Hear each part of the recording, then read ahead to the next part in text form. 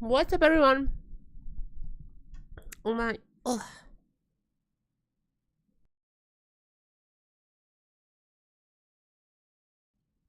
I woke up not long ago. The issue is I kind of overslept a little today. I'm gonna be honest.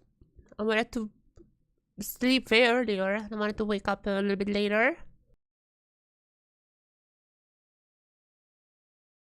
I kind of overslept. I kind of really overslept. I also didn't have any caffeine. I literally just had to Uber Eats some Red Bull for me. I'm a little bit tired right now.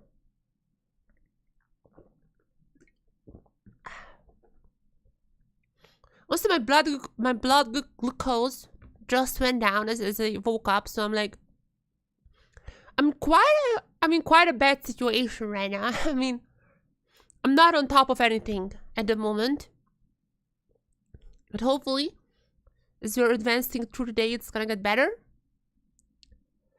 We're gonna have Vikings versus CFO to start off with this match, this day. Chat, I'm gonna be honest, I don't think this first game is gonna be a little... I don't think this first game is gonna be like super back and forth, super interesting, if I'm being completely honest with you guys.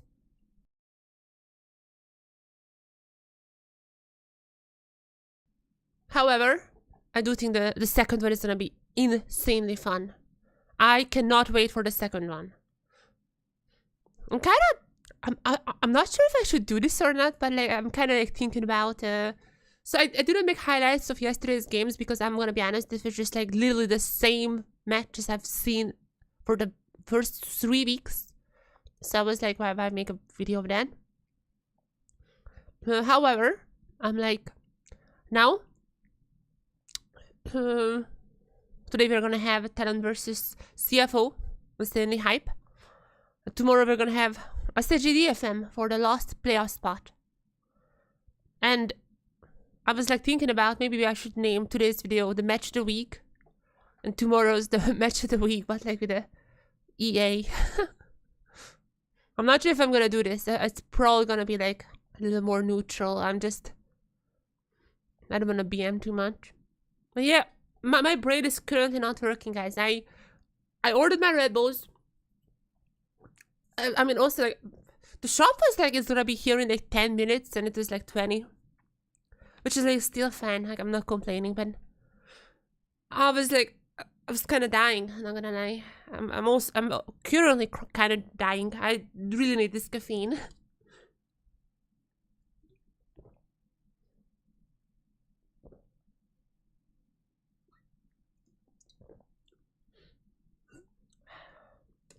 Oh, it feels so good, man.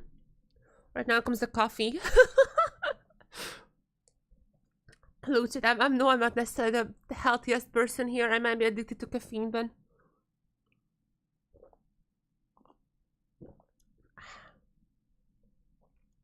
caffeine addiction is socially acceptable, so there's nothing you guys can do.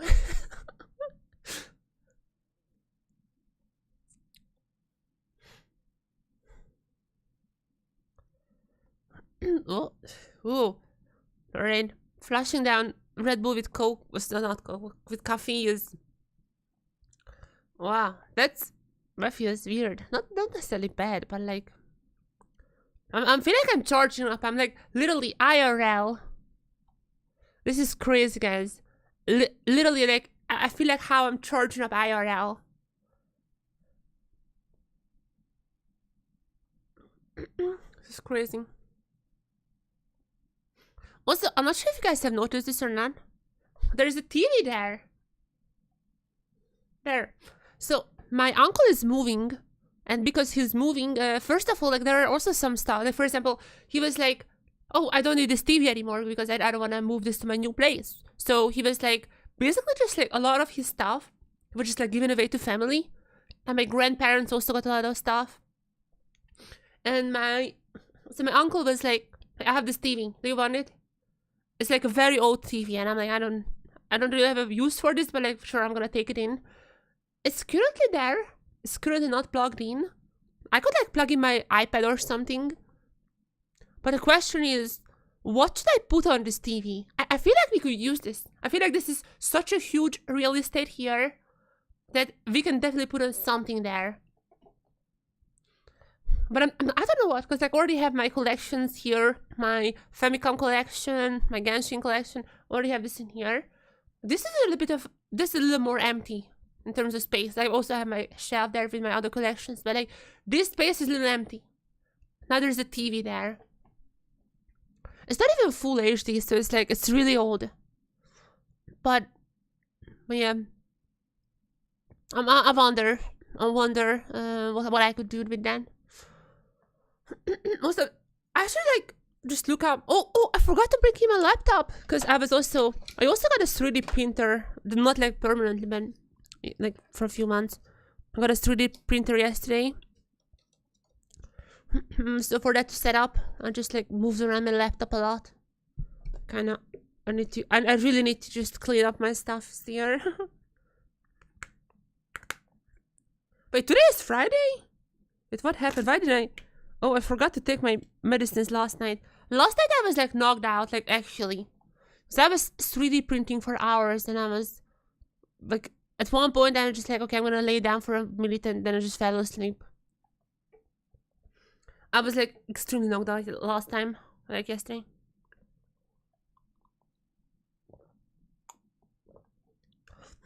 Okay, can you take medicine with coffee? I don't know.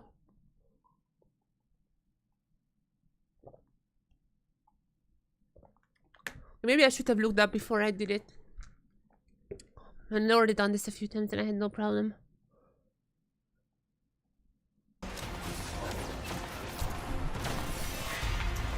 I'm gonna bring my laptop here for a second.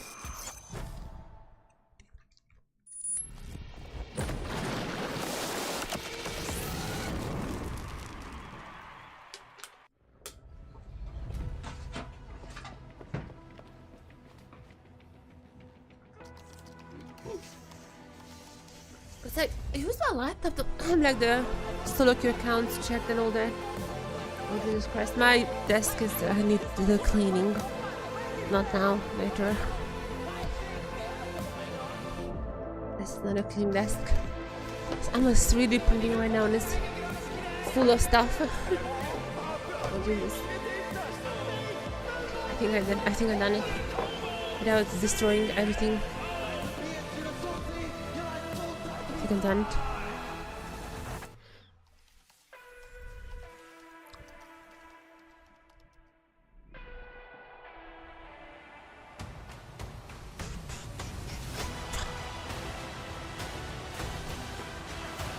Okay, this is good now.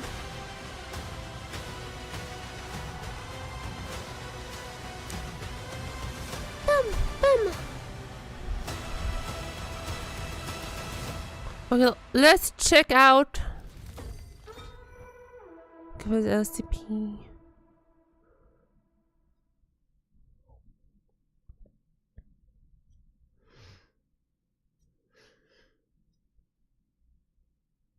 We are here in Taiwan, ready for the 1v1s. But before the 1v1s, I want to check out something very quickly. So, what do we have in here? Basically, only one spot left for playoffs, and we have 3 teams who are not qualified just yet. SAG and the FM are going to be playing one more game together against each other. So that means one of them is going to be 2-5. And the other one is going to be out. So basically, if Chiefs, if they don't win today, then okay, we are gonna have Goody in the 1v1s. We're gonna have Goody versus the Jimian, yeah. So also like, even if Chiefs win today, that is crazy. Even if Chiefs win today, and then SAG win. Okay, never mind.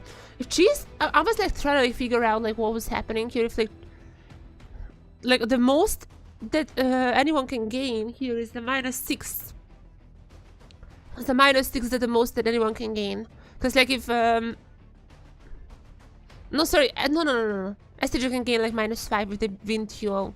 So STG can be -5 here, which means that Chiefs would need to get 4 wins. Okay, so Chiefs is gonna be out if they lose a single game. That is crazy. But I think my calculations are correct, because if Chiefs lose a single game here, even if they win, they would be -8. And then the best they can do is -6. Which would, like, I guess, like, if DFM wins, that still could be just, like, -6. Okay, it's not done. Yeah, Chiefs, if they win this game, they're still not done. If Chiefs loses this match, they're out. If they somehow win this game, that means that it's still not all set. However, there is still like chances.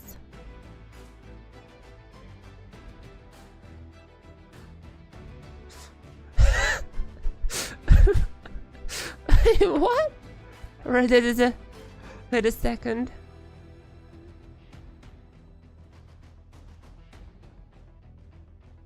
Why don't I have this guy? Wait, what?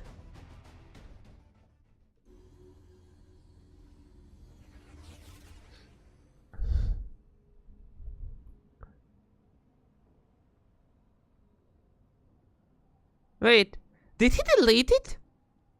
There was like I swear, he had a tweet. Wait, he deleted it? He had a tweet that said they better not go to the Chiefs team room if we win tonight. Implying some Austrian... Oh, I'm sorry. Implying some Australian celebration.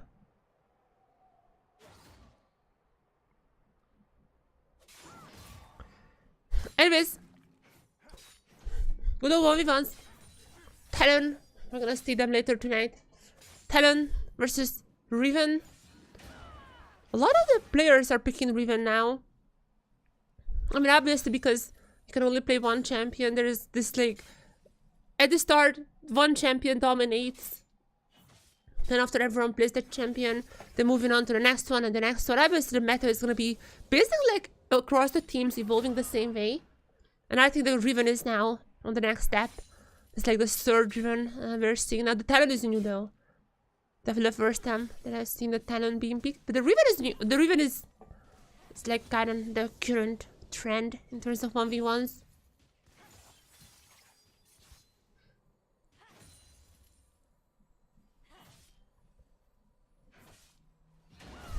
They're being... Okay. The first Riven we've seen is like... Just dropped down in like a minute. This time around it seems like they are a little more careful against her.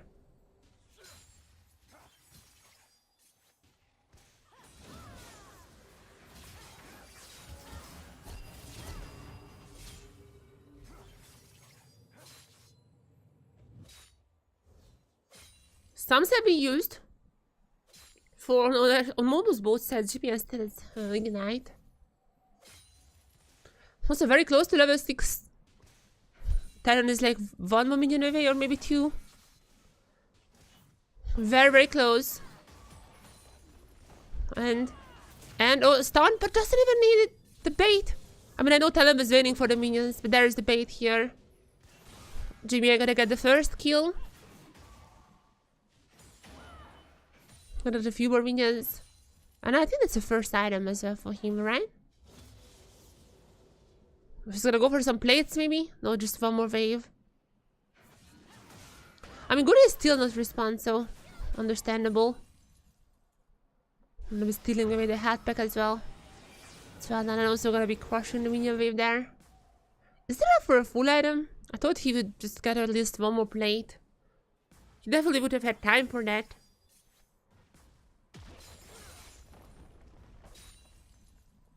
And he's still gonna have the item advantage and the rest.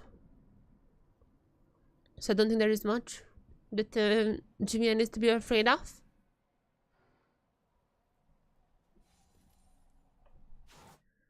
Oh wow! Look at this angle! Oh my god, production smurfing. Look at this angle. It's just like a fighting game. No, 2x KO or whatever it's called.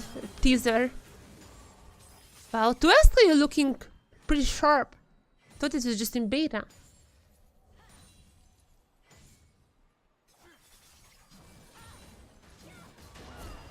Oh, there's Jimmy in. With an under 3. I mean, he just needs one kill. And there it is. Jimmy, I'm gonna be winning the 1v1. Actually, I kind of wish there was like team statistics.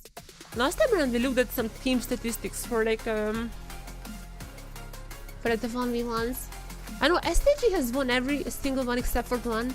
And that one was the one when they actually won the match afterwards. I wish there were team statistics. Okay, so oh, it's so hard to tell. Yeah, and this list that they have here is so hard to tell. So Jimmy have won the last one as well.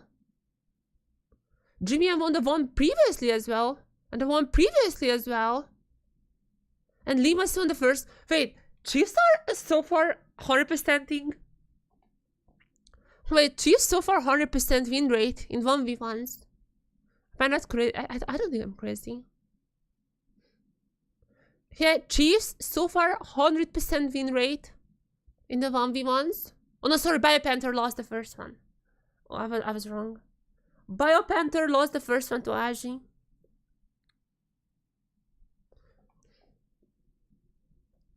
What about besides that?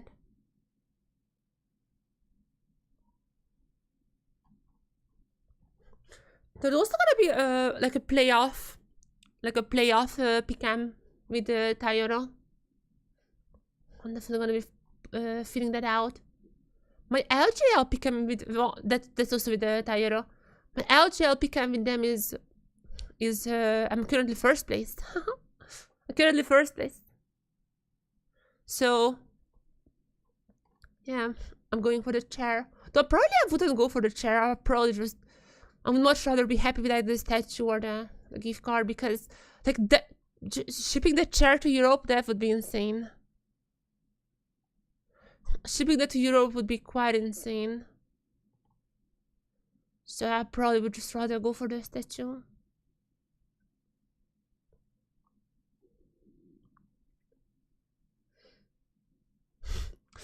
Wait, why would Brandy please just delete the tweet? He had a banger tweet. He was like, do not cut to the Chiefs team room if we win. But he did. Okay, I can see why he deleted it, but it is still funny.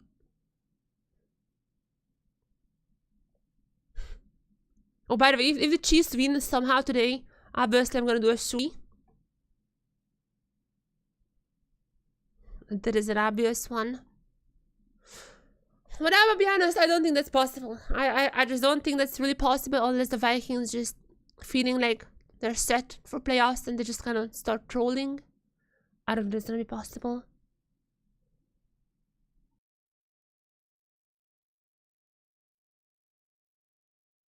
I'm sorry. I'm sorry, everyone.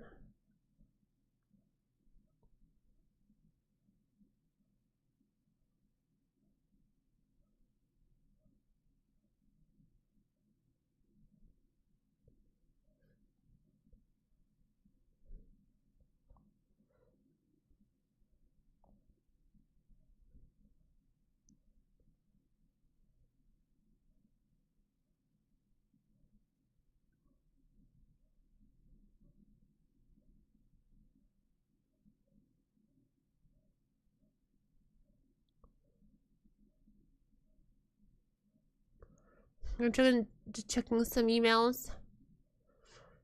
I'm waiting for some stuff to arrive.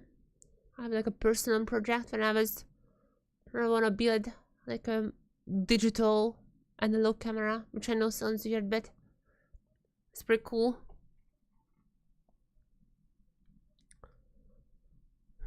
I'm gonna be honest, I'm not even sure how they are trying to how they're trying to like the how they're trying to do like the LCP pick'em. Because the winner gets a T-Burst, top 10 gets skins, and top 100 gets gift cards. But I'm like, I feel like playoffs is gonna be pretty easy to predict. Oh, they have like stuff like Otacon, how many Otacons are gonna be taken, etc. So I guess like, that makes it harder. But yeah, nonetheless, I just said the prediction alone is like pretty easy to do. Is it the same? Yeah, it's like which match is gonna have the most kills. Yeah. Oh, there's like, is Ender Dragon gonna be taken? Okay, that's a new one. And is there gonna be an Otacon steal? Those are the 3 questions.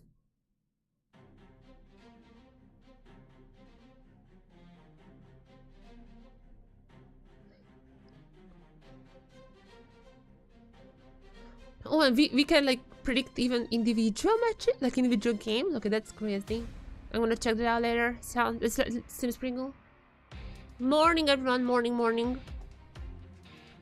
Just gonna get into draft.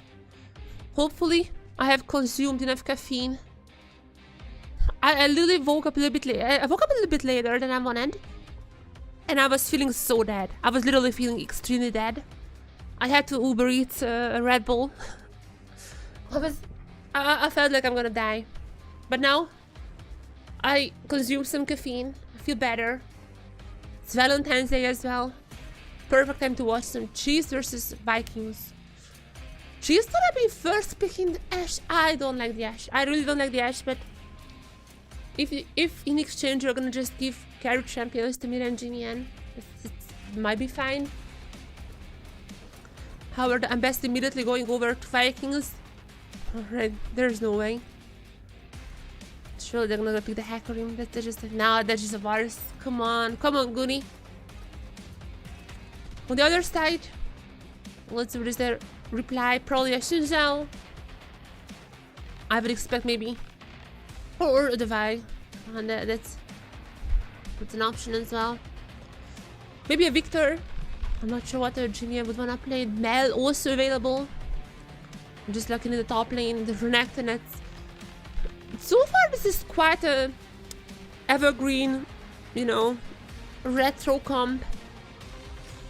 I'm not sure if the Renekton is that high prio, but maybe they just don't want to pick something up. Oh, the Nico. They're gonna going for most possibly the Nico support. That's not too bad. I think that's pretty fine. When you are going against the Varus, you wanna take down the Varus.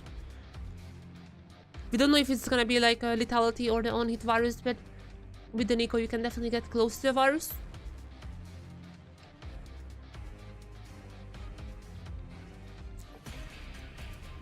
Yeah, Nautilus also quite normal pick here, the Varus. Oh, Vikings are banning supports? Wait, what's that? So the Braum ban, and then there's a Brand ban? What is Chief expecting Vikings to do? They might have some information about each other. Where's Mal? Good question. I mean, Mal is usually not picked game 1. It's like depending on regions. I swear, LTA South just like first picks Mal every single time. Even just in general on the Brazilian server, Mel is like always banned. Like she's just perma first picked. When it comes to LTA North, just no one plays Mel. Like she was not banned, she was not picked. Just like no one plays her. And LCP is like kind of in the middle, where game 1s you don't really see the Mel, but like game 2, game 3 is usually she's coming out or she's banned.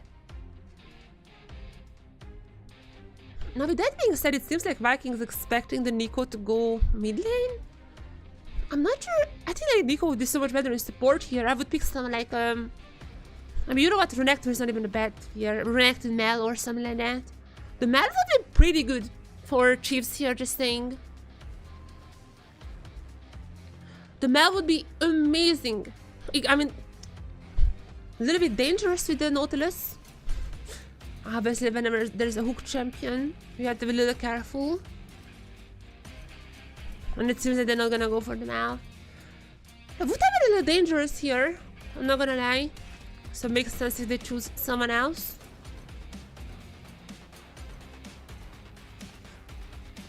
And if I'm gonna be going for the Silas. And if I am Vikings, I would probably just go for like a Victor to have some range. But there's also gonna be a Stein there. You want those ticks you wanna burn. I guess like the Quell is not bad either, but I just would go for the Victor if I'm being honest. No, they're just gonna go for the sure, let's go just go for the Oz here. Of course. Oster is acting like pretty bad into Silas, but whatever. Obviously, mid laners just love the Oz here. Mid laners can never get enough LCR games in. Okay, there seems to be some draft issue, but like, I mean that's pretty obvious where each champion goes.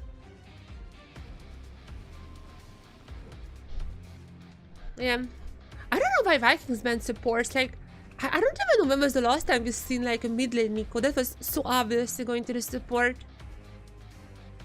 But like, I mean, even then, I think there's just very little chance that Vikings lose this game. And I did some calculations. So basically, even if Chiefs lose this game, they can still qualify to playoffs in like a very, very complex way, but they can still qualify. However,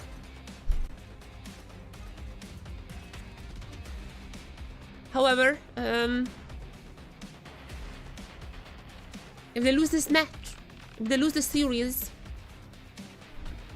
then yeah, I think they should be out. Yeah. Which team do you have a higher win rate? I mean, Vikings. Vikings is like a top 2, top 3 team. Vikings is incredibly strong.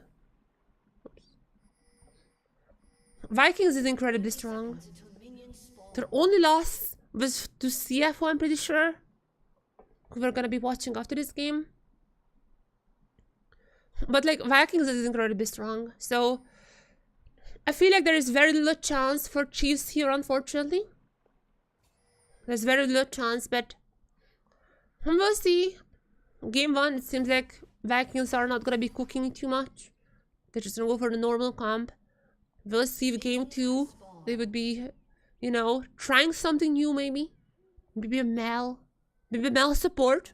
I mean, Siulang plays weird stuff. Siulang plays the Pike support. I mean, that's weird, but like, he likes those picks. Plays the Pike support, etc. So I think Siulang might be going for some Mel support in game 2.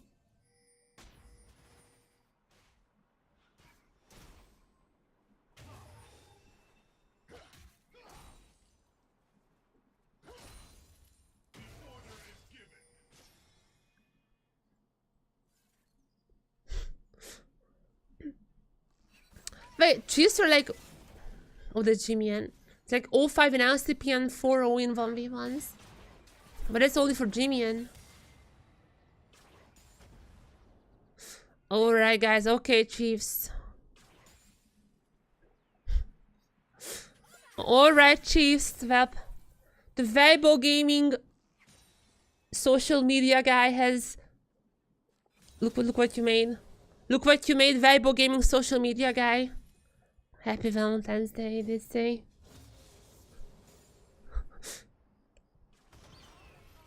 Everyone wants to be the Weibo social media manager.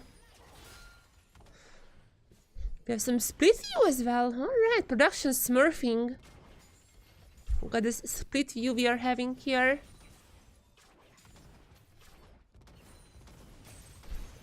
I mean, it's quite good for the swaps, but usually the style should be fine in swaps. So I'm not necessarily sure. I don't know how BioPanther is going to be handling that, but style should be really good for swaps. You just want to get the minions. You don't even really care about the champions there. As long as you get your minions, you should be fine. And I guess the Ashe should be fine earlier on, but I just don't really like the Ashe. Quite a utility ADC. I don't think that's necessarily the meta for them, but people just love the Ashe. Like pros just always wanna pick the Ashe. She's like almost close to permaban or pick. Hate swap. I mean swap. I don't know. I don't have a problem with the swaps. I feel like they are quite interesting. Some teams just swapping for the feel of it, but like sometimes it makes sense. And also it's like interesting to see like how teams respond to that. Like Sion, you should go for the minions. Sion should not have like even hit those, like look, I gotta lose the last one as well. Like these kind of things, Sion should not have done this. Sion should have immediately, oh what? Oh no, oh jeez, no. Kratos' flash was like so unnecessary, but like it just confused everyone. And Aguri is gonna go for the second one. Do not go for the champs. Biopanther is always trying to go for the champs. No. Just get the minions. Just, oh, gonna cancel some auto attacks as well. Kratos is killed Mir?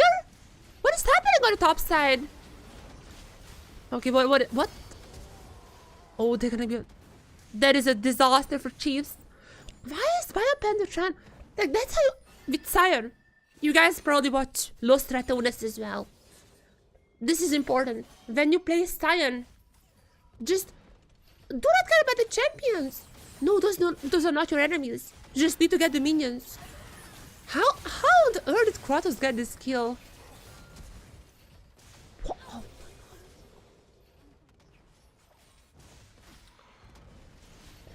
Yeah, I mean this is gonna be a quick game, it seems like. I mean, obviously gonna be just perma-ganking the Sion, but like, Sion should just get the farm. Do not care about anything, get the farm, go for proxy, go for side lanes, farm. Get the XP, farm. As long as you just keep your farm, it doesn't matter how many deaths you have. Just perma-push the lanes.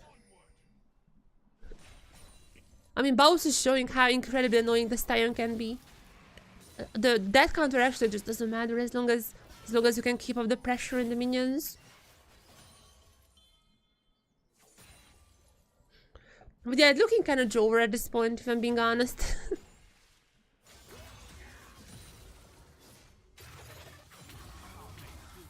The game is quite low, isn't it? I'm gonna just up the game sound a little bit. It used to be really high. I don't know what happened. The levels are kind of changing week by week. Yeah, Vikings gonna be getting the 3 grubs as well.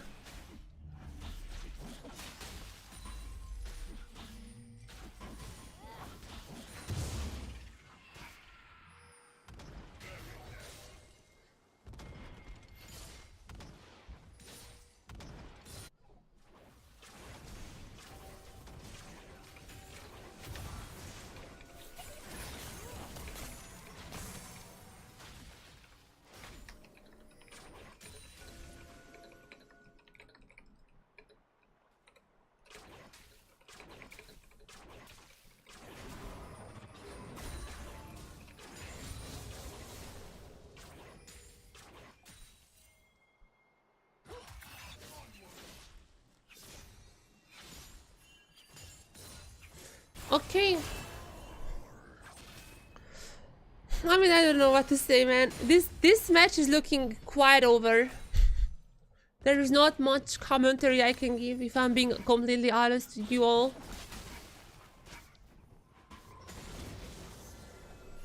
In every single front, Vikings are winning. There's gonna be like 2,000 gold lead when it comes to 10 minutes. That is insane. Like, that is just absolute total domination.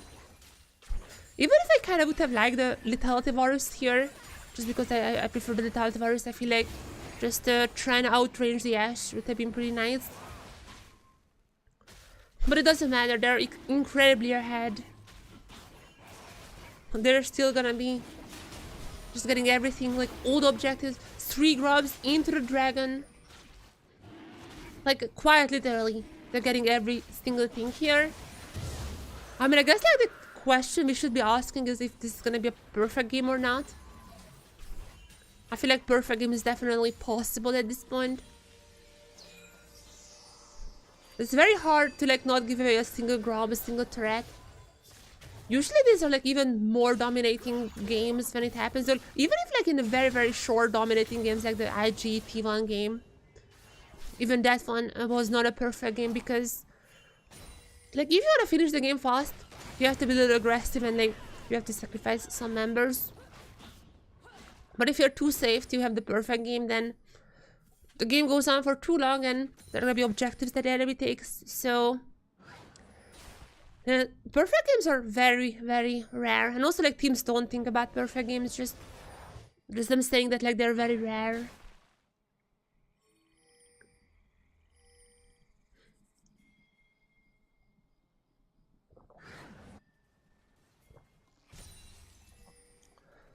Nonetheless, I mean this seems quite a performance from Vikings. I'm gonna be popping the sign ultimate as well. And sign gonna be so behind. Not in form, but like yeah, couldn't really keep up with levels. Gonna be 1 level down compared to Kratos. The swap didn't really work out for Chiefs.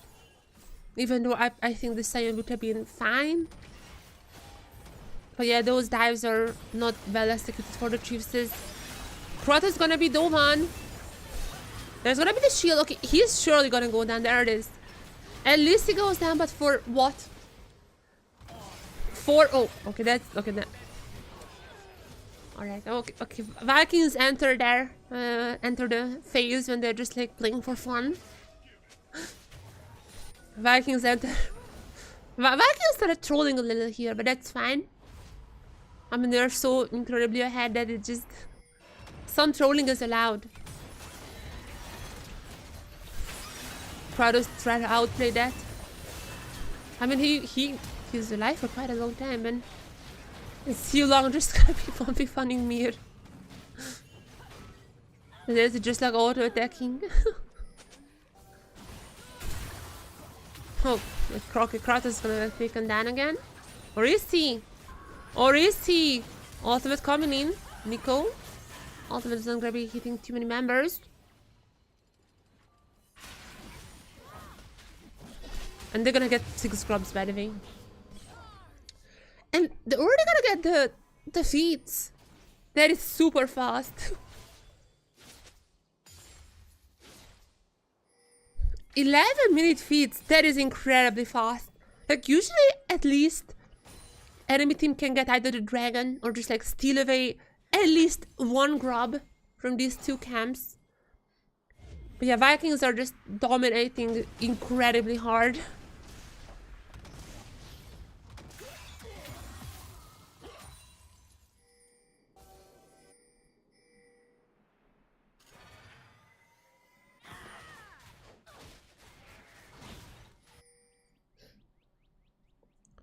So yeah, chat, this is a moment when I'm gonna talk about...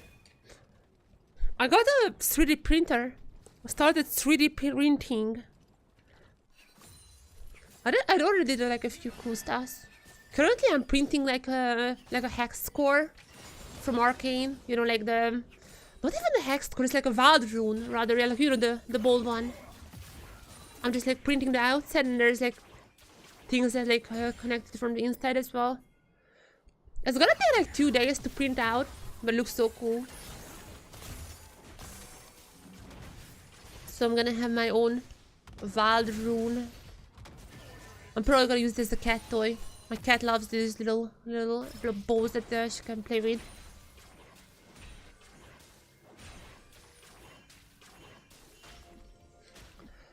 But yeah, I mean, they're kind of keeping it under 2k, you know?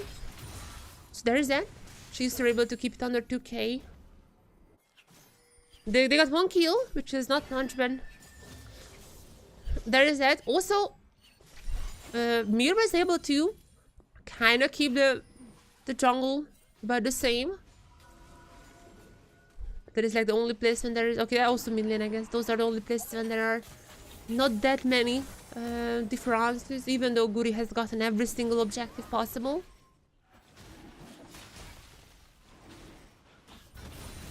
And it seems like Vikings kind of slowing down here, but there is no reason for them to accelerate this game.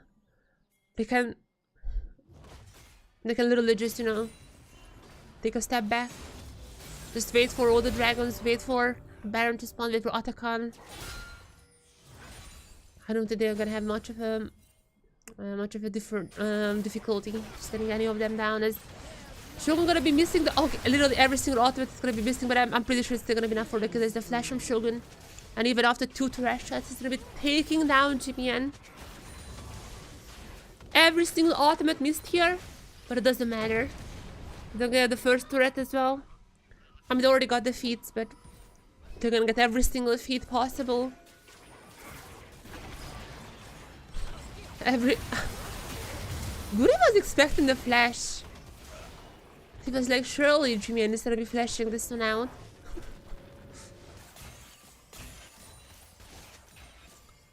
But yeah, it's looking incredibly over. And I have a feeling game 2 is gonna be similar. I kind of wish Chiefs would be cooking up something here. But like last time around, they tried to cook up the Mel bot lane, which didn't work too well.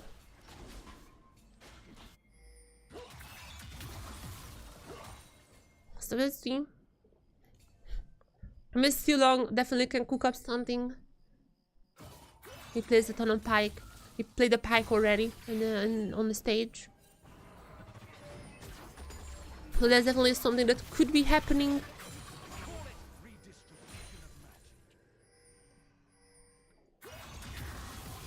We'll see. I forgot to do something. Let me just run it up on my laptop.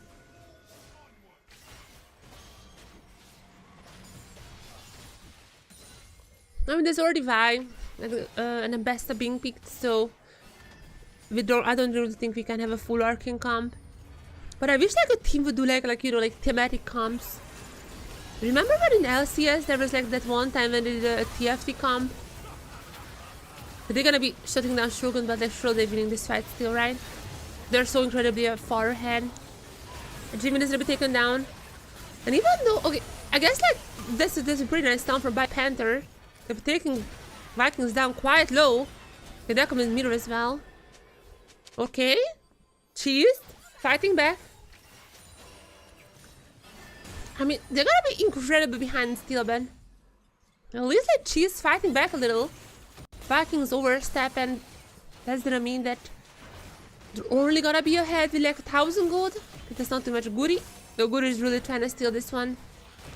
Vikings are a little too aggressive here. I mean, understandably they are overstepping, but like the gold is actually not that bad.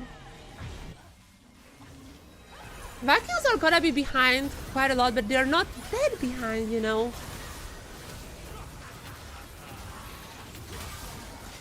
Fighting back. I'm still would expect Vikings to win. This is more just like a little, you know.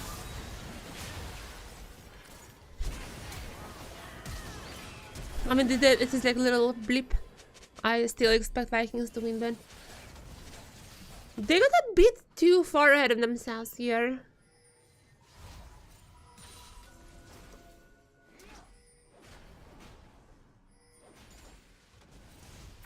It is what it is.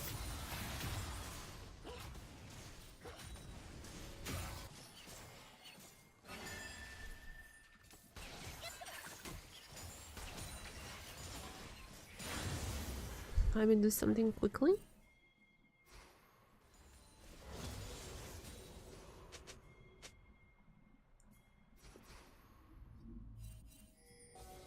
So, what is the Chiefs' next move? They're super behind. However,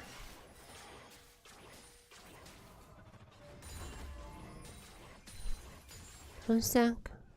I need to do capture. The Chiefs super behind, however. They just got a few kills in the team fight. So Vikings are susceptible to overstep, overestimate just how far they are. I mean, they're quite far up, but that might be the way to come back to this game. Is that possible? Most likely not. But if there is any way that the Chiefs can win, just finding these picks. And this okay, another some of those ultimates are gonna be missing.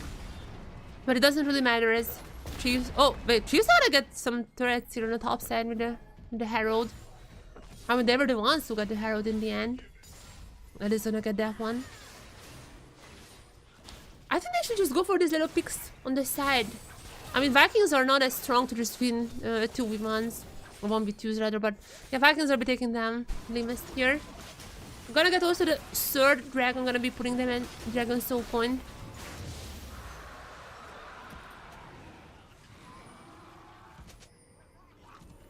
But yeah, Chiefs are not that behind.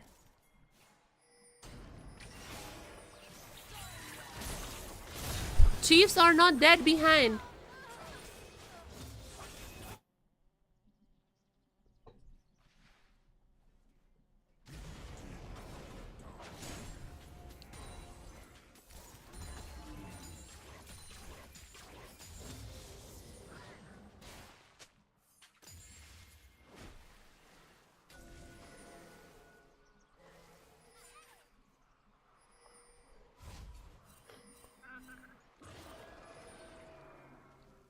One second.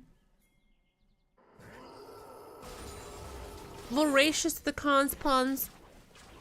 I mean, usually it's the other Khan that's just deciding the match.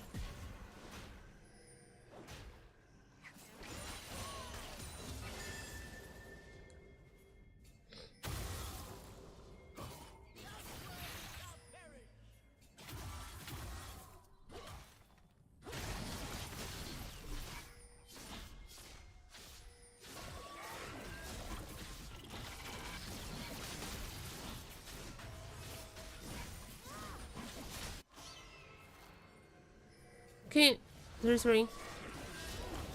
I was doing other things.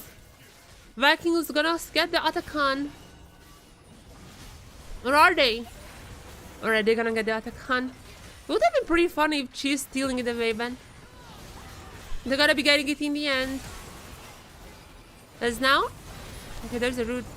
Hottie going in and out. Oh, look at this. Look at this Azir ultimate.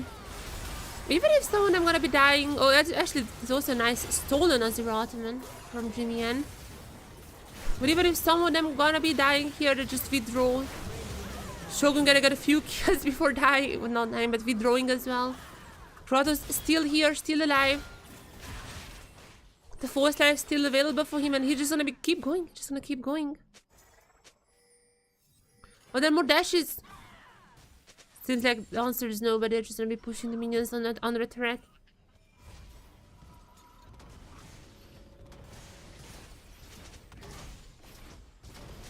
And with this,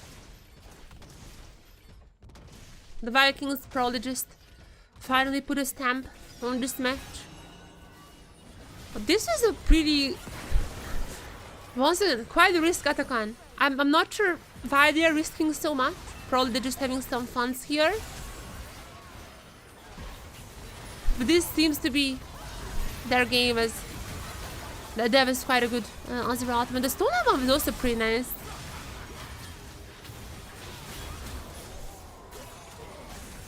But nonetheless, they're gonna be winning this. As long as they get a few kills. Voracious to the Calm is already hurt, but Shogun is gonna get so much from this fight. Definitely Shogun is one of the biggest winners of this fight. They're just having fun. Yeah, no, I mean, this match is always supposed to be theirs. They're still going. I mean, how long? There's a question. How long they're gonna keep going? It's kind of hard to finish the game before 30 minutes. The death timers are just not there yet, and yeah, I mean, if the because this big and enemy just keep respawning. And also there are like, if the enemy keeps respawning, maybe you die on the base, then enemy can take Otacon at 20 or Baron at 25. So it's really hard to, in this new system, to finish the game before 30. Well, let's see if Vikings could do it, because they're incredibly strong. Mostly gonna be on 2 items, but third items might be coming in soon as well. Unless the Shogun is getting close to the third item. Now, in terms of items, actually, both teams are doing very similarly, I'd say.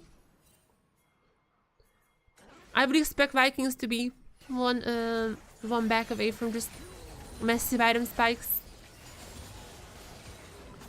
It seems like they haven't really went back in a while. I wish we could see like you know, like that view when you see the gold, like how many in the pockets, etc.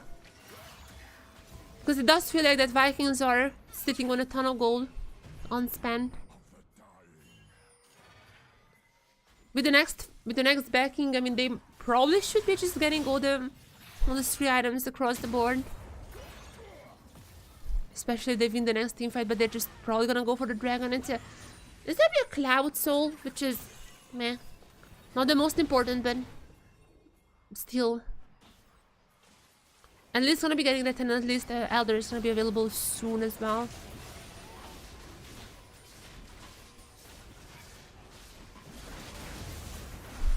Yeah, no still coming in. Easy peasy kill for the Vikings. As I mean, okay, there's this stun coming on to Kratos with the Ash Arrow. Has been stunned for so long, but Ambesta doesn't matter. She's still winning. Only died to the Silas way later on. Jimmy are gonna be TPing out.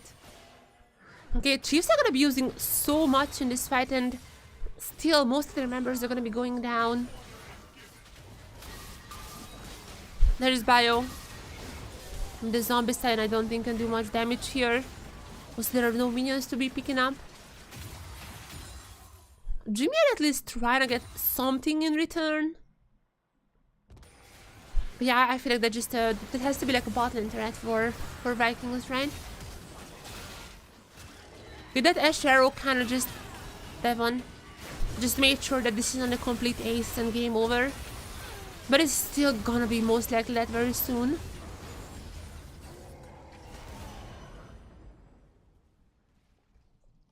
Okay, for game 2, I'm gonna put on something on my TV.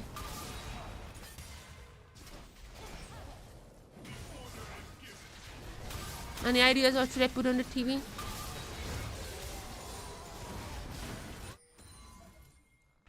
I don't know what I'm gonna be using. Probably my iPad. Put on something. I don't know if you guys will be seeing this, but like, we'll see. Because I'm gonna be honest, this match was always gonna be like this. I just thought that game 2 we're gonna see some kind of craziness in terms of picks, in terms of comps. But as for the gameplay, it was always kind of supposed to be one of the best teams versus one of the worst teams. There was not really a question. The gap between the top 5 and the bottom 3 is just incredible in the LCP. Like, as you can see, it is insane. Vikings are just playing around. Like, literally, there was like one time in the early game when they literally were just playing around.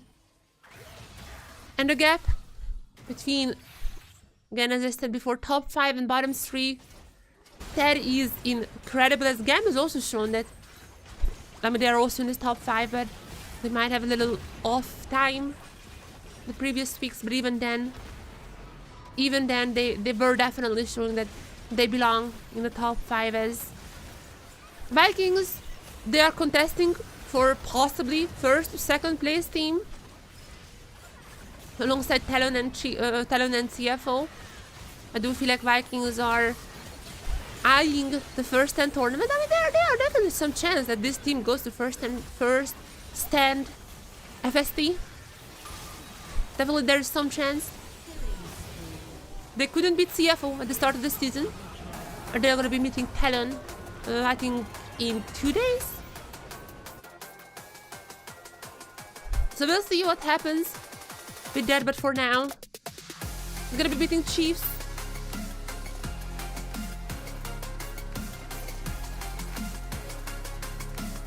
Gonna be beating Chiefs, and the reality is that Chiefs are still not out technically just yet, but their options are constantly just, you know, their options are getting lower and lower.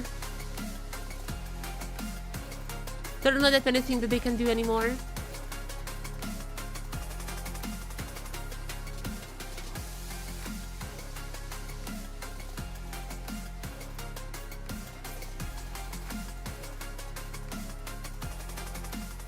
If Chiefs lose the next game, that means they're gonna be officially and mathematically eliminated. But even if, even if they win this match, which is again like unlikely, but even if they win this match, there is gonna be like one scenario left where they still make playoffs. One scenario. But yeah, that's most likely still not gonna be the case. Odds are against them, unfortunately, and it seems like we might have to say goodbye to them very soon.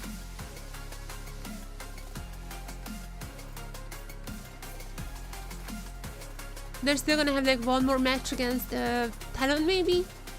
I think their last match is gonna be against TLN, so they're gonna have one more match after this, but that is not gonna be for much. I wish to see some cooking in game 2. When your backs are behind the wall, is how you say this. When you're so incredibly cornered in, I feel like they would need something crazy to happen. But yeah, I feel like if they cook in the draft, even that's not enough. This just seems like such an insane team in Vikings. Vikings are the biggest surprise to me this year, 100%. I feel like me including like most people, we kind of were expecting TLN, CFO, GAM to be like this top 3. We were like maybe STG would be there as well, contesting like top 4. We were like the partner teams, probably top 4. And after that, maybe Vikings, maybe DFM, who knows. But Vikings surprised everyone. There were a lot of question marks with this team, like Goody. A lot of people were questioning why Goody is playing for the team. I remember even when I made some pre-season content, every single person is like, why is Goody playing? Why is Goody playing? There were a lot of questions about this team, but I feel like they're just proving every single person wrong. As they seem to be the best Vietnamese team, at least, and I mean their only losses to CFO, and that game was quite close as well. They yet to face TLN, so there is even a chance that Vikings might be the best team. Like again, I think like the spot for first stand, that is up in the air. Like could be TLN. I think like TLN is the most likely. I do think TLN is the most likely to go there. But there is CFO obviously very strong, and Vikings also just surprising everyone. So this team 100% could go to first and 2. I mean, they had to face the strongest team in TLN. I think like people kind of agree that TLN is the strongest team. They had a pretty easy schedule, but even then, even if they were like kind of sometimes having happy games in that easy schedule too, I feel like people just in general, like looking at the names, everyone went like, yeah, probably TLN is the strongest team. That is the team to beat for most of these teams. And yeah, Vikings, they can do that. CFO, they can do that. TLN's strongest games are gonna be still today and in 2 days. And as for Vikings, I mean, they still have to face TLN, so Yeah, all these teams, I feel like today is just gonna be a little, I mean, for Vikings at least, today just a little stepping stone. The biggest challenge is still ahead of them. And as for later today, we're gonna be seeing TLN versus CFO, which is, again, that match might just be deciding who's the first. CFO has already beaten Vikings, but they lost. Wait, who did CFO? CFO lost to Gam, right? Oh, that was like, okay, I kind of. Oh no, they lost to TS3. I'm stupid. Of course, there was that one game. So CFO lost to TS3. But yeah, I mean, they're probably not gonna be. I mean, TS3 might be suppressing CFO as well, but I feel like that CFO, Vikings, and TLN are the top 3 teams. Then there's a little gap, Secret Fields and Gam, and there's a big gap right after them.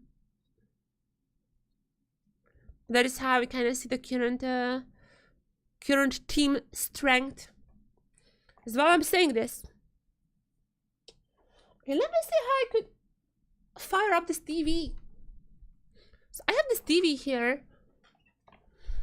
There is a TV. But I don't know what to do with it. I just got it for free. I got it for free, but I don't know what I do with the TV. I'm thinking about like putting on some videos or something, but like I don't know what. Let me see.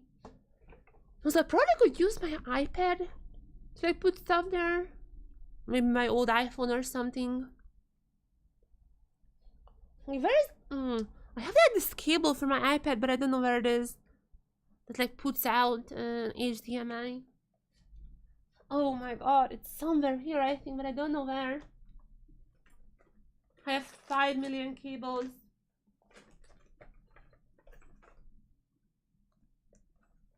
Oh Jesus. I know it's somewhere here, just I don't know where. I also kind of forgot how it looks like, so there's that. Next game. Okay, there's like one thing I wanna check. There is one thing that I wanna check to make at least some interest in game 2. Wait, Siulang has not been played. Wait, what? Okay, what it to be like? What is Siulang playing these days? But Siulang has not. Wait, what? How is what is his account? Is that his account not tracked on Diplo? Siulang. No, that is the only account that I have as well. Oh my god, he has not played in quite a while. What is his Vietnamese account? I don't even know. I don't think he's playing on Vietnam. I guess I don't know then. I wanted to be like, what is he playing these days? Because like this is the guy who plays the Valdestas in the support position.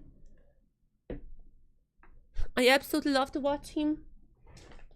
I love to watch his spike. Spike is really good. But in general, like he has like also good support. Like also rested because Alice as well, obviously. No, I don't think I can find it. Where on earth could I have put this cable? I swear. The last time I remember using it when I was like streaming Wild Rift. I was using it to just like stream it. And like, no, I don't know where it is. I don't think I can find it just like right away. I just have no idea where it could be. Oh my god, there it is. Is it? Yes! Oh my god, there it is. Okay. We can do this, guys. We can do this. Let me bring my iPad.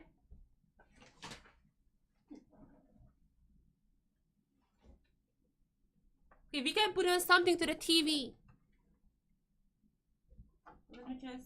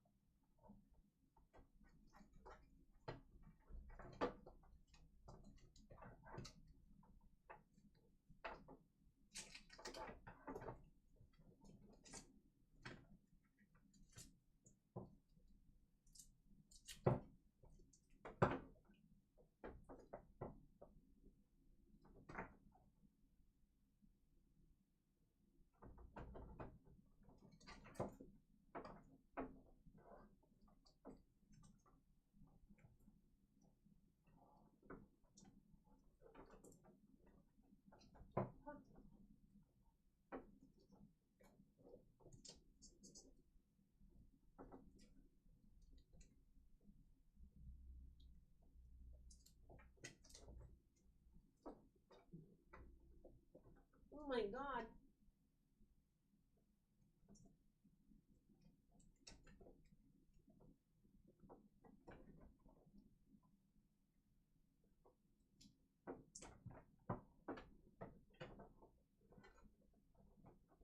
Cool.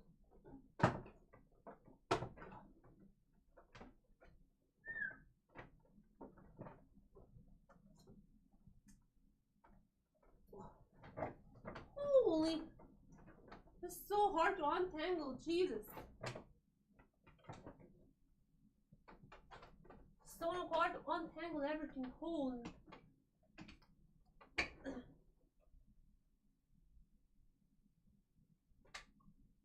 Oh my god. Chat, it is so hard. Is it working?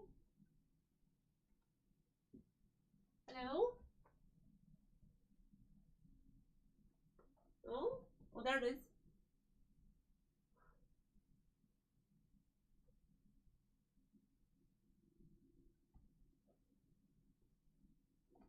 I can do...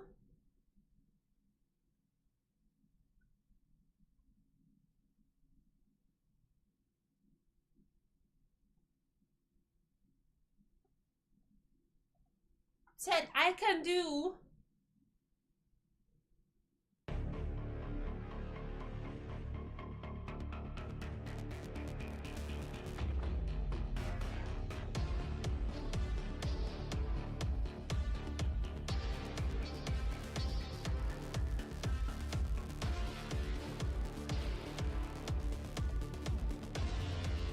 Is it gonna be working if I do this?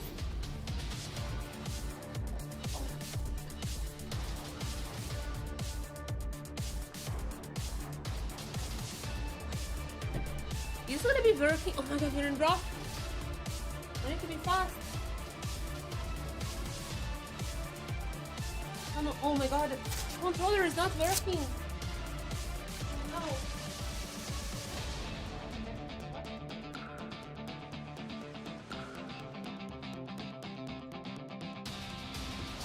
How do I do this? How do I set this to fast?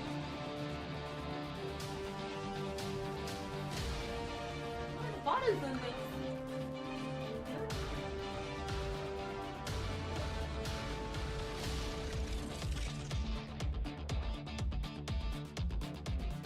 Oh my god. Get it? What?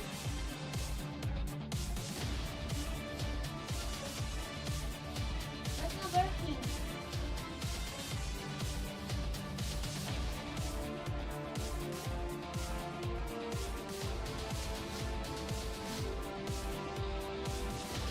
Why is it not working, chat?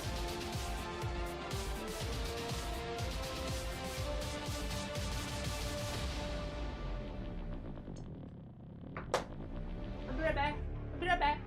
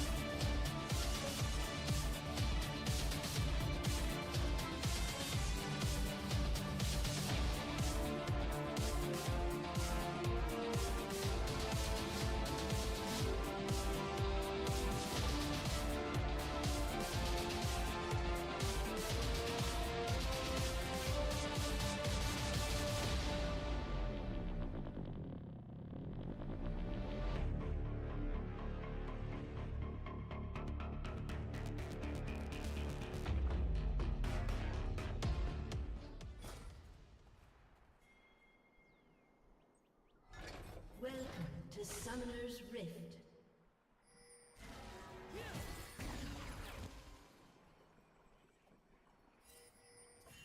"30 seconds until minions spawn."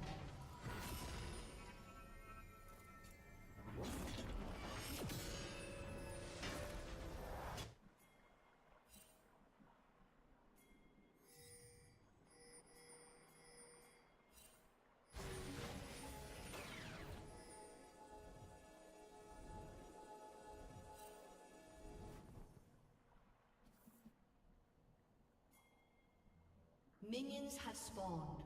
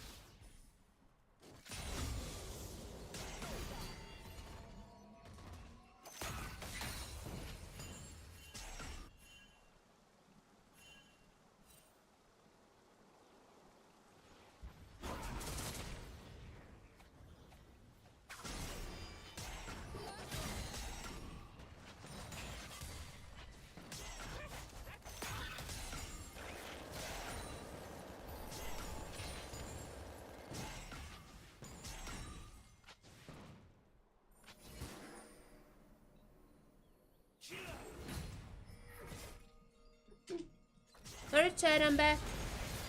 Oops. Sorry.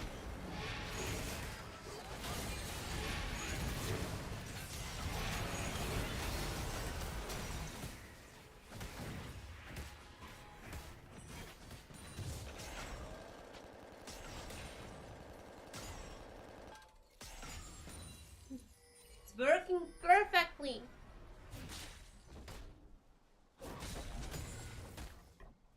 And do you guys see it?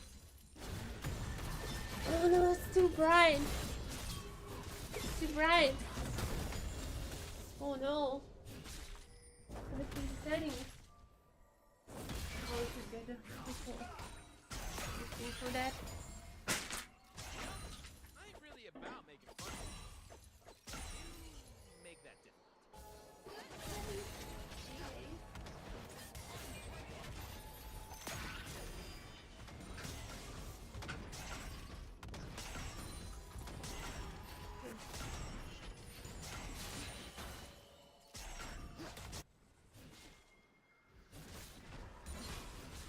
Oh.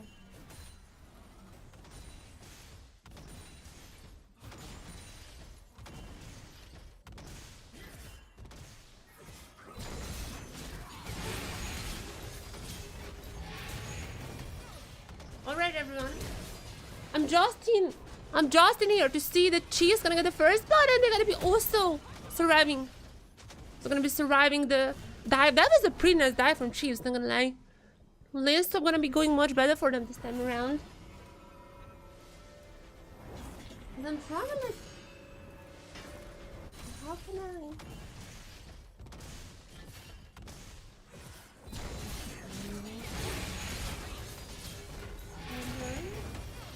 Brighter should be like...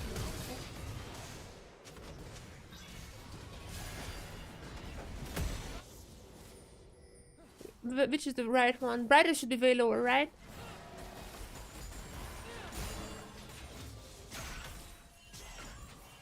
And this is fine, just I think a little more contrast. This is good for her. Use this, even that one is like a little cute.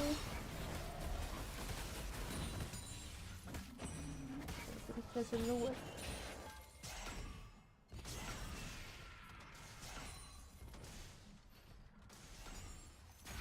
That's fine.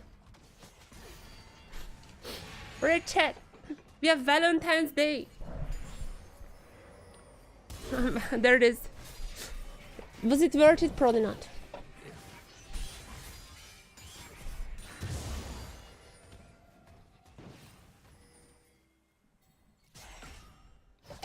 So, chat. We are so back. Game 2. Chiefs actually starting game 2 quite better than I expected. This is actually quite better. Not gonna lie. But Vikings are still gonna be up in gold. Like they got the first camp. In terms of CSing as well. The White's gonna be far ahead. Obviously like in the range melee matchup. It's not that unexpected, but I mean, even Miss Fortune is gonna be up ahead compared to the Corky. So across the board, this is still good for Vikings, even though that first dive was questionable. I mean, they won it, but you know. By a Panther, oh, can he go for the double? Oh, no, let's just get ulted on. Get ulted on, but he might just be the bait. He might just be the bait here. Kratos is gonna be taken down by Mir. Gonna go for more. Seems like they're fine. 2 kills for Cheese for now. Alright, Cheese, has some fun and familiar with your game, buddy.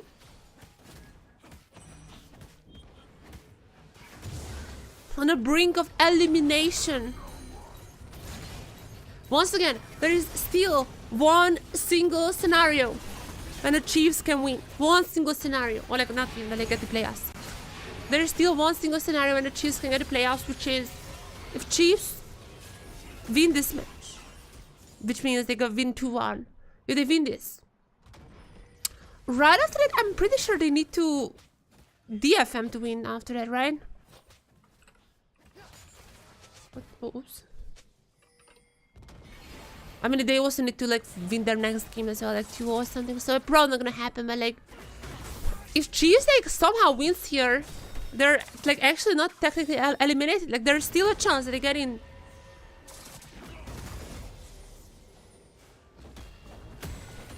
Albeit not a lot of chance, but they still have a little bit of a chance. They're getting playoffs. Yeah, I should like put my monitor a little bit on the other side. You guys are not seeing the beautiful hearts that are coming out.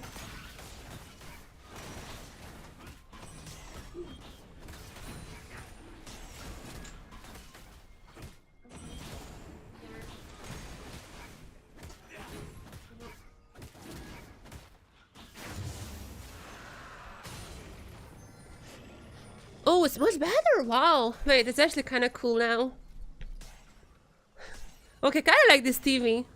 I'm not sure if this is here permanently or not. My uncle was just like, hey, do you want this? Because I'm moving. And I'm like, sure, why not? I guess like he meant permanently, but I'm not necessarily sure about the part. Buy a Panther. You have done some magic already. Together with Mir. Gotta go for more here. It seems like the answer might be a no. They're fine with this. They're not gonna go for more.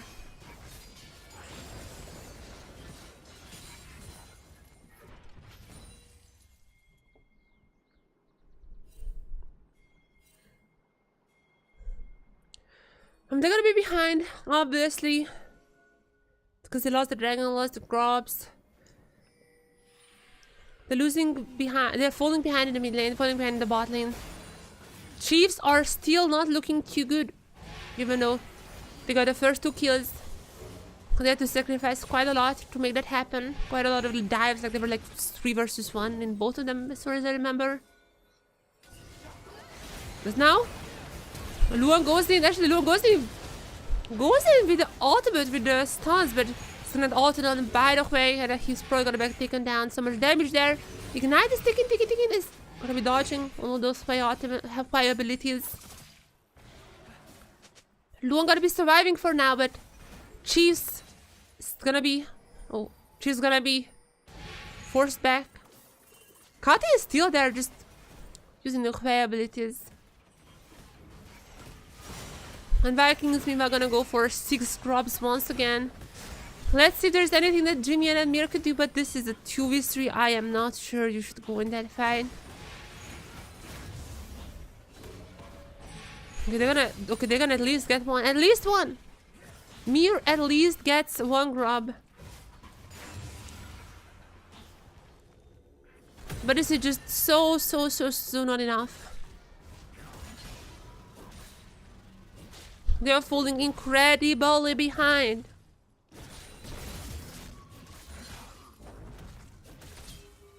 Well, my camera is gonna be arriving tomorrow, I think.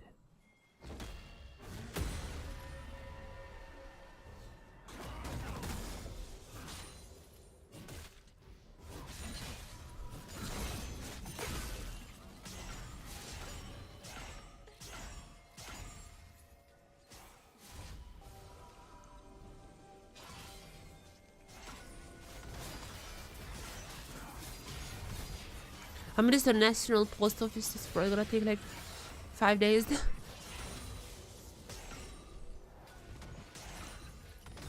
Yeah, I'm working on like a personal camera project. It's gonna be really cool, actually.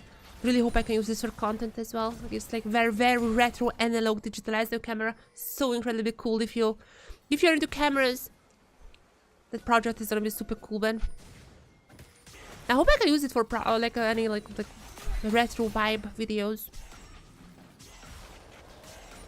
But talking about the game though, despite Chiefs are having fine macro, I'd say, the lane swaps, they were able to get some leads for themselves, but those leads are not even really leads anymore, as I mean, Vikings are constantly ahead of them. And Junior once again gonna be forced out here. Team fight, this might be Chiefs' chance. I feel like they need to have a bigger team fight victory if they want to win this game.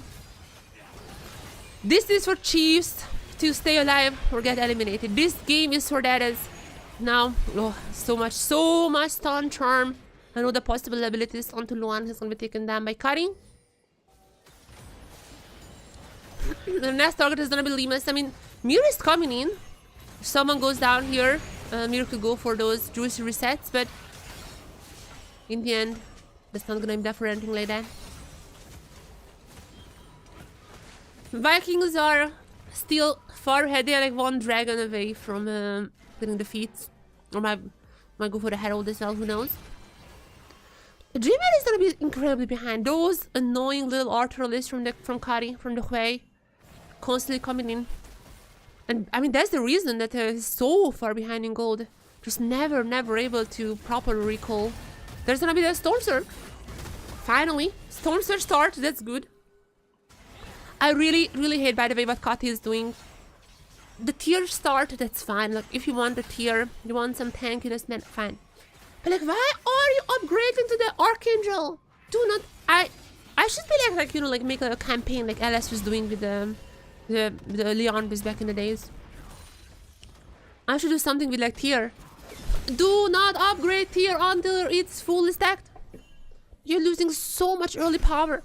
Archangel is not good. Seraphs is like fine, but like wait until the tech is until the tier is fully stacked.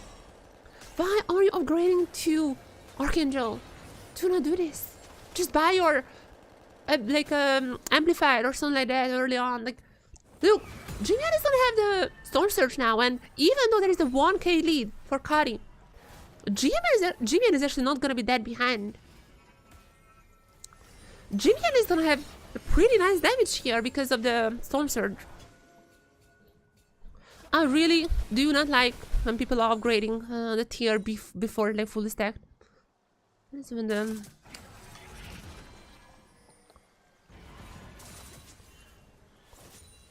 Yep.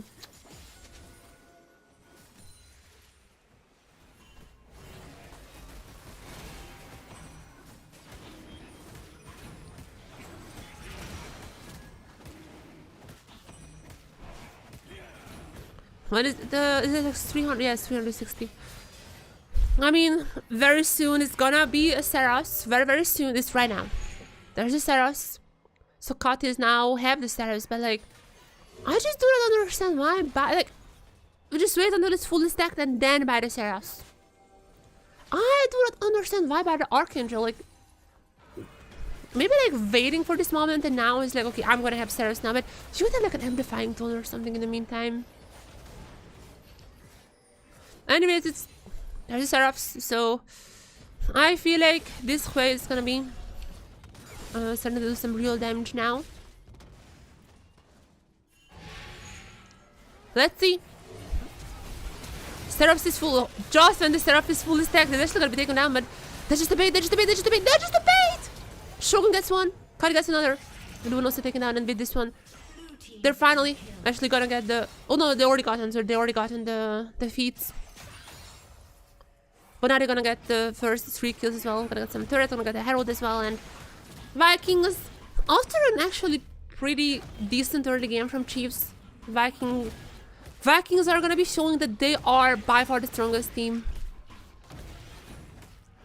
And yeah, this team has like potentially first stand. Potentially the first 10 is their goal. That's up their eyes. That's such a good misfortune ultimate, by the way. Such an insane one. Shogun has been carrying. I mean, this is the guy who was having that pentakill at Worlds like a few years ago. This guy had the pentakill ever since then. He has been actually quite in the focal point. Has been the focal point for many teams. And I feel like in the teams he has been, he was able to have good performances. Mir is still gonna be ahead, but like this, he's the only one.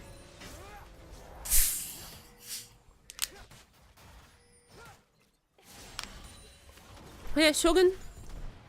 We're gonna get incredibly fat 2 items now. Even gonna get some. Even gonna have some anti-heal against By Panther. Even though that Renekton is not the strongest, but there's some anti-heal, you know. Renekton cannot really stay alive if he drops onto Shogun. Kati, oh my god, look at the damage, look at the damage. Imagine the damage if he was just tier and then first building the Leandris. But to be fair, it doesn't matter. Might matter against like talent, against the CFO, but right here, right now, oh, on the side where we haven't seen, but like Jover, that's true. Do you see my TV? I said on my TV. I can put anything on this TV now. It's run off my iPad. I probably should put on my iPad to charger. How cool it is. Look at my TV. It's so cool. I put on some Valentine's Day effect. But if there's anything else you wanna put on, like fireplace or something like that, just let me know.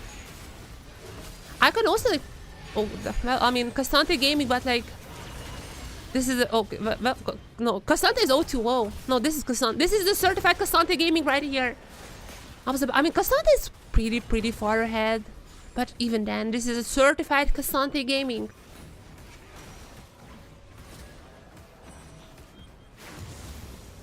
And chat, I mean, this match is always going to be like a little bit of like a little bit of a storm.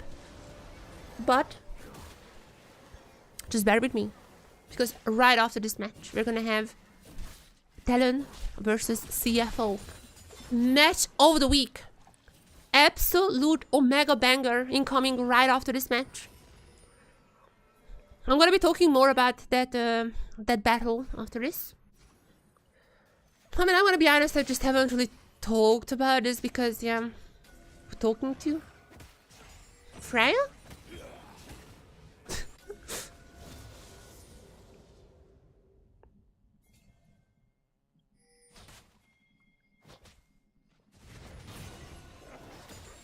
Yeah, Vikings. Gotta get the Voracious as well. This is just a talent waiting room at this point. Maybe they can steal the Voracious. I mean, Mir is gonna be coming. Actually, Mir had some nice plays beforehand. Might be coming for the steal. I mean, even with the steal, Chiefs do not have much of a chance. But a little bit of chaos coming in here. It's not the best ultimate for Shogun. Okay, wait. Actually, Chiefs might be actually getting this Voracious. Okay, I mean, there's maybe a little bit of a chance here. Mir still trying to save this game, but okay, he can maybe. The star. Oh my god, coming in. The resets. The resets. Shogun gonna take him down. So at least like there is no Voracious picked up, but okay, Cheese coming in back again. Vikings are a little bit trolly, I'd say. Vikings are trolling a little bit, but they're so incredibly far ahead that it doesn't matter. It doesn't matter at all.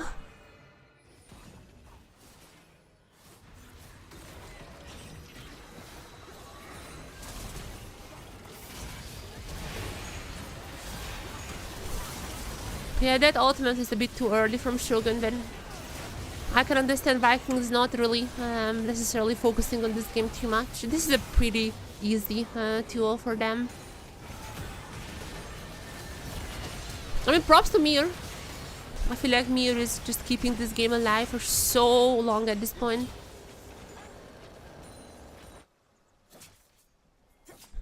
The second try, you see all the members now coming to the Voracious. Every single member coming in here. They're gonna get the Infernal Soul Point. I mean, if you thought that the damage is not high enough already, there's gonna be a Infernal taken.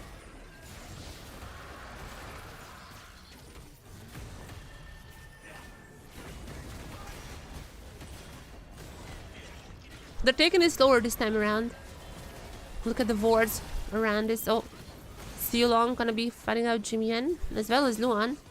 He's gonna be jumping out, but Otacon is gonna be going down quite shortly. Long still looking for the engage. Ultimate popped, and with Voracious now, Force Life available for them. But I don't really think the Force Life is gonna be mattering too much. Everyone is going to the Mir. Mir is down. Followed by Cutting. Oh, sorry, yeah. Followed by Jimmy and Ben. Cut is gonna be the one with the kill. And this should be over. Are they gonna go for the end? I mean, they have False Life as this team has done some crazy stuff so far, so wouldn't put them to just wouldn't put past them to just try to finish this game. Probably they're gonna go for the end. I mean, there's really nothing they can lose.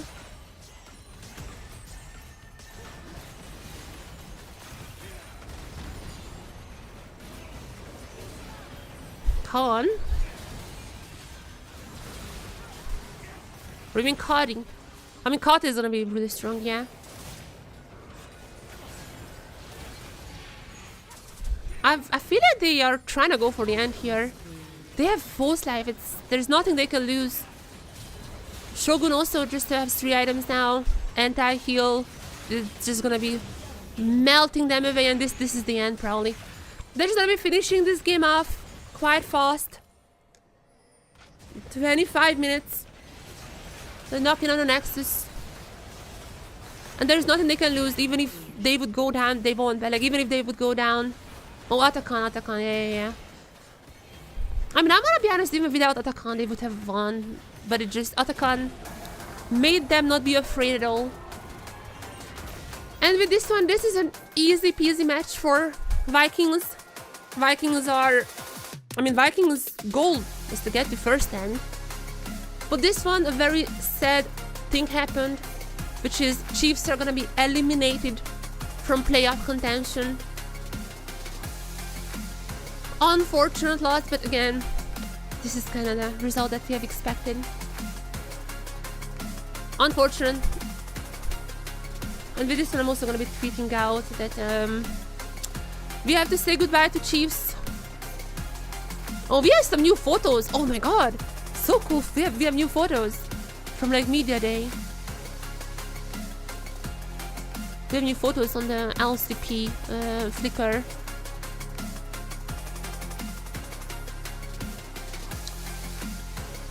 That was a early game was, I'm gonna be honest, early game was good for the Chiefs. But unfortunately that's not enough. We have to say goodbye to Chiefs. And it also means that DFM versus Hopes is gonna be for the playoff spot. That is directly whoever wins that game tomorrow is gonna get to playoffs. Whoever loses is gonna be out. And now Chiefs officially eliminated. I mean, their road to playoffs is already quite hard coming into this week, but now they're mathematically going to be eliminated. Unfortunate. But it is what it is. Definitely came in to this split. As I mean, they had a lot of issues. I feel like this game in particular, their swap was fine, but their previous swaps were quite disastrous. How many teams are eliminated? They are the first one. They are the first one to be eliminated. And tomorrow we're gonna have DFM versus SAG, and whoever loses there is also gonna be eliminated. We out of the 8 teams, we have 6 going into playoffs, and unfortunately Chiefs are gonna be officially ending now last. And there is one more spot left. There is one more spot for playoffs, but next game those teams are not looking at playoffs. They're looking at first hand in the TLN versus CFO match. But again, Vikings had to just go through this. It was never really a question if they win or not, but they have shown that they're quite strong. I mean, in the game they kind of played around, like they had some interesting engages, let's just say, but yeah, I don't think it really caused too much of a problem for Vikings. And let's just tweet this out. After Chiefs loss, they are now eliminated from LCP playoff contestation. But how do... Okay, just playoffs. After they are now eliminated from multiple playoffs. Tomorrow's STG versus DFM match will be directly for the last spot. After Chiefs loss, they are now eliminated from the LCP playoffs. Thank you. Oh, it's fine. After Chiefs loss, they're now eliminated from LCP playoffs. Tomorrow's STG versus DFM match will be directly for the last spot. Tweet.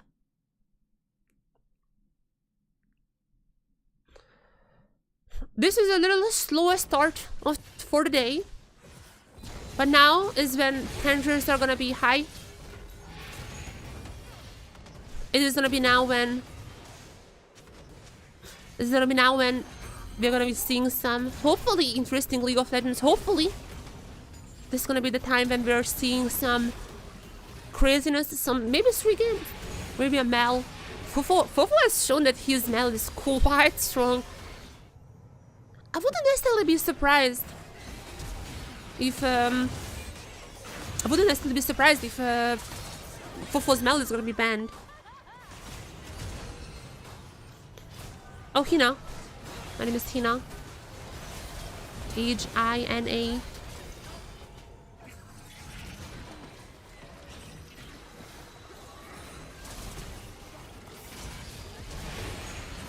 And yeah, okay, this other fight was a little saucy from Vikings, but if it was against TLN, I'm pretty sure they would have been more careful. Definitely, this was a little troll here, but again, they were so far ahead that I'm not even faulting them for just having some fun.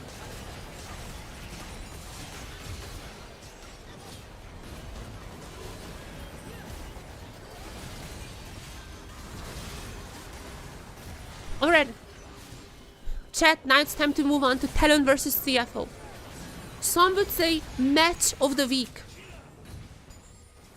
Currently, those two teams are gonna be fighting for first place. I am pretty sure if TLN wins against CFO, they're gonna be locking in first spot, like in the regular season first place.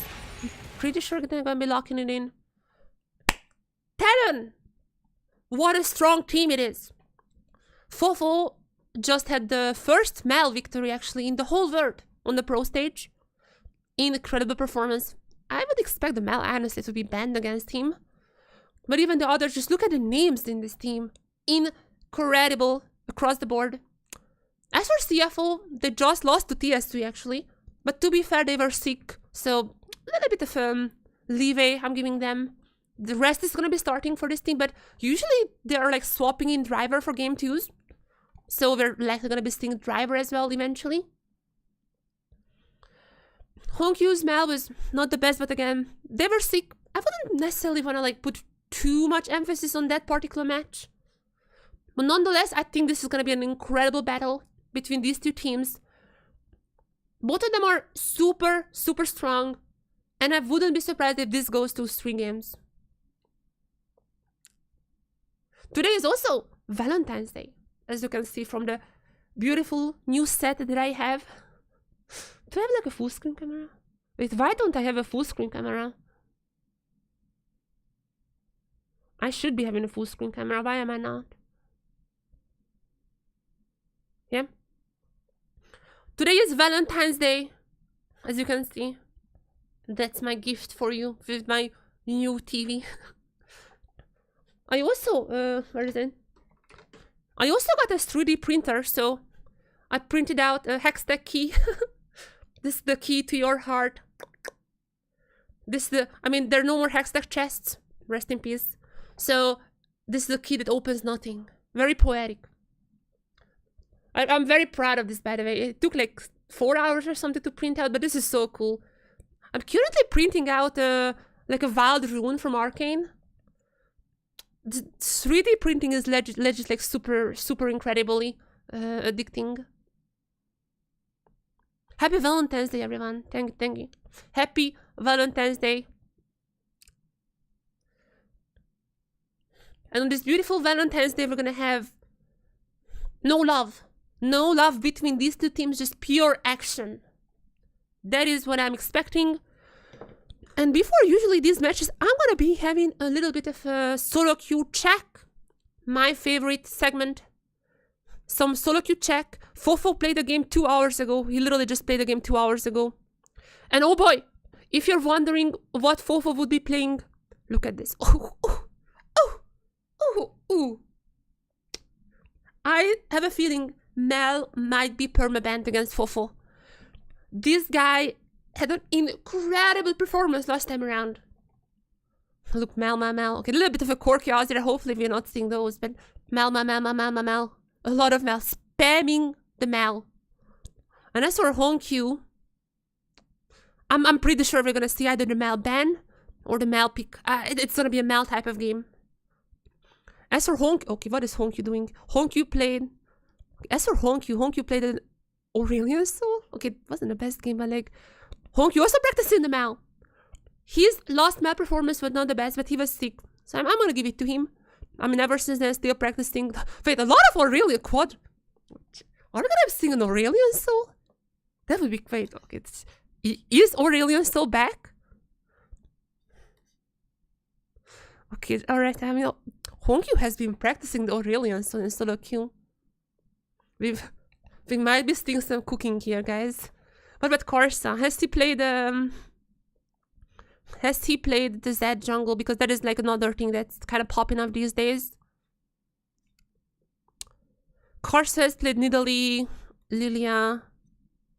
Rek'Sai jungle. Oh, Rek'Sai, yeah, Rek'Sai jungle. Rek'Sai support also kind of popping up, but I don't think we're gonna be seeing that. No Zed jungle from Karsa. No Zed jungle, but like Zed jungle is kind of making some waves in Korea. So, yeah, it doesn't seem like we're gonna be seeing the Zed jungle from Karsa though. But definitely that's something that I would at least keep an eye on. That might be coming, but it's like we haven't really seen the Zed jungle in actual usage. Honor has played in solo queue, and ever since then, like usually people just look at what T1 is playing, and they're just like, let's copy that. Jesus Christ, maybe I'm dying. What about Junjia? Has Junjia played some Zed jungle? That is like another. I don't think so, but we'll see. Oh, wait. Junjia just played some Earth. Well, I mean, that's one way to get ready for this match. Junjia just played some Earth. Junjia, meanwhile, also played the rank flex with Nico jungle. Okay, what is. Earth. Okay, that's played some support as well. Well, I guess Junjia just chilling in terms of solo queue. He intended to counter Victor with with the Aurelion Soul. Yeah, the Aurelion Soul is actually good of a Victor counter. That's true. Junjia just a chill guy playing some Earth. Wait, oh my god. I'm not even kidding, by the way. Junjia literally Earth Yumi. What? This guy's crazy. What this? Literally just playing Earth. He's like, I don't need practice. Junjia just playing some Earth. Okay, we'll see what happens here. Champion prios, I think Mel is gonna be high prio here. Both Hongkyu and Fofo are Mel players. I wouldn't be surprised to see the Mel ban. I think like we've seen only one Mel ban so far, but usually teams don't really ban her because she's like super comp dependent. She is also, it's really weird because like in Brazil, Mel is first pick. It's not really first pick in LCP. It's more like a reactionary pick, but I mean, who knows? Because like if someone picks Mel, enemy could just pick like Leona, Nautilus, all that, and they're kind of Mel counters in the team fights. But we'll see what happens. I mean, yeah, we'll see. I definitely... The draft is going to be interesting here. Was this scene? They're also cooking up some things. What about... Okay, I'm going to check Betty. I don't think Betty plays the Mel bot lane. We have seen like some Mel bot lane. I've also been recently watching one of my friends' screams. Oh my god, what is Betty doing? Oh my, why Betty? Betty! Oh my god, LeBlanc support. What have you done, Carrier? What have you done? Oh no, what have you done, Carrier? Why are you making Betty play the LeBlanc support? Oh my god. Carrier has ruined solo queue officially. Oh my goodness. Why is Betty... First of all, why is Betty spamming support? Second of all, why is Betty spamming the LeBlanc support? That's not viable. That's just Carrier. Carrier plays all the Waldestas. Oh no. Okay, chat. I think solo queue might be cooked for a while. That is crazy. Anytime Carrier plays something insane, every single solo queue player is just gonna be copying then. Okay, at least good news. Kaiving is not on the LeBlanc support train. He's just practicing the locks, Alistar. There's a lot of Rakan. Rakan has been buffed, but obviously Rakan is pretty much a default for all the supports. Why is everyone from Talon playing the Yuumi? That's a little worrying. That's a little worrying how Talon is just lacking the Yuumi. Okay, the draft is gonna be quite unpredictable. These guys have been wilding in solo queue. Also, we are incredibly ahead of schedule. What do you think, Talon and CFO? I think Talon is looking like the strongest team. CFO was undefeated until the last match, but they were sick. So, I mean, you could literally see their reaction time is not there. Because of that, I would give CFO a game. I think it's gonna be 2-1 Talon. I think it's gonna be. I gave my predictions in an official broadcast, and I put Talon first. I think my prediction was Talon, CFO, and Vikings in that order. So I'm obviously gonna be saying Talon. Talon is gonna be winning this. I think it's gonna be a 2-1. I just hope for some crazy picks. As they're still setting up. I don't know who's gonna. Oh wait, Honkyu is still having a mask. Maybe they haven't. Maybe they're not perfect in health. I just hope that CFO is like doing fine in health. Like they're not feeling too bad. I hopefully they're doing better than last time around.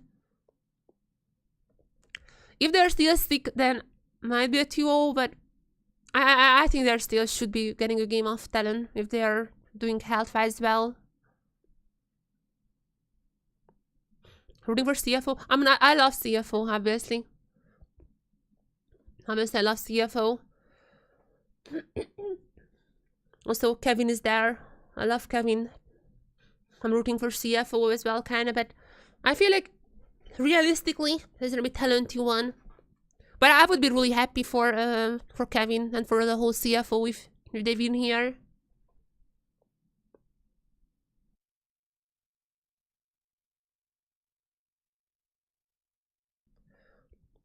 Yeah, they're gonna be setting up now. I don't know how long the break is gonna be, but the last game ended super fast. That was a very, very, very quick game. So we are like half an hour. We are like half an hour ahead of schedule. I think they're probably gonna be just starting the game when it's ready. But yeah, they're not in a hurry. They're absolutely not in a hurry by any means. We already checked the solo queue accounts. We've seen some crazy stuffs. I really would like the Aurelion Soul, if I'm being honest. If Honkyu actually plays the Aurelion. I mean, that's true. Like, Aurelion Soul is supposed to be really good of a counter for Victor. And now that every single player is rushing Seraphs, I guess Aurelion Soul could be working. But we'll see. Obviously, like, he's gonna have some downsides. I feel like, I mean, technically he's like mobile, but once you catch an Aurelion Soul, there is like not that many tubes he can use to get out, because like with the little thing you can just like cancel it with any auto attack. So he's like kind of a mobile champion, but also not really mobile in a way. That's a little bit of a risky pick. Not even APA has been playing the Aurelion Soul these days, so I'm not sure how good he is.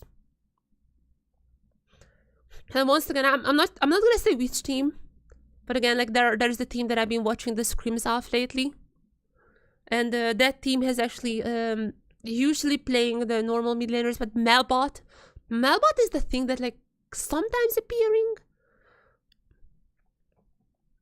I don't necessarily think that Melbot would be a thing in this game, just because Honkyu and Fofo both like.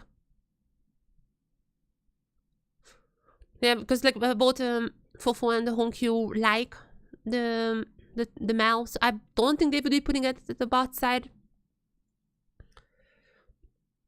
I'm a little bit surprised though that we haven't seen Mel support.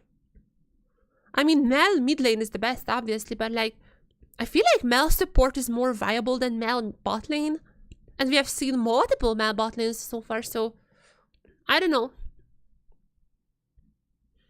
Support pool right now is kind of lacking. I'd say there are not that many champs who could be played. I mean, not for Carrier playing the LeBlanc support, so that's him. But yeah, it's like Rakan, and then Leona, if there's an Ezreal, Rel, Alistar, Poppy maybe sometimes. I feel like support pool is a little bit constrained right now. But yeah, in general, I'd say... Okay, 1v1s. So I say... Okay, I'm not sure who's going to be playing the 1v1s from CFO, but Betty is just setting up for Talon. So he's going to be playing the 1v1. It seems like for Talon.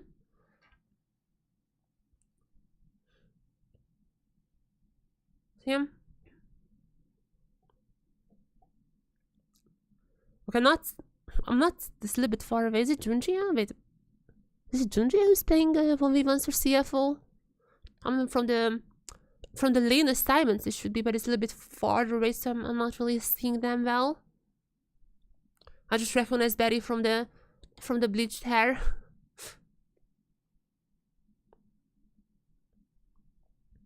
But we're gonna get into 1v1s shortly now. Okay, let me just check 1v1 statistics. Are we gonna be in 1v1 already? Is it gonna be that quick? Let's see. I think Talon has won most of their 1v1s, right? So they won the first one, won the second one, won the third one. They lost to Abby. But then won Betty. So Talon has won almost every single 1v1 except one. They only lost one 1v1 so far. And as for CFO, it's gonna be Betty on one side against Doggle on the other. I screwed up the lane assignments, but yeah. Two ADCs are gonna be playing the 1v1. So I hope to see some crazy picks here. So Doggle has actually won his last 1v1. Rest won the... Okay, they're also not perfect. Betty versus Doggo, the bot laner 1v1s. Are we gonna be seeing bot lane champions? Or are we gonna be seeing some craziness? I'm pretty sure...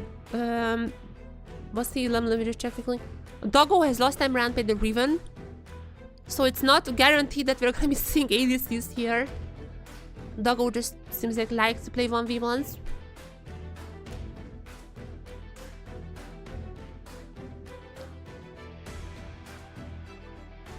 But it's gonna be an ADC battle.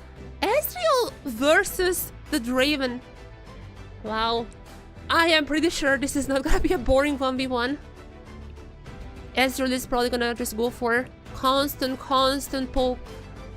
While in a kind of a more, you know, while in a more melee-ish matchup, obviously the Draven is gonna have the advantage.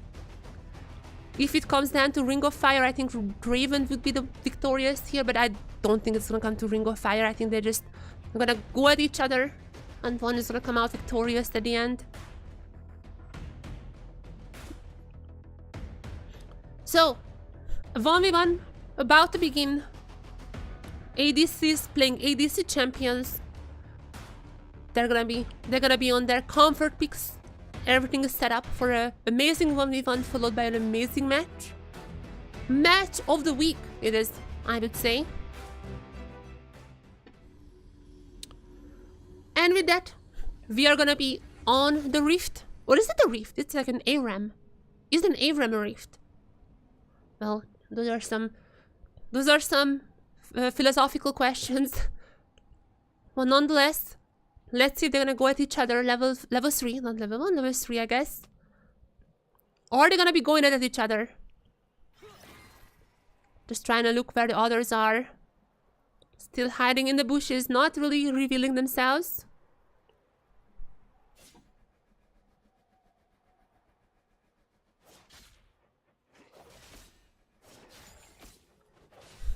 Doggo and Betty, both of them, is gonna start picking up on the minions. Very similar start. Let's roll the ADCs in the 1v1. They're gonna be playing a little slower here. Making sure that, I mean, one of them just starts dealing the damage. I feel like it's quite easy to take the other down. But I wouldn't be surprised if this is just gonna be a pretty quick 1v1. I mean, it depends. Whenever there's a two top laner playing against each other, usually we go into the Ring of Fire, but whenever there is an ADC in the picture, they like to just go in like that. They like to go in ham.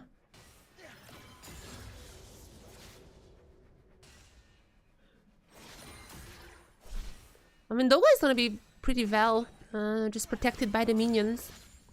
Making sure that Betty is not really gonna be able to go for those Qs. And Betty has to be careful because the Draven can start those all those, you know, damages, all those axes.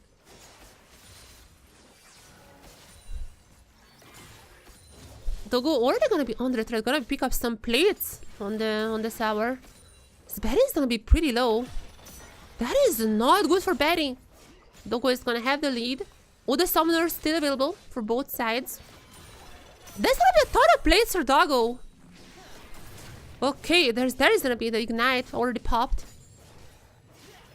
And now Betty was able to have a little Qs, EQs onto Doggo.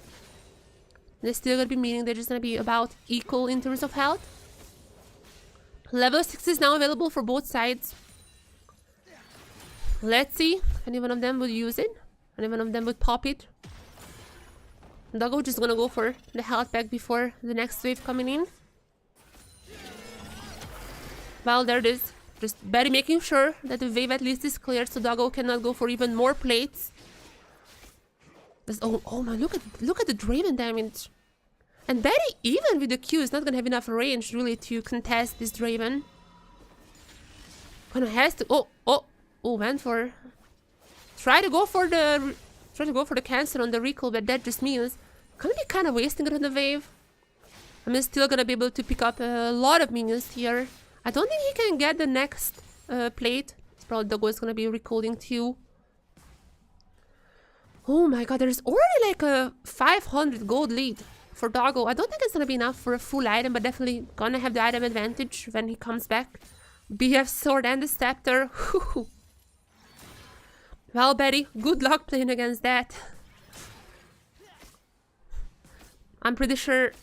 I feel like we might be seeing the first kill happening very soon. As Ignite also coming up shortly for Betty, for Doggo, sorry. Ignite gonna be coming up shortly, right about now. Let's see if Doggo is gonna go in. For now, I mean, obviously, after I said that I think it's gonna be a quite heavily contested, just bloody 1v1. The moment I said it out loud, I was sure that I'm jinxing it and we might be seeing a little bit of a slower game, and I mean, somewhat of a slower one. However, Betty is gonna be really careful here. If Doggo just starts putting out those X's, Betty is gonna be going down pretty soon.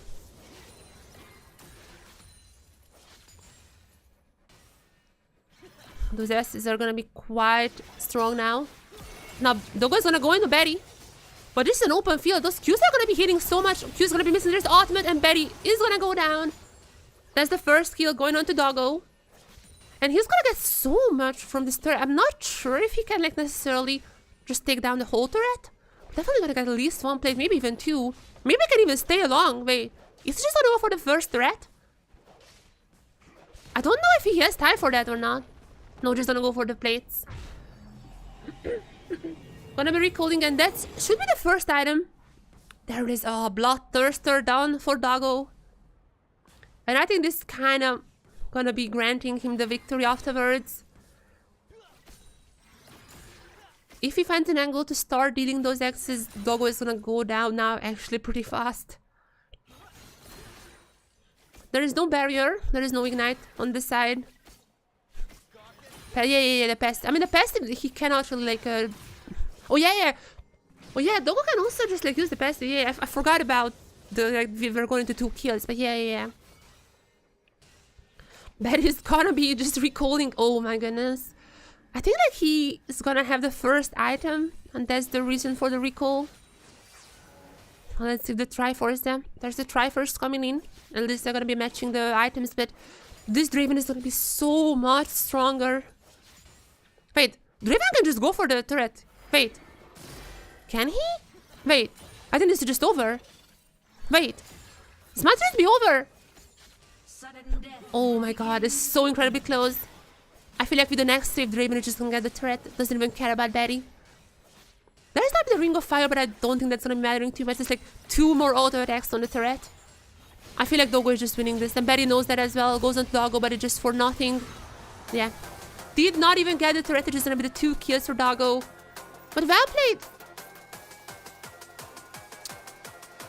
Well played for Doggo. That's gonna be Talon's only 2nd loss in the 1v1s. The Draven remains quite a strong pick in this 1v1s. Item scrap. Also, the Ezreal had to go it for that because if Doggo gets the turret, they just win anyways. There is not much of an option for Doggo left. Oh, sorry, not Betty left. Yeah, Doggo gonna get the 1v1 victory. I would be shocked if they don't choose the blue side. It's likely gonna be CFO blue, Talon red. Another question is, what's gonna happen to Mal? Because both of these mid laners play the Mal, but Fofo more than anyone. That guy just 2 hours ago was still spamming the Mal in solo queue. The question is, will CFO ban the Mal? Or are they gonna go, we're gonna be first picking in it? I mean, I don't think Talon would ban the Mal, if I'm being honest. CFO might be, but we'll see. We'll see if she comes out game 1. Obviously, we can also just see a Victor matchup. Home Q has been practicing the Aurelion Soul. If Fofo would decide on the Victor. There are a lot of possibilities in the draft. Both of these teams are really strong on all those current OP champions. So as soon as the players are going to be arriving on stage, we're going to be starting our match of the week with a WEEK, and tomorrow we're going to be seeing the other type of match of the week for the last playoff spot.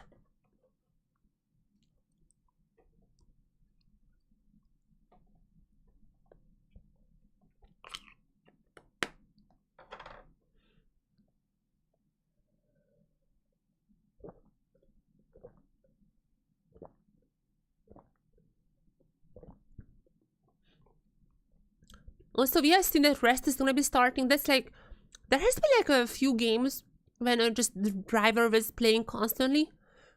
But ever since like the last 2 matches, it's like Rest starting, and they're gonna be swapping in driver for game 2 and game 3. So I would imagine the same thing is gonna be happening this time around. Driver gets 1 game, and then driver is gonna be finishing it off. I'm really interested to see if CFO ever gets to the BO5s, how they would be playing with the substitutions around. They are like the only team who kind of like constantly swaps the players out. Even like last time around, those 2 players have shared time. So that's also another aspect to look out for. Vikings have like 4 substitutes, but they're actually not playing them as much. They just have like 1 team. Mel versus the chill guy. True. Mel versus Earth Enjoyer. I'm also, after seeing so many Earth games, I'm kind of in the mood to play some Earth. I might be actually playing some Earth after co-streaming. League of Legends have hooked me in. I've played my first game in like months, a few days ago. So yeah, League of Legends is hooking me in once again. I might be playing some Earth. That is by far my favorite game mode, even the new Earth. I played a ton of Earth, like the very first time. The very first Earth, I've played a ton of that. Yep, heck, yeah. Again, I'm also like, I can like print out a Hextech chest as well. It just like takes like 2 days to print out. But like the Hextech kit is like 4 hours to print out. I'm very happy with that. Look at this. Looks so cool. 3D printing is so addicting, I swear. Ever since I got my 3D printer, just like constantly printing out something. I'm printing out, as I said before, I'm printing out the Wild Runes from Arcane. I'm printing. That's gonna be pretty. I think like when it's done, it's gonna be pretty sick. And also it's like a little bit of bowl, so I'm gonna use it as like my cat toy. Probably when it's done, I'm gonna just give it to my cat. She would love the wild runes. Is there a way to make it shiny? Yes, you can like have like gold, like a paint. There are like different like types of paints. You can paint plastic feet. I mean, I haven't bought anything because I just like, as I told earlier, my uncle is moving and he's like just giving away stuff to the family. That's how I got this TV. It's a very old TV, but it's just fine as like a background one. And my uncle also had a 3D printer, and now the new place they're moving in is not ready just yet, so he's like, I can have the 3D printer while he's moving.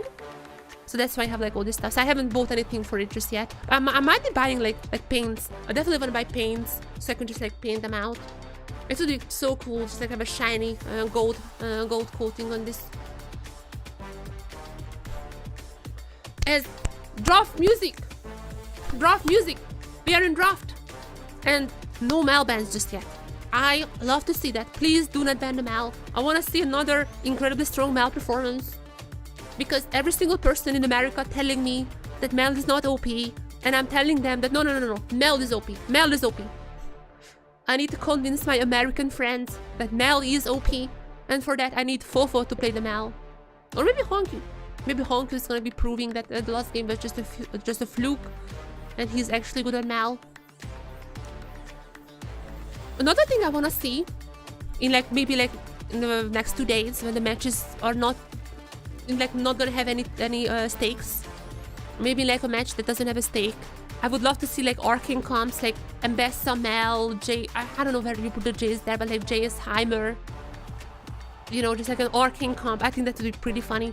Talking about arcane comps, Jace seems to be the first pick for rest. Or is it? Or Aurora? Or Mel? Or probably Mel? Or maybe? Or Jace? Or Mel? Or Victor? And the other one from Arcane? Are we gonna have a Mel first pick here for Honkyu? No, just gonna be the Aurora. Oh, they're just playing around. Rest! Don't play with me! Just gonna be the Azir. Of course, just gonna be the Azir. Of course, it's just gonna be the Azir! I'm gonna be honest, Mel is like kind of whatever against the Azir. That's like not a really counter matchup, but she herself is really strong. Are they gonna pick it? Aji, that's fine. You pick one Arcane champion. Followed up with a Mel now. That's a Pantheon. That is a Pantheon. But Pantheon is quite strong. Also, Pantheon is still a flex. There's obviously Jungle Pantheon. Support Pantheon has kind of been popped off for a while. Harp has played a lot of Pant support. I'm not sure if Woody is like the Pant support guy. I would assume this is Karsa. But we'll see what's happening there. I feel like there's gonna be Mal. I actually do feel like there's gonna be Mal in game 1. But we'll see. I'm definitely gonna be Mal today. Do not worry. There's gonna be Mal today. I am 100% sure there's gonna be Mal today. Not necessarily sure if it's game 1. But I absolutely think that we're gonna be seeing it. Now, Junjia, thinking about the jungle matchups, gonna just go for the Xin Xiao. So far, no cooking. We need to turn the heat up. Our food is getting cold. Come on, Fofo. I know you wanna lock in. I know you. Click the M, click the E, click the L. I know you wanna lock her in. I know you wanna lock her in, Fofo. Do not listen to your coaches. Do not listen to what Corgi says. Just lock it in. And we have a Mel! Game 1, starting off with a Mel. Fofo had an incredible Mel performance. Last time around he played her. Insane. He was like, he had those ultimates from Fofo last time looked disgusting. And I'm expecting the same thing here. There is the Mel lock-in. I'm gonna be honest, there is not like that many great ultimates or like big abilities to reflect for now. But regardless, I feel like she's just incredibly strong. The ultimate execute is just insane. And I feel like this is a pretty good draft so far for Talon. But the bot lane is just wide open for both teams. I guess like Talon could also just swap the Mel to bot lane if they really want to. But I would expect this to be Fofo's, not gonna lie. I'm happy that I'm wrong. I didn't expect like game 1 Mel necessarily, but I knew there's gonna be the Mel. Both of these teams love the Mel.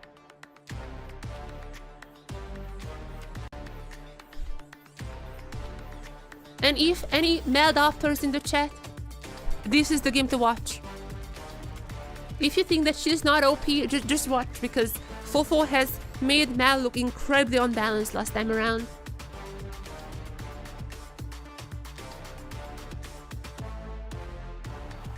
And now, what is it gonna be for Betty? I mean, Ezreal is available. I feel like Ezreal is a pretty normal pick here. Yeah, that's... I wouldn't be surprised if this is just an Ezreal. Leona is banned though, so I'm not sure what kind of support Wood is going to be playing here. Again, I guess like still could be a pan support, like that is a thing that's happening. What's that? Oh no, wait. Kiving has played Yumi. Oh no, please no, Talon. No, don't do this. Don't. Oh, sorry, CFO. CFO, do not do this. I mean, the Zeri...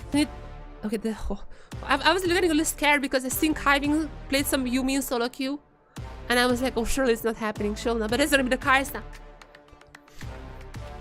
And I would expect a Rel or Alistar here. I don't think Kiving...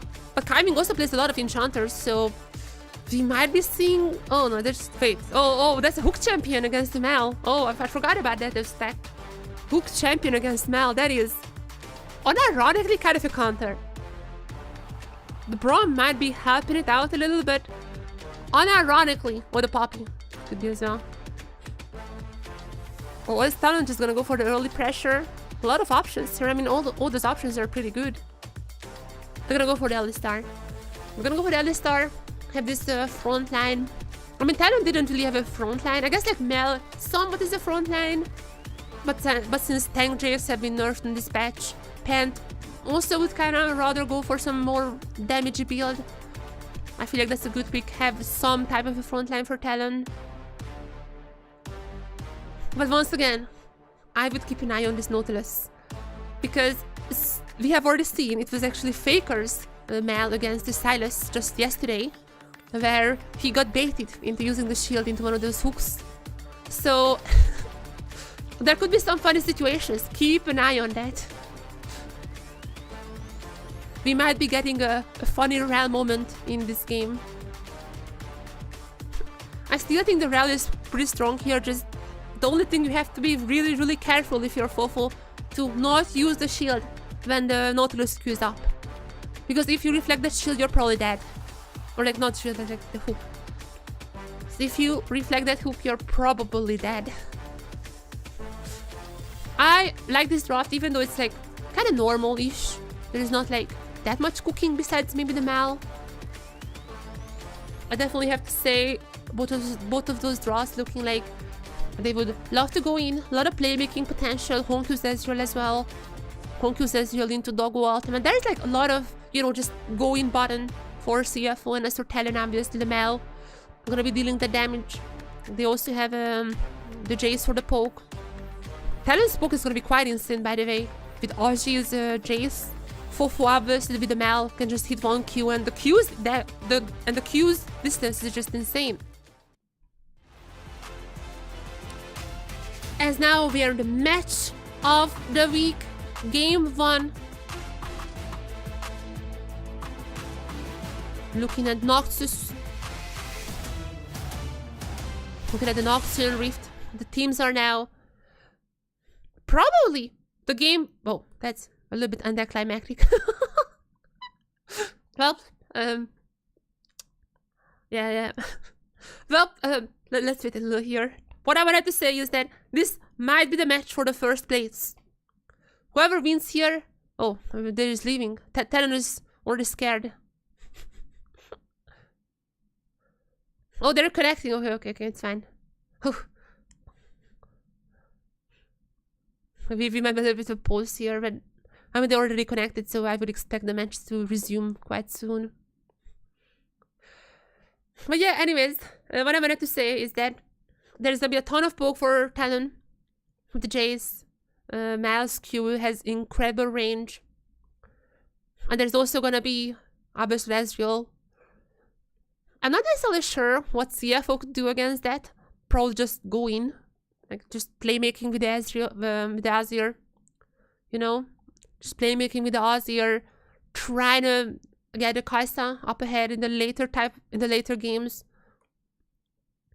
I feel like that is the game plan here. I would like a super tiny bit prefer Talon's draft, with like the caveat that the meld is gonna be a risk. You have to be careful what to reflect, and if you do that, I think Talon has the better comp, but it's a little bit of a risky, and I like that. I always gonna be liking the risk. I just hope we're gonna be back in the game quite soon. Hopefully we don't have to wait too much. I mean, we have seen the reconnecting already, so I don't think this is gonna be like a super long pause. Apparently Twitch Alice is played in LPL. Alice support is gonna get nerfed next patch, right? I think so, right? I mean, I heard that in scrims, teams are like not picking the Alice anymore because they're just gonna get nerfed. I'm not sure if it's next patch or the one after, but I heard that the nerfs are coming, so teams are not really practicing her anymore. Of course they're gonna go for some, you know, one of those like nose relief. Nose relief. That's probably not the word for that. You know what I mean? Inhalers. A little bit of a in the mood. Some menthol. I'm not necessarily sure those are allowed. I mean, I know there are some kind of like painkillers, etc., that are actually banned. But I'm like, or at least they're not banned, but you need like medical papers to take them. I mean, probably the little allergy stuffs are allowed. But no joke, those like there are like some of these like allergy medicines, etc., that are actually banned in competition because those can like enhance your ability and just like put you in a focus. Kind of like Adderall. I mean, I would expect a lot of pros to be taking Adderall. A lot of them have some ADHD. I personally do not take Adderall, but yeah, I definitely need like some kind of caffeine or like nicotine or something to just keep my focus on. Wait, why did my heart stop? When did my heart stop? Oh no, I have to perform a CPR.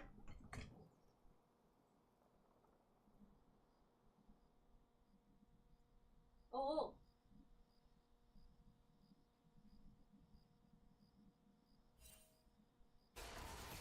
There you go. I'm sorry, chat, just my heart stopped for a second.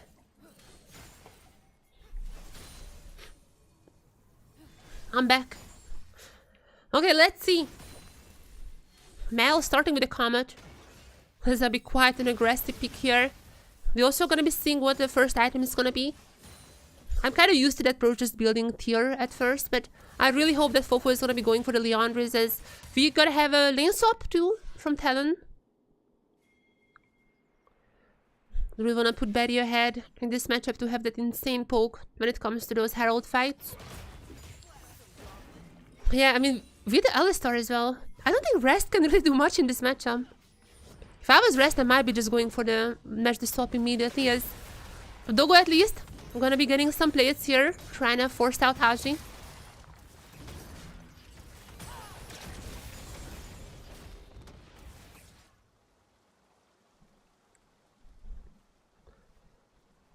I would expect a little bit of a calmer, maybe first 3 levels.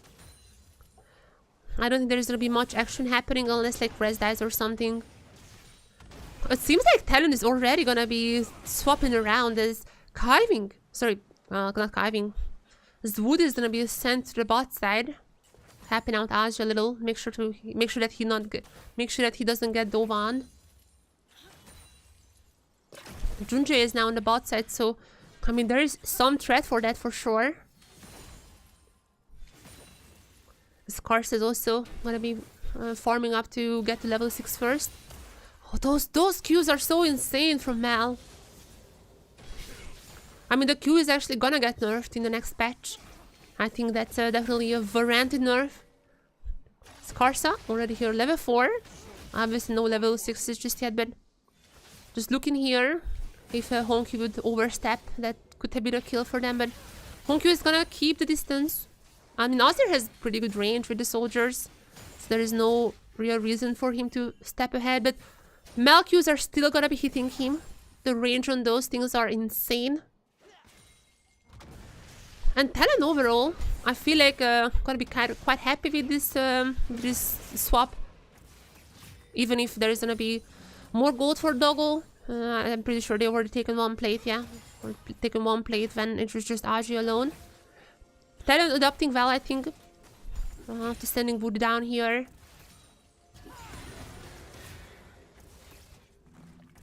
The question is, what is CFO gonna be doing? Because they have a tiny bit of a lead from this. Oh, Karsa coming in. Karsa coming in, and there it is, the early pressure. Woody, stand down.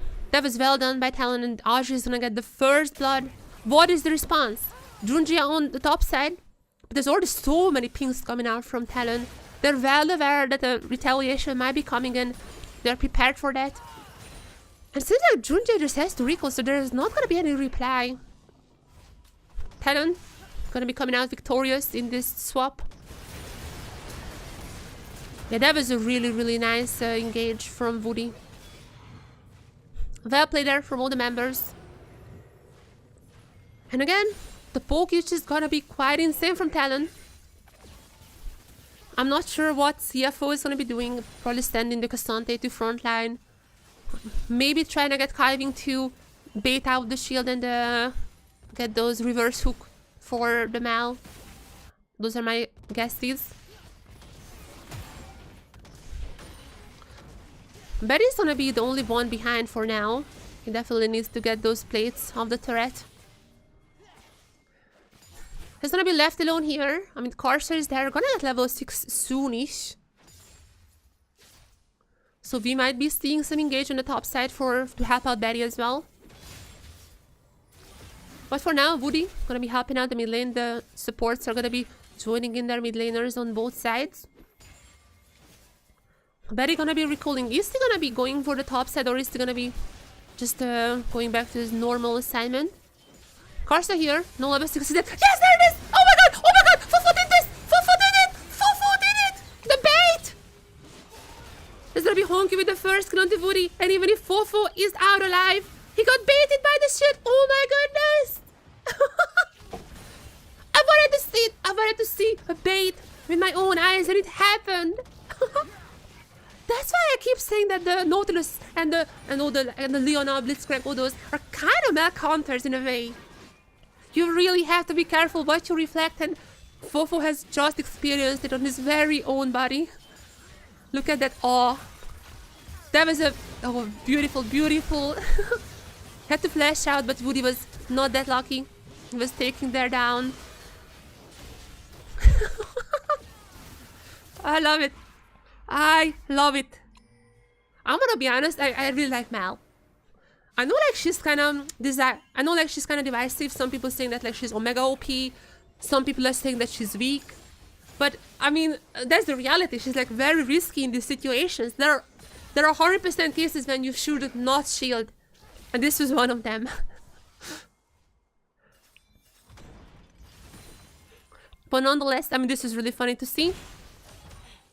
And with that being said, now CFO is gonna be equalizing the kill score. Gold is basically exactly the same. And lane assignments gonna be back to normal. Betty is gonna go back to the bot lane, and he definitely needs to get some gold out of here because he's kind of falling behind the Kai'Sa. Not by a lot, but definitely in terms of farm. He had to move around on the swaps, and maybe Karsa just gonna go to top side. Oh yeah. Karsa just escape. Karsa just wanna escape Betty. Does not wanna be near, or is she? I don't know. She was like thinking about like which path she should be taking, but it seems like they're rather just ending up on the bot side.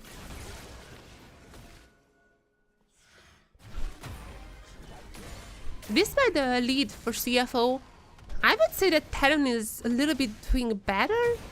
Also, except for the little mid lane scenario. All the waves are gonna be pushed in, and again with their poke, it feels like that coming into the first items. There's definitely gonna be more.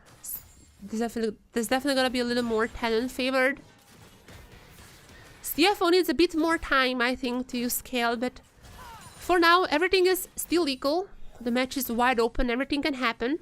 As Mel gonna be... Oh, that's beautiful to see. Gonna be buying the Amplified Tone after the tier. Not gonna be rushing the Archangel. Fofo playing Mel perfectly. Okay. Except for that one play. But besides that, playing the Mel perfectly so far. I really hate when pros just rushing the Archangel. That's why. Just wait until it's fully stacked and only then buy the Saras. And yeah, so far, it's so good.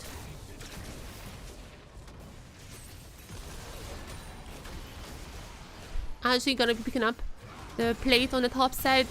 Still gonna be going in ham as Betty is gonna get ulted on by the Nautilus.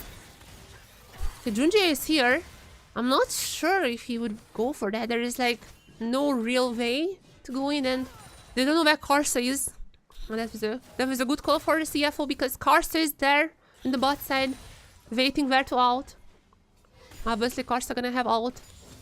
It can be at any point in any part of the map. Just a matter of seconds.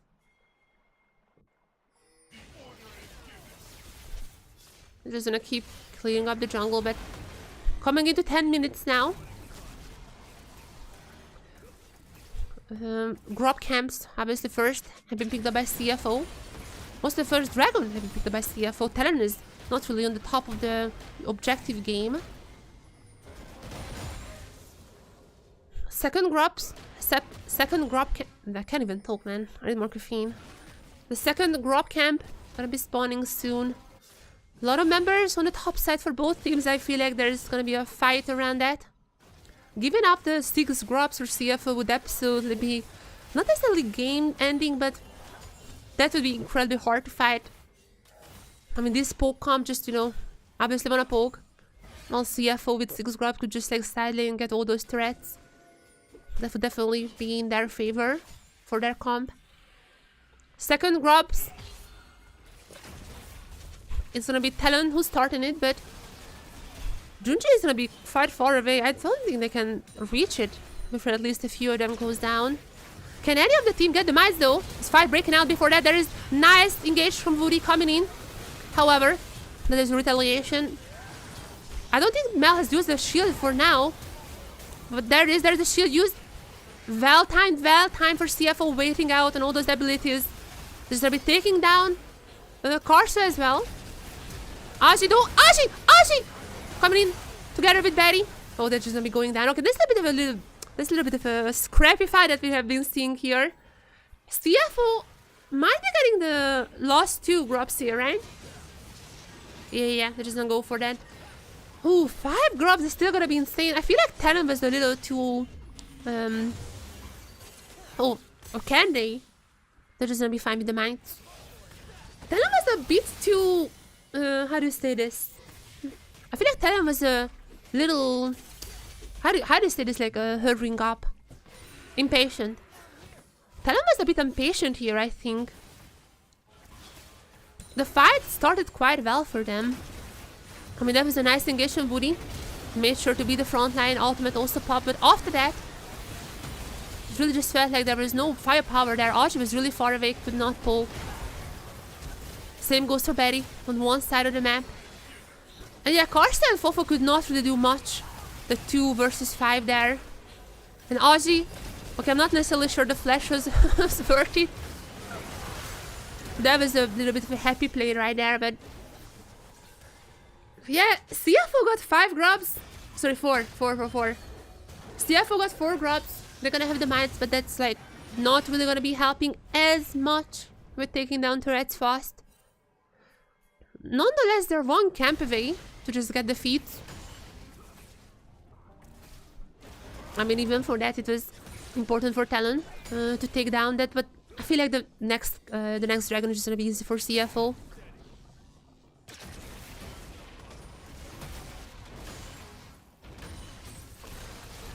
CFO slowly but surely gonna get some early leads here. Even though the swap I think was not that bad for TLN, it seems like ever since then they could not really get any on the plates.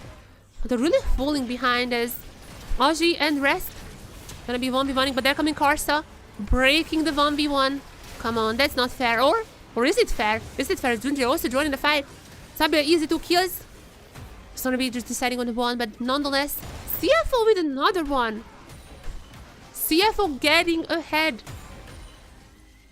Aju's still gonna have the lead in the lane, but that one also quite low. And with that being said, CFO now gonna be going the threats. No plates anymore. That just means it's gonna be even faster.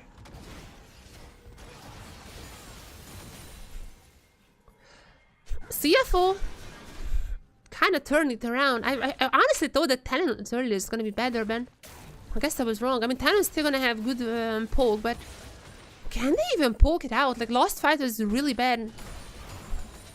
Neither the Jace nor the Ezreal could really poke out anyone. Oh, picture in picture, there's a fight happening. There's already ultimate pop at Ezreal, so it's not gonna be available for the dragon fight. Okay, we're in this replay for quite a long time, but the dragon fight is happening meanwhile.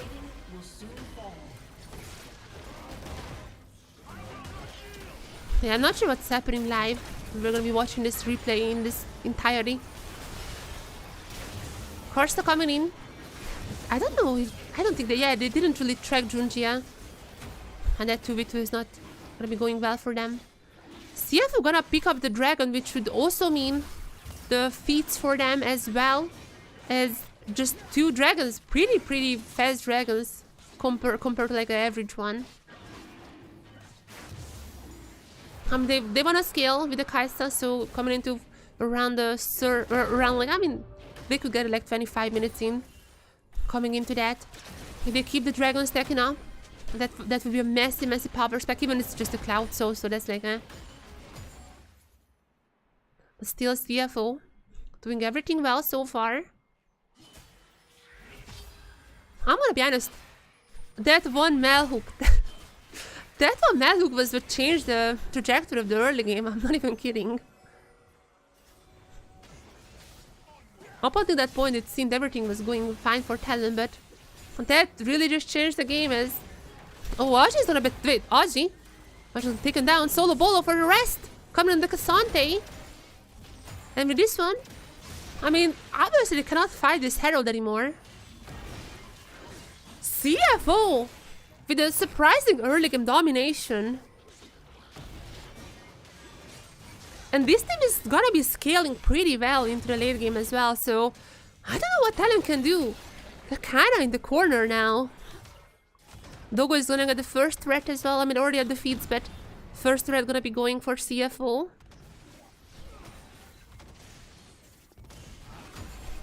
I feel like Korsa, besides that the top gang, have not done that much in terms of ultimates. He's falling behind really hard. Can it be? Can it... There's a Seraph completed for Fufu as well. I mean, that was like a fully stacked tier, so I'm fine with that. Can it be that Fufu's Mel is gonna be losing? Can it be that really the Nautilus is the one that's the real Mel counter? People have been theorizing about that, but we are seeing this in action. Because now, Fofo gonna be alone. Junji are gonna be taking the long route. There is one ward there, but not gonna be noticed there. Well, that def is nice, but I don't even know how that shield reacts to the Ezreal, but I guess the Ezreal is not a projectile. It's simply just not gonna be affecting her.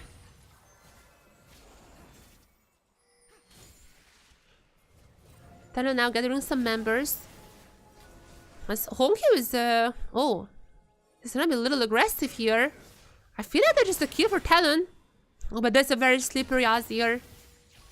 Just gonna get out. Talon cannot really find this really nice angle for a fight so far.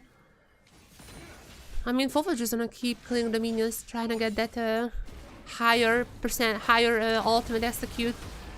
Zero gonna get a cinematic shot.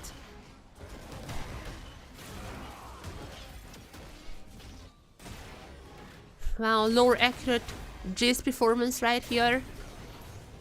Gonna get to go down. Episode 7 be like. As they're going back to life, Karsa is gonna be alone, but that he's just coming in to help out this lane, but I'm not sure there's enough of a backup to really save this turret. The 4 of them easily gonna be taking it down. 2 turrets now with that. Oh, sorry, 3 turrets now with that for CFO. They're gonna get such a gold lead. Just taking down all these turrets. Talon was not able to take down a single one. There are some low turrets for them, but not a single one fully taken down. As Ozzy, I'm gonna be going for that, but again, like, Rest is already 1v1 this guy. He's still gonna go for the second round. Ultimate available, but Ozzy's just gonna be leaving that very fast.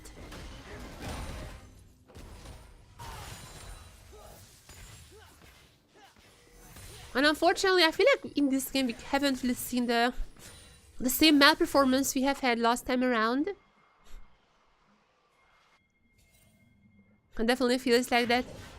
Last time was Mel Masterclass. This time around it's a little bit different story.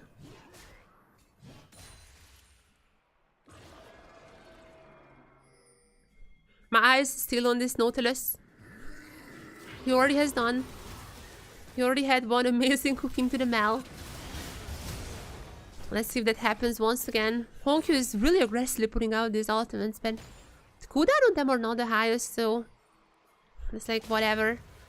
I mean, it might be important for the Otacon / Dragon fight now, but I don't really think that Talon is in a position to really contest any of them.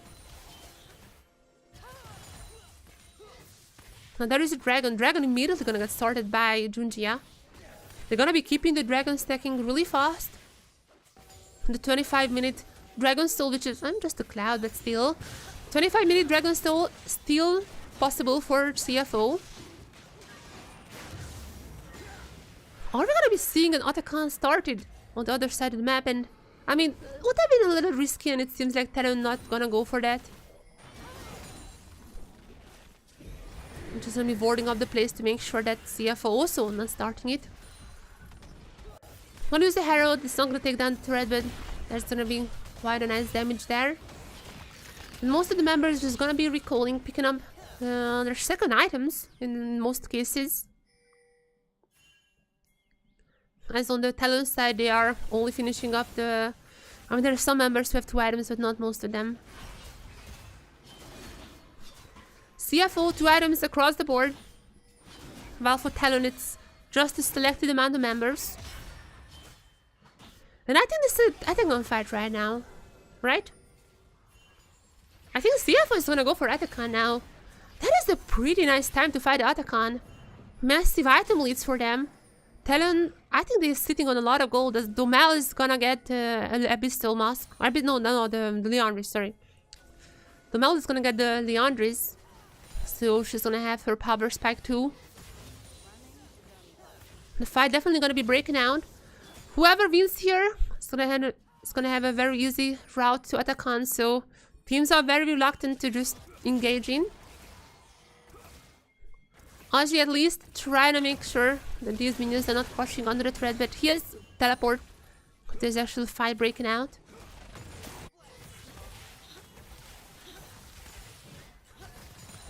Dogo, meanwhile, secretly gonna get really strong. No kills for him just yet, but 2 items now. I think that's already 1 evolution on the Q. I'd say, right?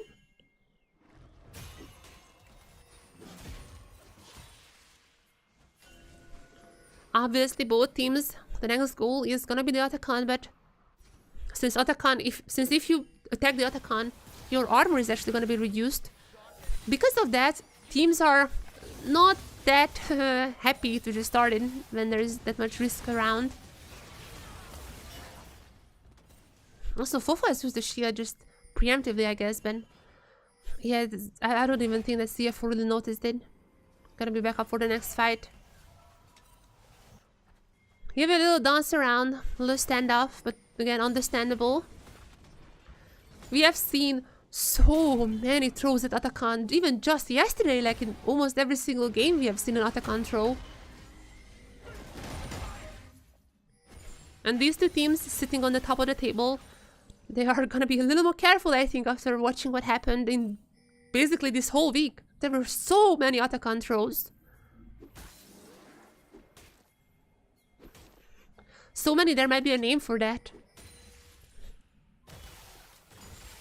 I'm gonna be honest, Atakan throw kinda sounds cool. Also just goes in the tongue as... Well, I mean, Junji are gonna get taken down here. Is this the go button for the Atakan? They're really far away. I don't necessarily think they can really just rush it down. But they're gonna take down Junji. It's not like the worst death, if I'm being honest. Again, it's a bot side. Not that much to pick up there besides the gold.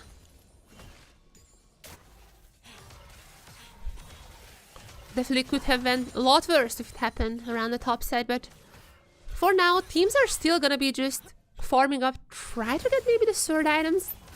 I mean, Honkyu is gonna be on Zonya's, not Zonya's, but like the, you know, the stopwatch. I keep calling it stopwatch.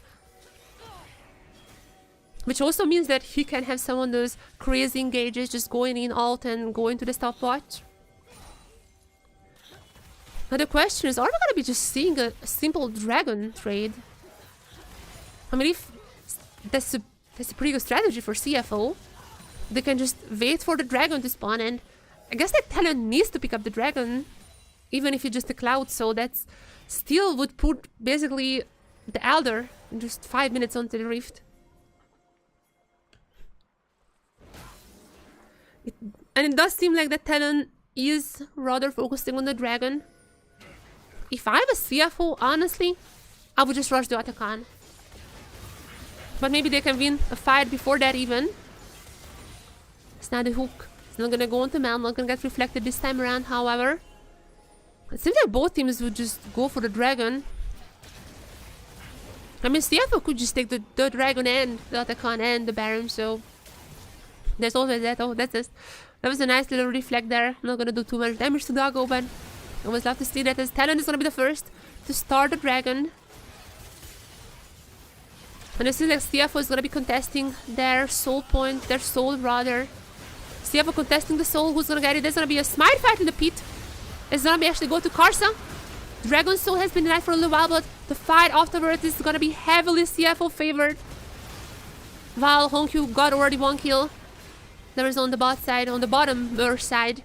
The rest just making sure that none of them can escape as massive teamfight victory for CFO. I feel like this might just be an Atakan, might just be a Baron. So many possibilities for them. They're playing this game a little slow, but again, they have the Kaisa. Kaisa is gonna be scaling so incredibly well. They're gonna do Baron actually first. I'm gonna be honest, they might be able to do that. And also because Atakan lowers the armor, I guess like against the poke comp, that might be the best case scenario. However, usually I think it's better to do Atakan and then the Baron, but again, it's a little bit different when you're playing against the poke comp. They're gonna get the Baron though, and I don't think Talon can do the Atakan while they're recalling either.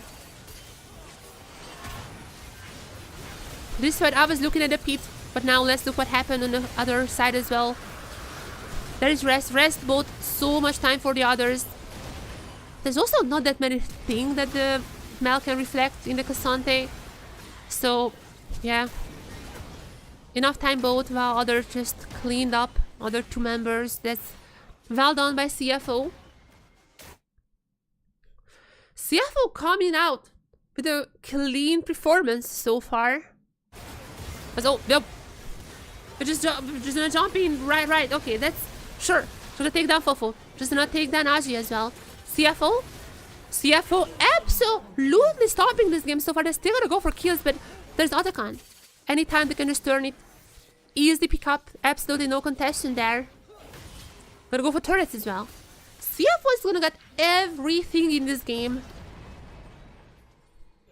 Also gonna be dealing Fofo's first loss on the Mel. Mel is gonna be like... After this game, Mel is gonna be like what? Like 25% win rate in LCP? I think like Fofo was the only single person who won on the Mel, but even he is gonna get taken down on the pick now.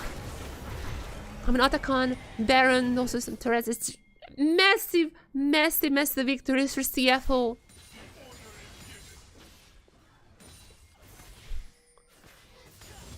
And we haven't even seen Doggo at the full potential. He has secretly been getting incredibly fed. We're gonna be scaling into the late game super well too. I mean, he has already taken these kills, you know, here and there, but I'm expecting Doggo to have a highlight play very soon in the next team fight. And yeah, this poke comp never really came online for Talon. I feel like CFO played around it really well. I mean, obviously starting from the hook, the male hook, it started all with that. But now they're just gonna be finishing off, I think, this turret too. Might be going for inhibitor turrets as well on multiple lanes. They're not pushing in. The Baron Power minion is gonna be a great help, and Mal is not really doing the damage. This is not the same Mal that we have seen just lost game from Fofo. Oh, no, that's what I meant. Doggo. That's what I meant. He's just ulting in, trying to take down the Ezreal. And oh, Restage is gonna do some Cassante gaming here. It seems to be the case. Gonna take down one inhibitor turret, and he's still alive. I mean, ultimate might be available. Might be. No. Oh, sure, used it. I never know the icons. That was my fault. I'm sorry. I never know what the icons mean, but that was not enough to take down CFO, as they just still keep pushing. I mean, also they still have Force Life, by the way. So even if they went for this inhibitor turret, I feel like that might have been worth. The Force Life really barely giving anything to Talon. But they're gonna just play it safe. They have now almost 10,000 of a gold lead. I am surprised. I thought Talon was gonna come out swinging. I thought they're gonna put up some fight, but CFO really showing that they are contesting that first spot. And it's wide open. You know what? I mean, even like TSV might be taking the first spot. Like, they had an incredible performance against CFO. But CFO definitely looked much worse that day. There are no mistakes about that. But like, Talon, CFO, Vikings, all very potential first place teams. TSV beaten CFO once. So many teams possible still for that first stand spot. Now there's gonna be the also eventually there's gonna be the soul taken for CFO. And I'm gonna be honest, it's good to see. I'm very happy to see that CFO is putting up such a fight against Talon. And also, just next week, LCP is gonna be ending. The final is gonna be next. Okay, not next. The final is gonna be next week on Sunday. We are gonna be knowing which team goes to first stand. It's gonna be a very, very quick playoffs. The games almost every single day. And I just don't know. My prediction could not have been more inaccurate. I mean, to be fair, every single costumer predicted Talon to be first, as for now it seems like CFO is definitely making them work for that. And by work for that I mean, so far it seems to be losing the first game. Woody gotta be kind of a sacrifice here with the ultimate. It's gonna be taking a while, but it's gonna be Rest picking up the kill. CFO has time. I'm pretty sure Kai'Sa is already fully evolved as well. Might be needing one more item, but very, very close to having the full evolution. As now the first inhibitor is gonna be taken from Talon. And what is the next? Baron? Quite possible. Do I might wait for a little bit for the Baron? It's obviously much better if you make sure that the Baron is still gonna be up for you when the Elder is being taken, just to the little extra buff. But I mean, Talon cannot really contest anything. That was not a bad fight from Kai'Sa. Oh, we're back to the live, never mind. We're back to live. Okay, Kai'Sa already taken down. Fofo's shield gonna be pot, but not really gonna do much. I feel like CFO played around the shield incredibly well. Started, I have said this so many times, started from that one reflected hook, and ever since then, CFO being in the control. Might just be closing out this game, and I'm gonna be honest, absolutely props to every single member of CFO. I feel like all of them had an incredible performance today. Came out, every single lane kind of just beaten Talon. And in general, their team fighting has been immaculate. They're gonna be taking down the 2 turrets. On the Nexus left and not for too long. CFO gonna be taking game 1. Oh, this gonna be only Talon's second loss as like game-wise. Only their second game loss in the whole LCP. The only other team who could even take 1 game away from Talon was GAM. And now CFO has the chance to take their first, to give them, not take. Now CFO has the chance to give Talon their first series loss as well. We should put the first 3 teams basically absolutely equal in terms of stats. Both Vikings and CFO are standing currently just 1 loss. Talon is the only team remaining who is still undefeated in the series. But I mean, coming from this first game, I don't think for too long. Absolute GG's for them. And as I said before, this is just making LCP incredibly interesting. We have 3 incredibly strong teams, it seems like. With CFO, Talon. I mean, this is not really good game from Talon, but in general, like, I mean, they are a strong team. Obviously, CFO, Talon, and Vikings. All the 3 of them looking like could be contesting first stand. And the best part is that we're gonna have BO3s for the most part in playoffs, but the lower finals and also the finals are gonna be BO5s. And there is a very good chance that these 3 teams, Vikings, CFO, and Talon, are gonna be the ones who we can see in the BO5. I personally, not the biggest fan of Fearless. It's not that I hate Fearless, I just think that BO3 Fearless is not doing that much. But the BO5 Fearless, entirely different story. If we see any of these teams go into 5 games, oh my, those are gonna be some bloodbaths. That's my expectation is. Well, of course, this is the highlight of, I think, this whole game. Unironically, I feel like this little mishap just gave CFO the confidence, just gave them the control, and after this moment, they just kept winning. They did not stop winning after that.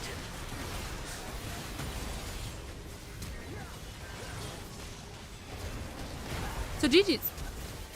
GG's for them. And this match is fire. You know, I feel like there is no love left. This might be Valentine's Day, but there is no love left. Look at this. It's a bloodbath. This match is so much of a fire.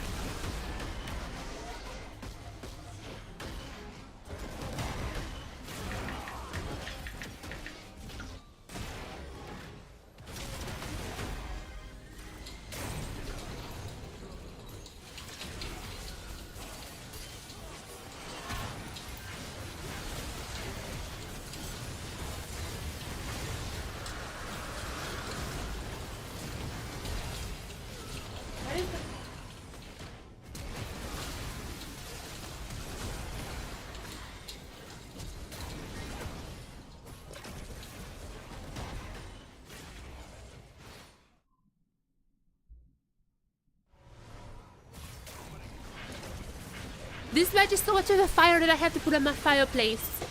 No more love, it's only fire. That hook was incredible, man. I'm so happy that it happened. I'm gonna be honest. Coming into last week for the Mal Games and this week, I had 2 wishes. My one wish was, I want to see a good Mal reflection, like a time when just like Mal reflects something and gets the kill. And we've seen that with the Ori charm from Fofo actually. And my other wish was to see a Mal fumble. And also Fofo was the one who did this. I wanted to see one of those hooks when you reflect the hook and just kind of throw yourself. And we've seen that from Fofo as well. So on both sides, I would want to say thank you to Fofo, providing me with peak Mal entertainment. I just love this champion. I mean, generally, like, I feel like Mel is kind of balanced. Okay, the Q is definitely needed some nerfs. It's coming next patch. They're also gonna be buffing the ultimate, which I think that's a little overkill. I mean, I feel like the ultimate was fine already, and it's gonna be buffing that. That's a little bit interesting, but the Q nurse, obviously, I feel like she needed that. But yeah, in general, I feel like definitely she's a risky champion with upsides, with downsides, and Fofo has shown us all of them. I'm grateful to him. That was a really fun game. And now, are we gonna be seeing a 2-0 from CFO? I mean, they played close to perfect. I don't know. But on the other hand, I just cannot write off the Talon. Yeah. But on the other hand, I just cannot write off Talon. They're such a strong team. Look at the names on that team. There is no chance I can write them off. But these look like, I don't know, like the SAG games. Okay, I guess like SAG had the better early game. I guess like Talon's early. It's kind of like an SAG game, huh? But yeah, this is a fire series that we're having already. Even if it's a 2-0, I feel like game 1 has absolutely delivered. And I'm kind of rooting for CFO now, I'm gonna be honest. I have predicted Talon, even if, like, I'm not sure if they showed it in the official broadcast, but I have predicted Talon. But I'm happy if I'm wrong. But I would be the happiest if I'm wrong, because that means we have some fierce, fiery competition. Yeah. Obviously, Talon is gonna have still a pretty good game differential. Like, they have by far the best game differential out of all the teams. So, there's that. I mean, they're gonna be losing a few, actually. Oh, Vikings actually might be overtaking them. Oh, wait. Okay, wait. Let me just show you guys the scoreboard very quickly. Okay, here's a funny thing that might be happening. So if Talon loses his game, that would mean that the last match between Talon and Vikings would directly, I mean, I guess like it's still directly for the first place. What if they win? They would kind of lock in it already.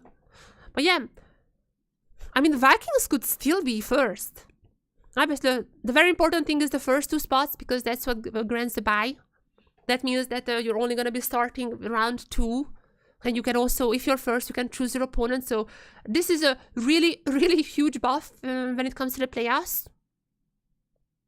But yeah, I definitely feel like that. I feel like Secret Whales cannot really get first anymore. I mean, they're going to be facing Gam. That's going to be a pretty fun match. But I feel like their game differential is not the greatest here. So I feel like even if they win the last 2, but like Talon also would need to lose. And yeah, I mean, one of Vikings or Talon would go. Might be like 2 deaths. I feel like there is some ways that Secret Whales could still get first, but I feel like the chances there are less. Obviously, the most likely are that we're gonna have one of Talon, Vikings, and CFO having the first 2 spots. The first 2 is the most important for the bye, but first team can choose their opponent, so that's also pretty important. But yeah, if CFO were to win 2-0 here, that would mean they would have a +7 game differential, while Talon would go down to also 7, which would finally put Vikings temporarily as the first place team with a +8 game differential. That would put them first. And yeah, that would mean the CFO also would be absolutely tied with Talon. I mean, I guess they're not tied because their head-to-head would be CFO first. That would just put... Wait. So if CFO wins here temporarily, that would put Talon to 3rd place. Because they would have the exact same stats as Talon. But because the head-to-head, Talon would be 3rd and CFO would be 2nd. That would be a pretty...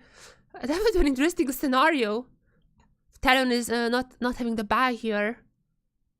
But those would be funny because Vikings, this team no one expected to be even in the top 4, would be first as they're heading into the last 2 days.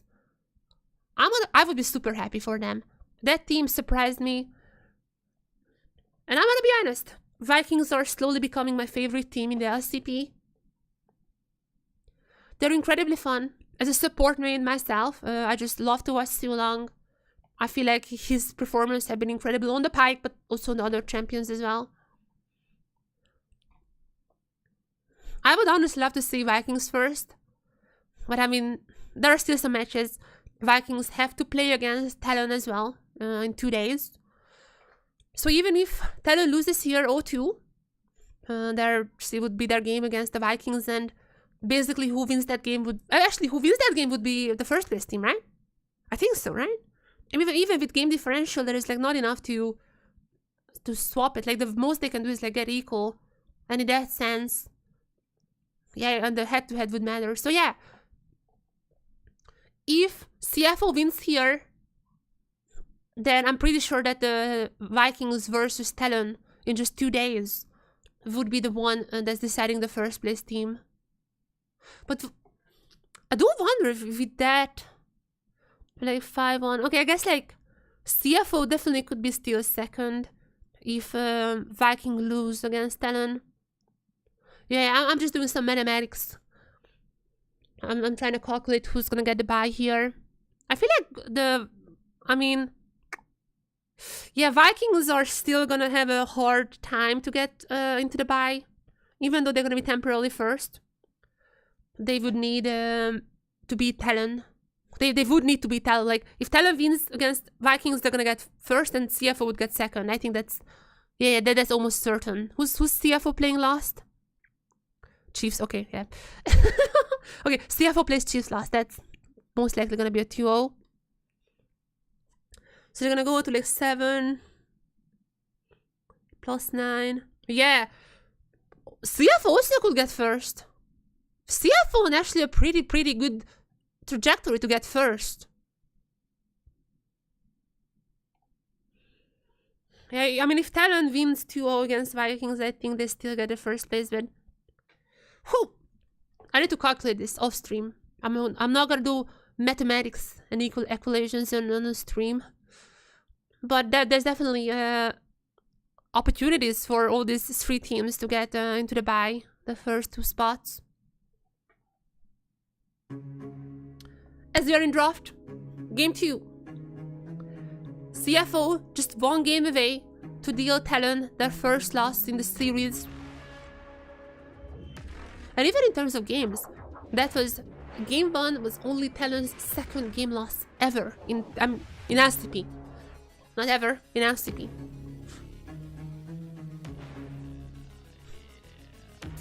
CFO has already dealt Talon's 2nd only game loss. Can they deal their first series loss here? Because now Talon gonna be on blue side. Gonna be swapping the side as actually Rest is gonna be playing game 2. Ooh, that's new. That is new. CFO usually subs in Driver for 2nd games, even when they're winning. But now they lost and they are still keeping Rest in.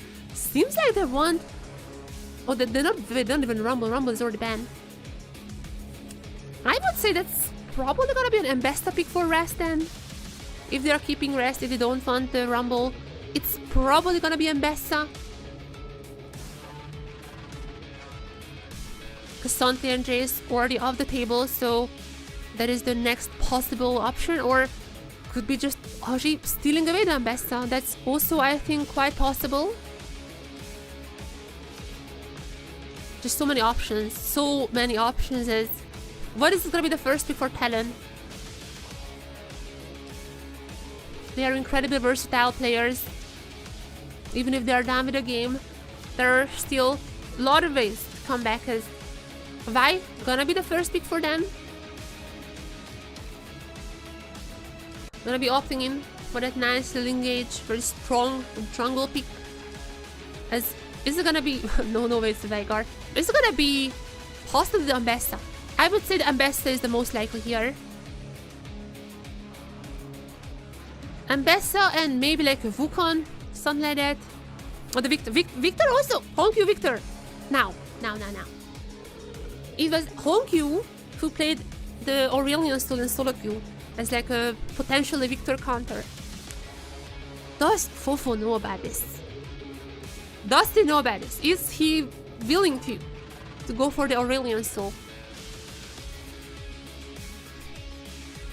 It was not him, it was Honkyu who was practicing Aurelion Soul, but is it possible that Fofo might be learning it from Honkyu? Is it possible that he might heard about the same technologies? It is more like a cheese counter, obviously not too popular among all the pros.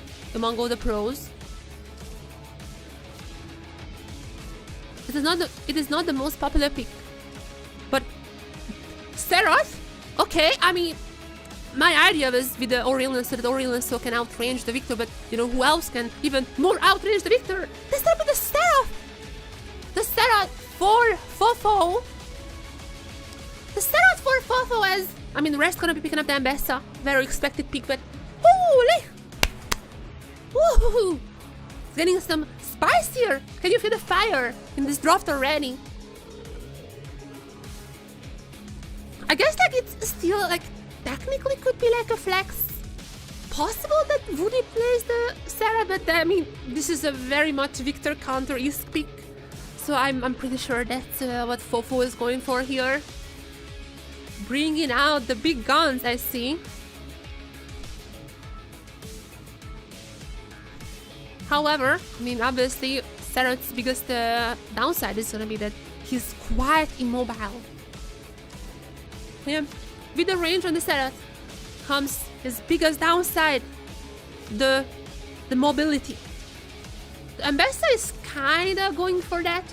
You can like ult in to get that insane range to get down Serath. But are we gonna be seeing some ADCs in that vein? The Karsta is already banned, so she's not gonna be that one. But I wonder, maybe the Ashe. I wouldn't really like the Ashe if I'm being honest. Just for the fact that I feel like CFO would lack damage if they go for that. But I guess the Ashe might be. I really hope it's not the Ashe. I don't really know who else could it be. Might be an Ashe angle. I just really wish it was someone else. The Jean! The range! I forgot about the Jean! Of course it's the Jean! Oh, of course it's the Draven! What's happening? Oh my. They're cooking? CFO went like talent for bringing the big guns, they were bringing the big axes. Draven logged in! What a crazy draft they are having here! This game, even though it's not directly for the first place, very potentially the outcome of this game heavily affects which two teams get into these top two spots for get a bye for playoffs. And they are so, everyone is singing, everyone is bringing their best. Aji is Udyr. This guy, famous for his Udyr. In the highest octane moments, always picking the Udyr. He's incredible on the Udyr. That's now the last pick to pair with the Varus is gonna be the Leona. I guess like the Rel would be better here, but I guess they would want that little, you know, just engage tool. Is it the Leona even? It's gonna be the Leona. I would have maybe liked the Rel more. She was not banned, but there's like kind of the same veins. It's only support left. Which support Kaiving is picking? This guy has been playing some enchanters, I'm just saying. We might be seeing some enchanters like shielding. Like I feel like this Draven would need shields. But it's gonna be the Braum. The good old Braum is gonna be here. A little bit of engage, a little bit of shield. I mean, I still feel like it's not gonna do too much. I mean, you're gonna go against Serath. But like it's gonna be helping obviously with the Varus Qs. But like yeah, I feel like there's just so much artillery for his talent.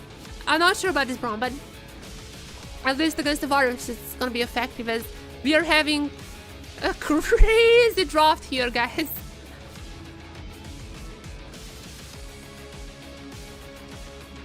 And I have to tweet about this. What is happening? crazy draw for Talon versus CFO game 2. Fofo countering the Victor with the Sarah, Valdogo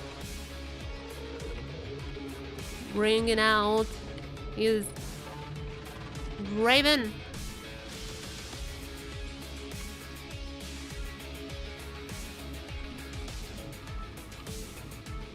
Incredible. Crazy draw for Talon versus CFO game 2. Both counter Victor with the Stera, Valdogo bringing out his Raven.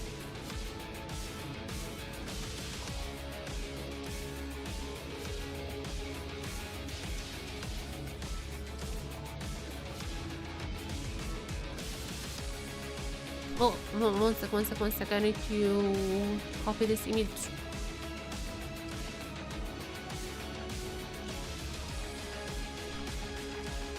Oh my! Oh, there's some issues with the stream. There has been some issues with the stream. Hopefully it's fixed now. No, there are still issues. I'm not seeing this actually on my side, but like apparently the stream is a little lagging. I don't see though. I mean, as long as it's good for you guys, it's fine.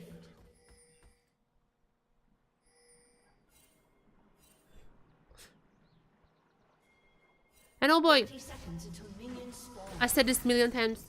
What a fire game we have here. I put on the fire, and I got some fire in the draft as well.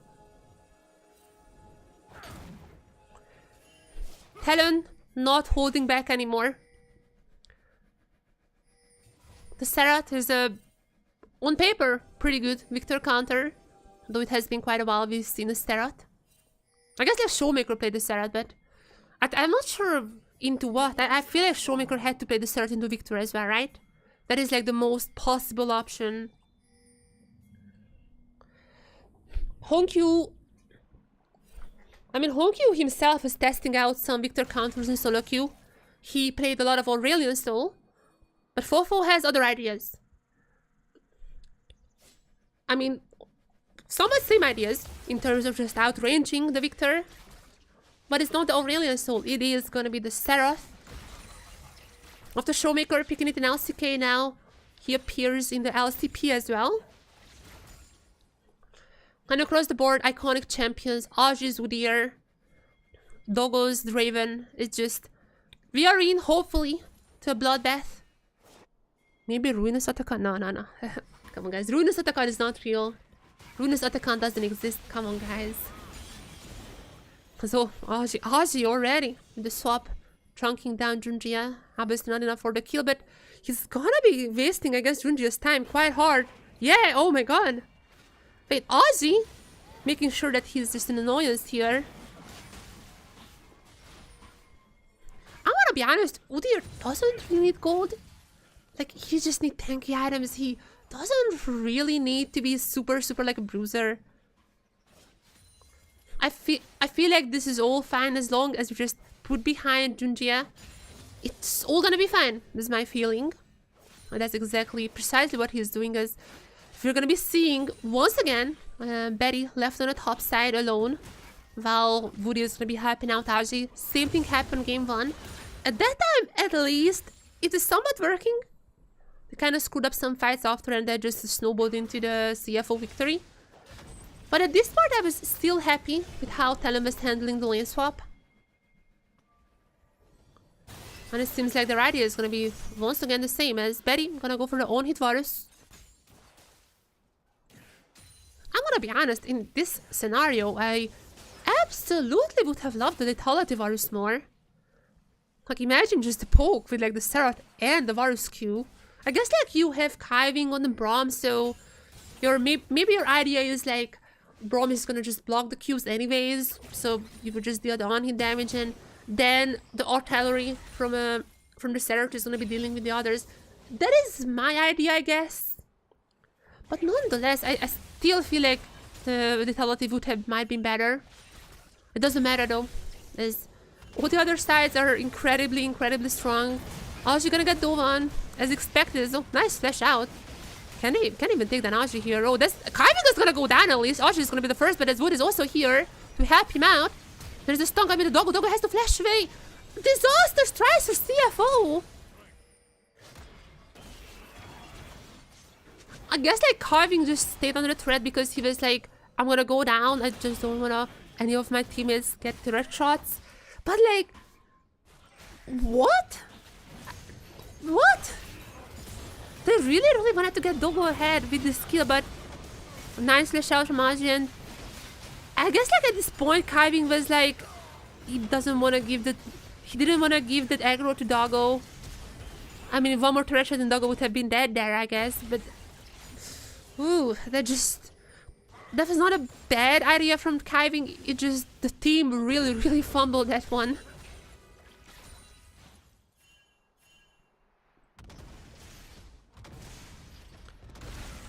And Woody, just gonna be roaming around. I feel like for kind of both teams, this has been the... Yeah, Kyving is gonna be matching then. For both teams, this kind of have been the deal in game 1 and game 2 as well. Supports roaming around, helping out the lanes. So Junjo is also here, but not gonna be engaging into this fight. Serat can just stick around. Does not really need to go in anytime. From far away, he's gonna be dealing his own damage. First dragon very early. Oh, wait. Who cares about the dragon? Is it gonna be Honky who's going down? Who has to kill? It's gonna be Fofo. Fofo with 1. Gonna be fine with that. Kyving is gonna be low, but not gonna be catching him up. So, going back, Karsa got the dragon. They're gonna have a very early dragon. They got the soul last time around. It seems like there's gonna be this. CFO got the soul last time around. Seems like TLN now won that as soon as possible, but what is so happy they were winning on the mid lane as well. And they're also gonna be here for the grubs. Oh, CFO is having an incredibly bad early game. Kyving is gonna be taken down. Feats are gonna go to TLN already. Barry also has his own kill. Everyone's just gonna get kills here. Every single lane is gonna be ahead now. CFO got at least 1 grub, so I mean, I guess there is that, but Feats, yeah. So I guess there is that, but like, TLN already got 1 dragon. Looking at the lane states, I would expect them to have the first threat as well. Wait, TLN is not gonna get a sting. Wait, okay, I'm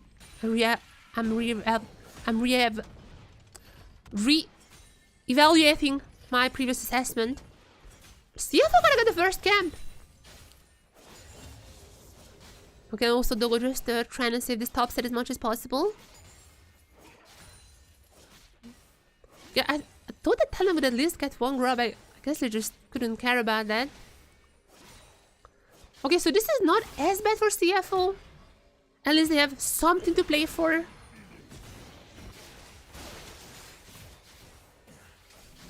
It's not... Oh, but it's like... Oh, yeah.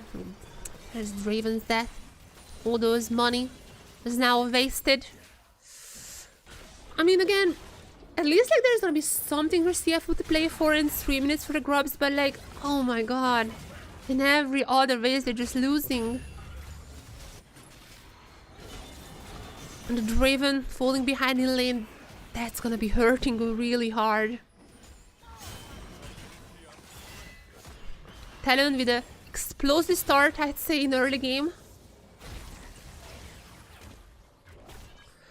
After game 1, I had some questions whether this team would, you know, be waking up. Maybe it was draft issue, maybe player issue, execution issue, but this team is absolutely awake now. As in the picture we can see that Fofo just got a kill. And even... Oh my god. Okay, I want to see picture. Can we do a replay of that, please? Karsa went down very low, but didn't die. Meanwhile, just Fofo getting kills here. Fofo doesn't have ultimate. I mean, he just used the ultimate. Hopefully we're gonna replay of that soon, but... That was just stomping for now. Where was this team last game? Oh, it was just a simple ult. into stun, into stun, into stun, into alt. Phew. What are you even doing against the Seraph? By the way, I keep pronouncing the Seraph probably just from talking about the Seraphs just so much. I'm probably keep mispronouncing Seraphs. It's the same. Come on, guys. I used to have a lisp. These are so hard to pronounce. Seraph. Seraph. There's no way this is not the same word.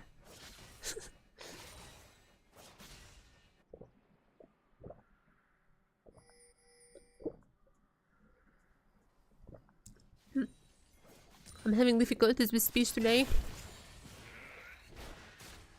Now, I mean, something to consider with the dragon being down so early. The dragon and the grubs are gonna be spawning about the same time.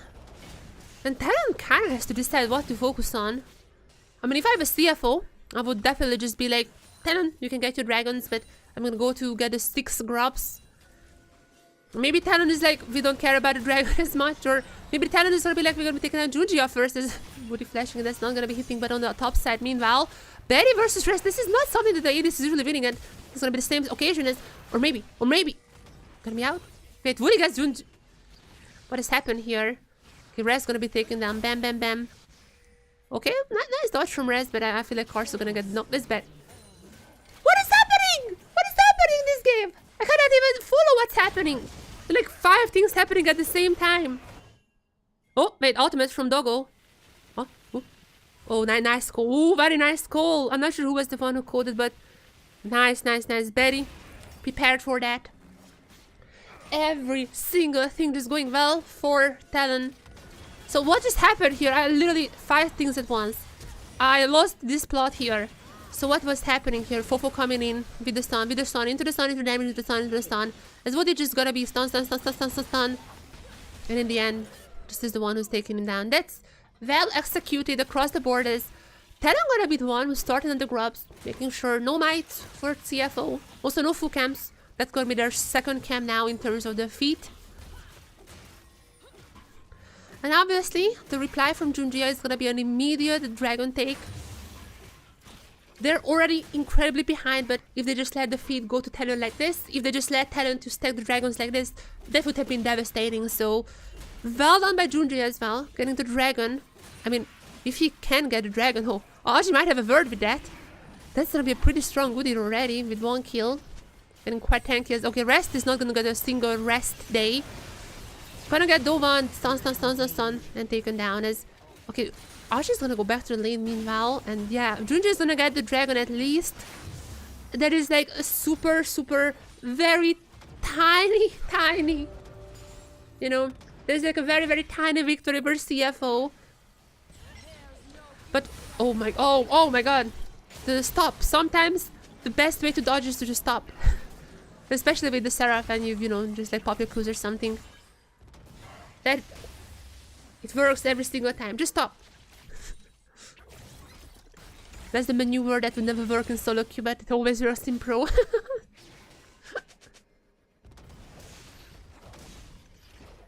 I'm gonna try to give some gold to Doggo, but his Draven is already gonna be really behind in lane. Because we're gonna have a Mountain Soul, which actually would be pretty insanely good for CFO, but yeah, I have a feeling that they're not gonna be get near that soul.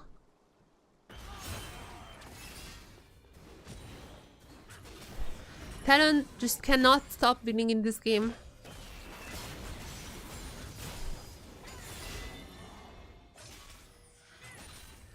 And they're just feeding the Seraphs.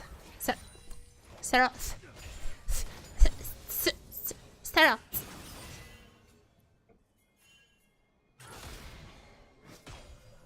What is even the official pronunciation?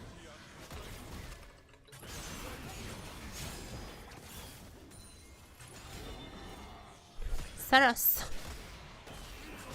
I'm still gonna be saying it in like a very Japanese way with this. Saras. And I'm just gonna keep going that in the setup. I just cannot pronounce these. I haven't even realized how hard it is to pronounce. There's not much Sarah's games, you know. I don't think that was an issue for me beforehand.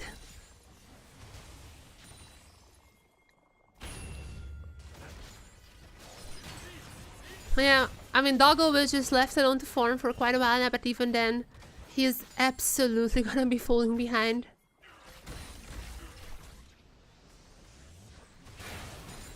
Okay, they're coming in cars now. I don't think he knows about Junjia being there. Aji, also look at this Udyr. I know people don't necessarily like the Udyr. I heard some pros saying that Udyr is pretty bad. But Aji's Udyr is just different. Aji's Udyr, just incredible as... I mean, Talon is gonna get defeat. I feel like that was inevitable. But officially now, they're gonna be locking that in with the first threat.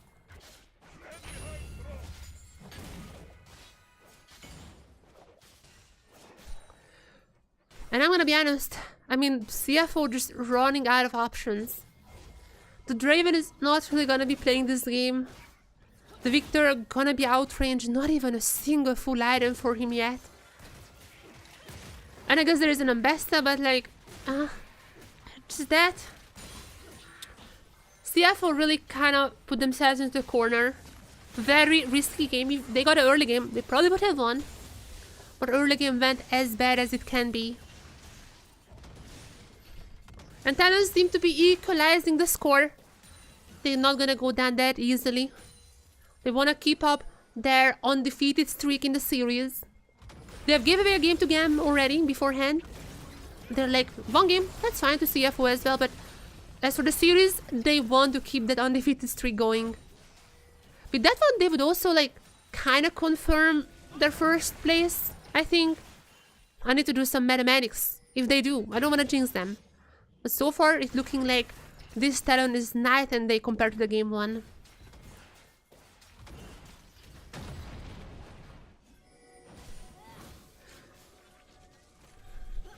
Okay, Dragon is still like more than 40 seconds away. I'm not sure what the ward battle is happening here for. I would rather go for just the Herald. I mean, no mites, I guess, but like that still should be a pretty strong objective to have.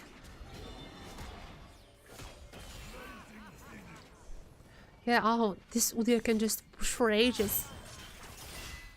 And there is no one who could take down this Udyr either. The Draven is absolutely not gonna be strong to take down any tanks. Aju and this Udyr can just do whatever he wants. Take as many plates, actually no more plates, but take as many turrets as he wants. Incredibly hard to deal with. As even Betty gonna be chunking down the turret in the mid lane as Woody and Junji. Okay, that's gonna be fighting it out. That's a pretty aggressive Leonard there.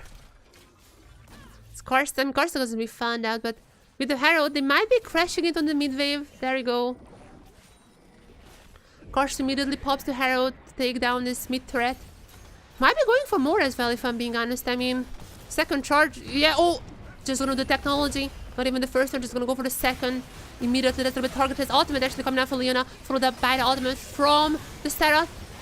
And Serath ultimate available. But are they gonna be using it? When they pop it, there's the pop.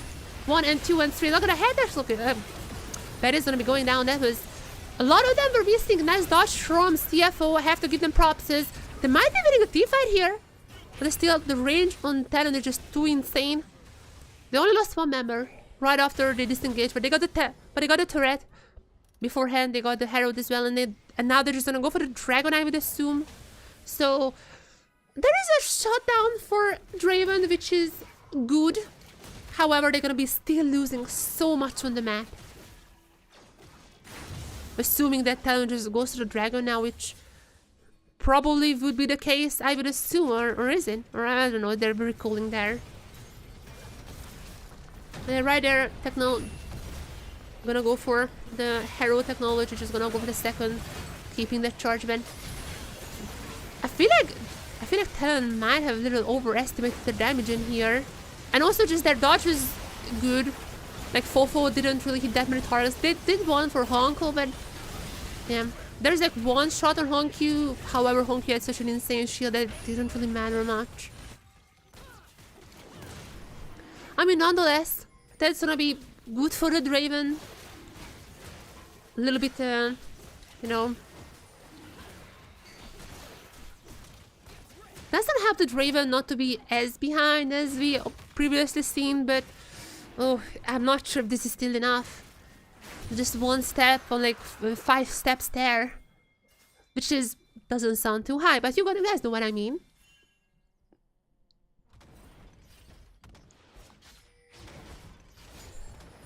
CFO has still so many fights to win. And there's absolutely no way that they can outrange. And there's absolutely no way that they can outrange Talon. Even in this fight, when Fofo was barely hitting any of the ultimates, they were still losing one member. It was like an all-on fight. I feel like if Fofo just being able to hit more people would have been like a triple for him, basically.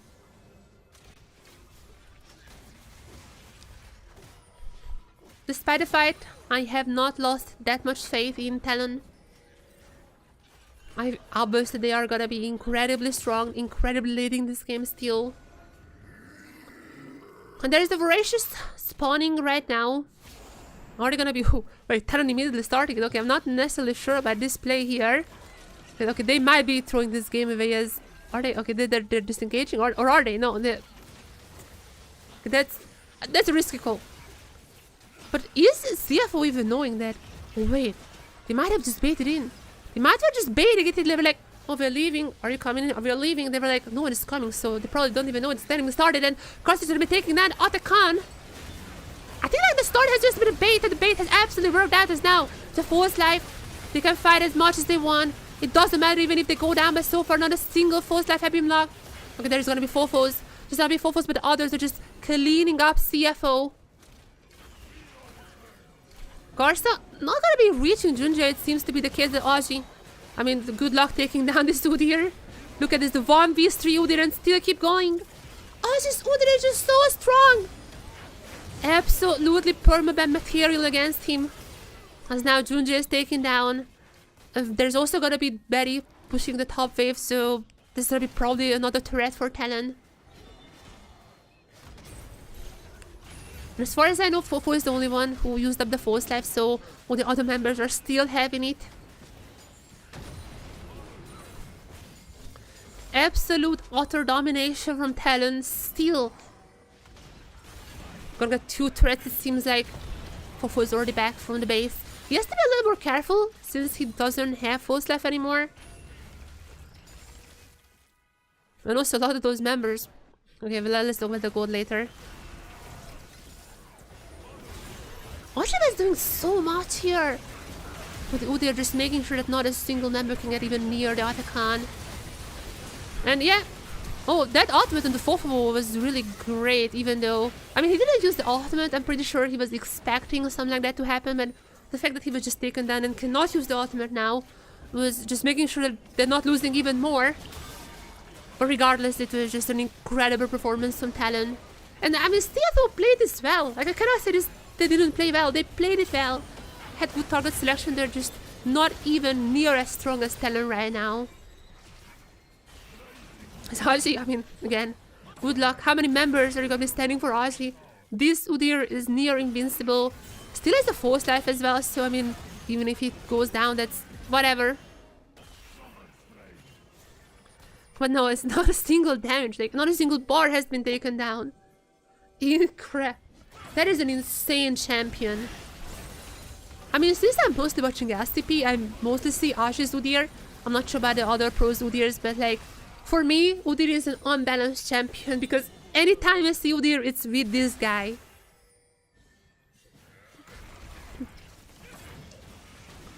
Now, Force Life gonna be running out. It's a little bit less courageous. I thought Talon needs to be a little bit more careful though. I'm not sure if they're gonna go. That's about as soon as I say this, Woody is just gonna be going in with the ult, with the stun. He's gonna be going down as well as if they're gonna be losing some members here, but Karst is just arriving. And Aji is still left up alive, still incredibly strong, almost full health. 1v2ing the Hongyu and Doggo on the top side as he's still alive after all this time. While Betty and Karsa are now moving up there. Possibly going to God, possibly going into Doggo, possibly just killing our Devorads. And even without the Voracious Otacon, this team is kind of being just impossible to take down. Like, look at Ozzy. This guy is now almost back to full health. What is this champion?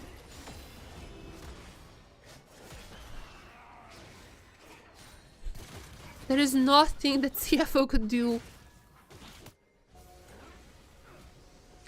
Okay, I said that they don't have a J Atakan anymore, so they might be a little careful here. And just as I said, this Woody goes in with the ultimate and the stun on the threat. Well, that's... I mean, to be fair, I mean, they got some kills out of this fight still, like they were winning, so it's not necessarily a bad play. On the picture we can see the dragon picked up. Yeah, it's like it's still there, they're incredibly ahead.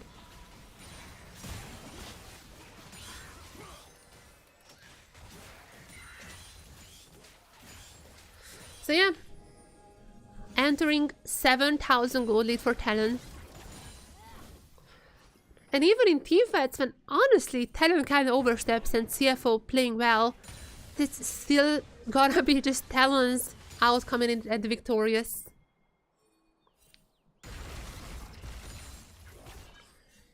It really feels like there is just not a single thing that CFO can do. They can always go for, I guess, a Baron steal. Like that's still a possibility. Because now Baron has just spawned here. Talon thinking about starting it, I think. Archer's gonna be on the bot side, but I mean, TP up, can join the fight anytime if he needed. Others really targeting this Baron. Just making sure that the lane states are well.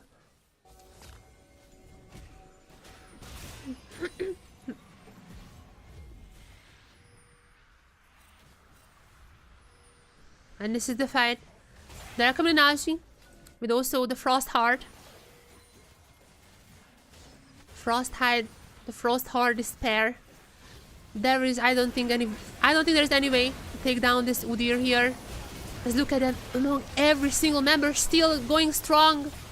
Incredibly strong on this Udyr, and he's not going down. Barely any health bursts have been taken from him. The Victor ultimate was, by the way, great, so is the Raven one, but CFO is gonna be out of ammo in here. And nice fence defeat from Raven. And it's gonna be enough to stop the Baron, so I guess it was all worth.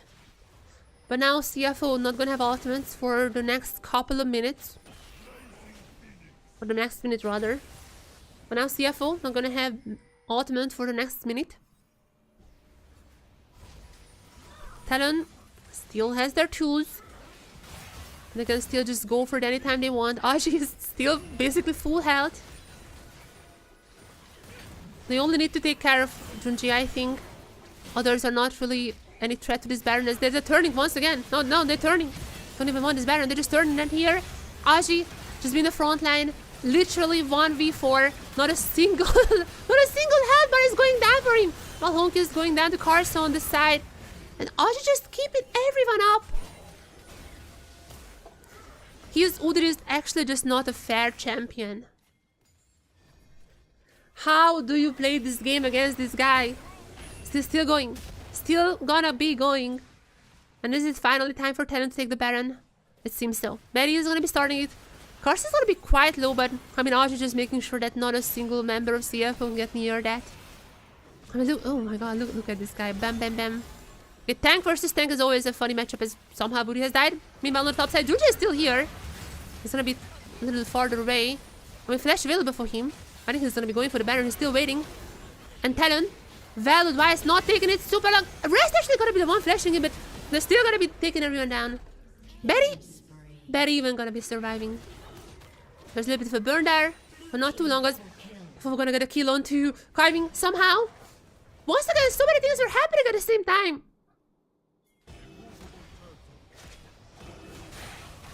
Once again, can I request for a replay? Because so many crazy things are happening, I just cannot follow everything. So, fight starting. This is like the very first of the start. That's like incredibly early on. And we all know what happened here. It was just Aji 1v4ing Val. Honkyu didn't really stand a chance against the other members from Talon. So we all know what happened here. What has Dogo been doing? We're gonna be highlighting the ultimate, or... Ultimate was taking down Woody! Oh, we missed this one. So that was a well-placed ultimate, however. After this, Fofo is still dealing incredible amount of damage. Junjia could not get into the pit. Rest is also a little bit farther away from the queue from Fofo, but it doesn't matter. They're gonna be getting the Baron in the end. And what has Fofo been doing? So the Braum, low health. And just... Oh my god, just tagging the Braum, taking down. Crazy fight. But Talon is crazy. They're crazy themselves. These fights were absolutely a feat for them. As I mean, they can take some inhibitors if they want to. Mountain gonna be spawning. They're gonna get Mountain Soul, which is... I mean, I guess like it's good against like a Draven, but... Nonetheless, just a little bit of an extra health bar for them. Obviously, the CFO would have benefited way more from this Mountain Soul. But they're not gonna be in a position, I fear, to take it anytime. That's okay. I guess they finally gonna be taking down Aji Zudir. It only took a ton of anti-heal. Yeah, it only took an AI, a Bloodthirst, an Executioner. That is a crazy, crazy Udyr.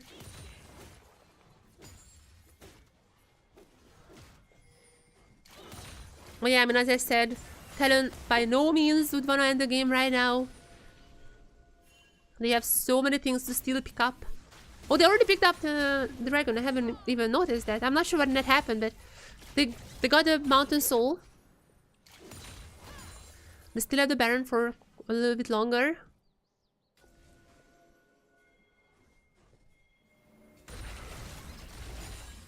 And I don't think this is necessarily going for Elder.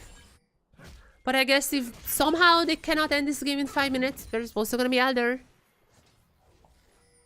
There's so many tools for Talon. I feel like we can say that this is gonna be a 1-1. We're gonna go into 3 games. Right? And that is everything that I wanted from this series. We got crazy picks. We got the Mel game one as well. And we're gonna go to lengths.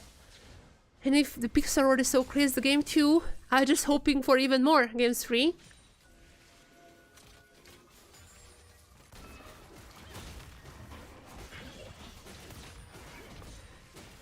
Talon still gonna be taking it a little bit slower. I mean, one wrong movement, and I don't think CFO can finish, but like they can still gonna throw 10,000 off. And let's be honest here, I'm trying to be a little bit hopium, but no, there is no way that just CFO throws this. I mean, look at the damage. Dogo is gonna be dodging them pretty well, to be honest. I mean, Fofo's ultimates have not been the best, but I'm gonna be honest, that's not even that important. The stuns were incredible, on point, and also just the range, outranging the Victor. That is the reason that his Serath was picked. And now Talon on 2 fronts, gonna be challenging the 2 inhibitor turrets. I do not really think that CFO has a way to defend against that, but we'll see. Ultimate from Junji is gonna be missing, and there it is the reply for Talon. Gonna be taking him down. No casualties so far, but CFO is incredibly low. And I feel like Karsa can just now take this turret off. They're gonna be turning on Karsa. That is, I mean, he himself alone is a bit too dangerous, I'd say, but he can just move out. And this little distraction was enough for Talon to take the top turret, as well as the likely inhibitor very soon.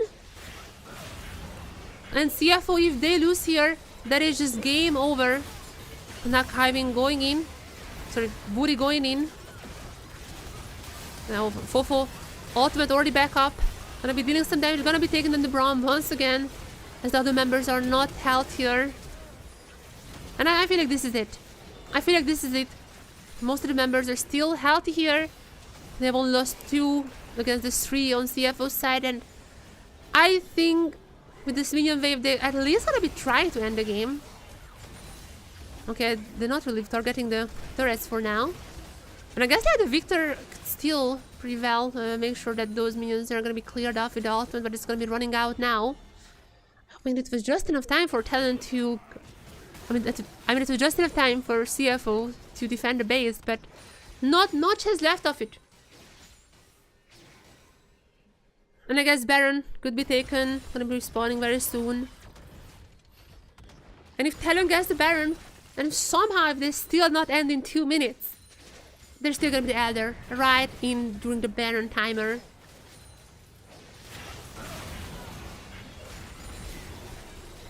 And I'm gonna be honest, with basically an open base, CFO, I'm not even sure if they can really contest it, either objective. Or if they do so, Talon can just come here and destroy whatever is left of the base.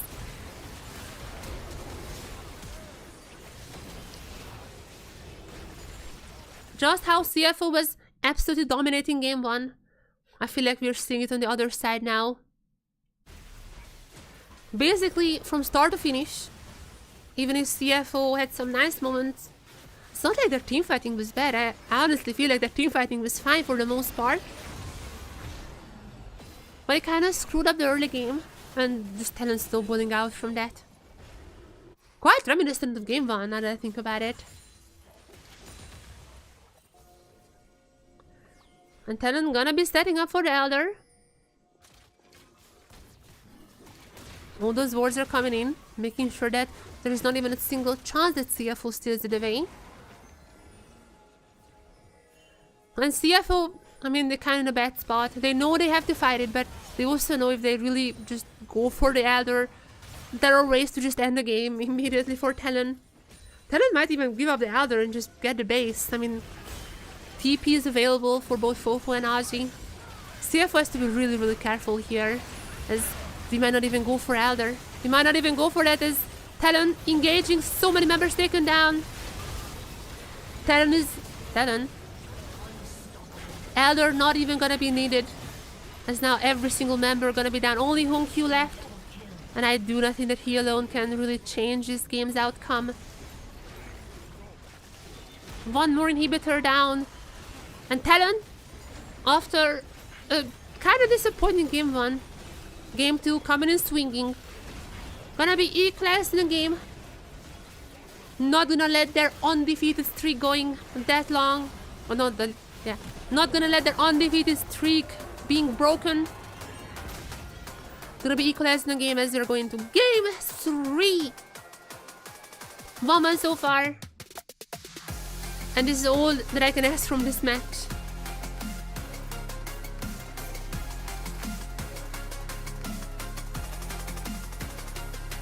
As to game 3, I have no idea what kind of draft are we going to be seeing. I have no idea what kind of draft is going to be waiting for us right after.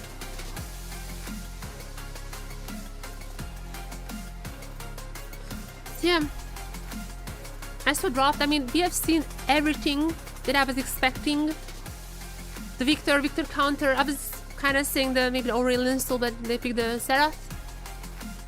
We've seen Arizodier, we've seen the Draven, we've seen already all the famous top laners. I have no idea what's coming for us game 3. But I know it's gonna be hype. Going to the full length here on Valentine's Day, and I'm loving it. And I am absolutely loving what these two teams are producing for us.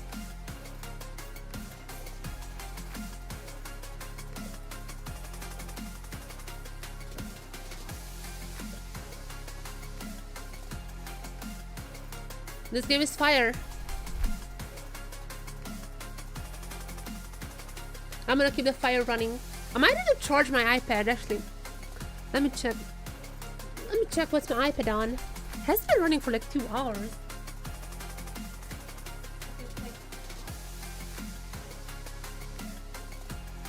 Right. My iPad is on 2%. I need to charge it. 1 second. Where is my charger?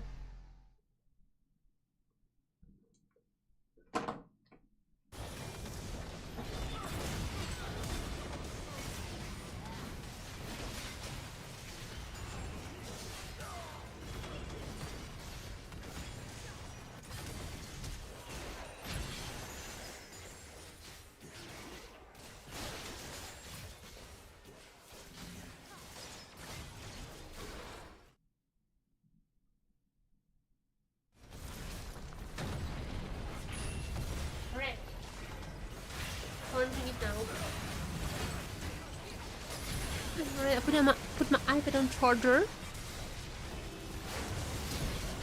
And also be right back. I'll also be right back to hopefully see an incredible Game 3 right after. I don't know what I can talk about the draft because, like, again, like, so many opportunities for possible drafts here.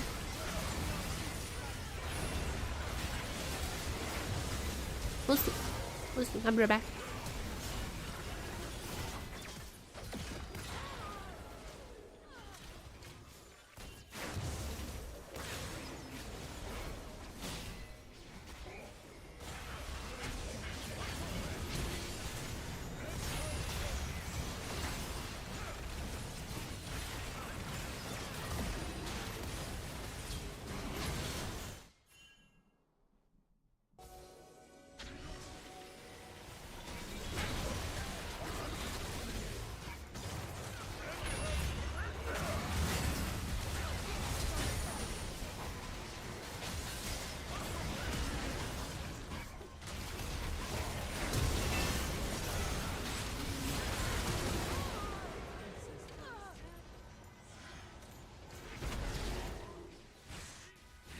Team double kill.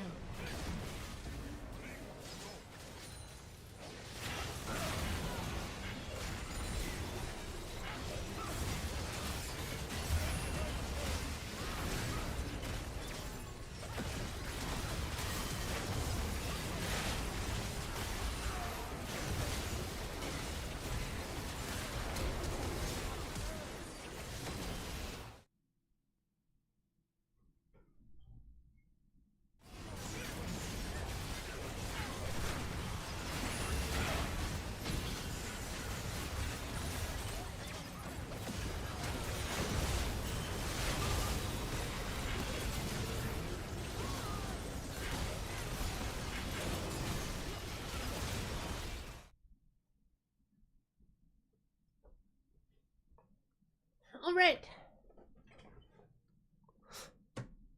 Alright. Game 3. I wanted to check on my so I wanted to check on my 3D printing.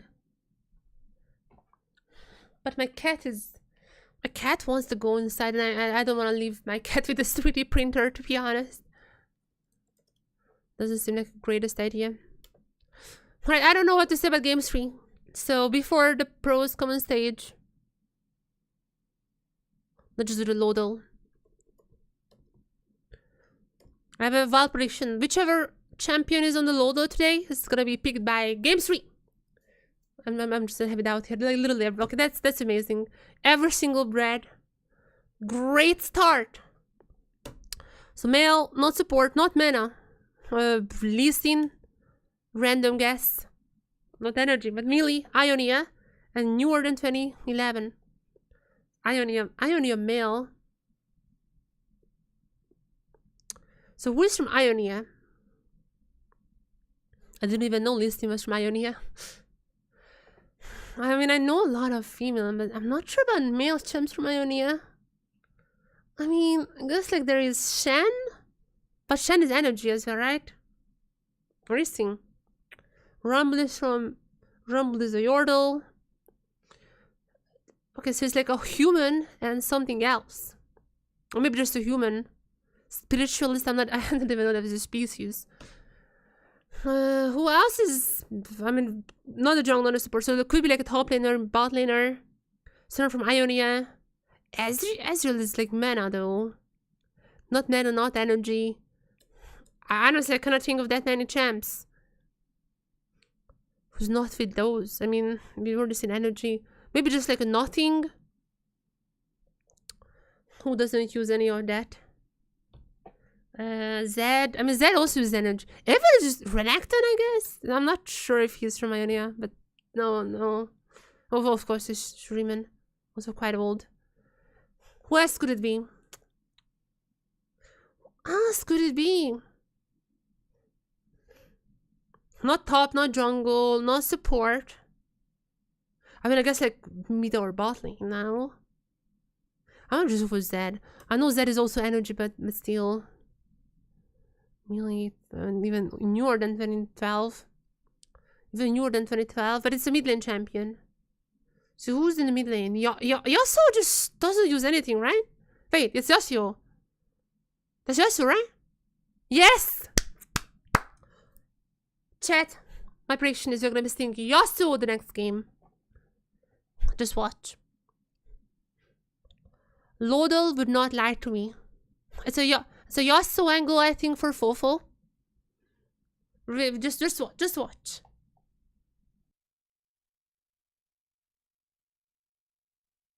Meanwhile, it's getting quite dark here. It's like more than 3 p.m. Why is it so dark? Why is it so dark here, man? I'll just put a little ISO on my camera. Alright, so if Talon wins this game, by the way,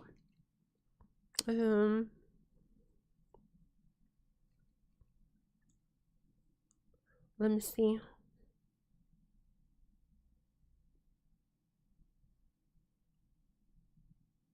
I'm calculating things.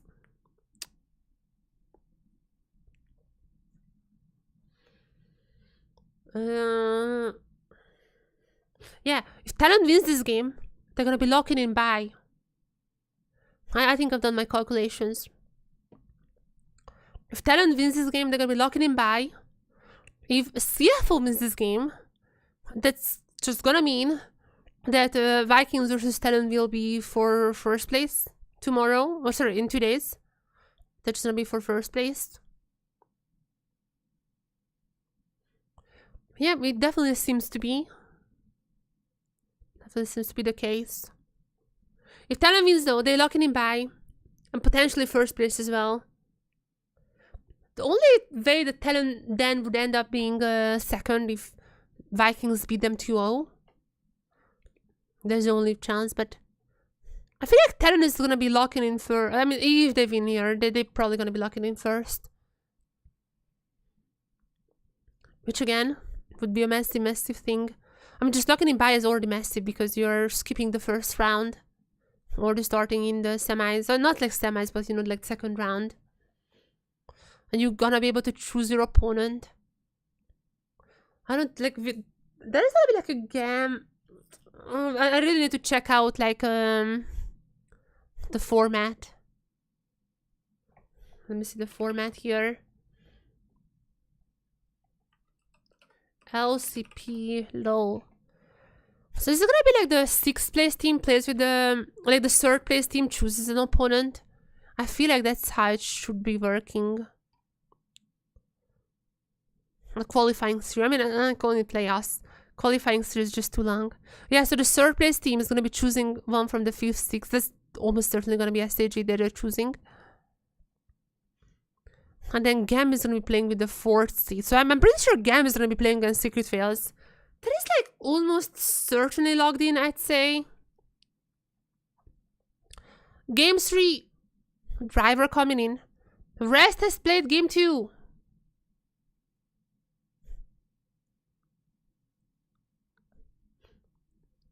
Yeah. After CFO's victory, they were like, we're gonna keep Rest here. But now that they lost, Driver is gonna be coming in. Can he close this game out? Can they give Talon their first series loss? Or is Talon just gonna continue the domination?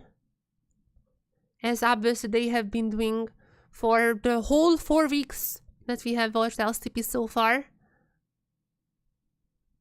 So what is it gonna be?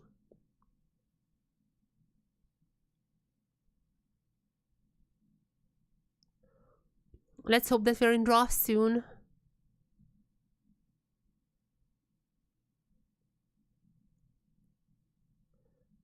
Because again, I cannot even imagine what kind of champions we might be seeing in the draft. There has been so many surprises. All these players are playing the craziest things. And we are now here draft music. Which means Come on, guys. Which means... Look, come on. Just bring up the draft.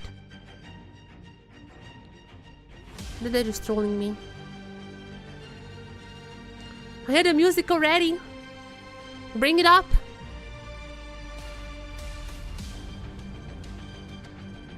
Oh. I know you guys want it. Which means that we are in draft. Game 3. Technically, whoever wins here is not gonna be automatically first. But at least whoever... But if TLN wins here, they're gonna be locking in the bye. Like the first two, I guess. But if TLN wins here, they're gonna be locking in the top 2 spot, which means they're gonna get a bye for the playoffs. And if CFO wins here... I mean, let me just do some calculations. And if CFO wins here, I don't think that they would be locking it just yet. But CFO's last opponent is gonna be Chiefs. So, it's a little bit rude. But let's just assume Chiefs gonna be losing that match. In which case, CFO would also very likely gonna be in spy spot. So technically, mathematically, Chiefs... Well, so mathematically, if CFO wins here, they would not be locking the bye, but like, probably they would get the bye. This match is for the bye, nonetheless. Whoever wins can be able to... Oh, I see caffeine. Whoever wins here can skip round 2 entirely. Round 1? I can't even talk, man. Whoever wins here can skip round 1 entirely in the playoffs. And we're gonna be seeing who gets actually the first spot, but they're also gonna be able to choose their opponent, which is just an extra help. But for that, they first need to win, and funnily enough, game 2 we had quite a crazy draft. And we are in fearless, so a lot of stuffs are banned, but game 3, we're going back to the old ones. It's the old champions that we all love here.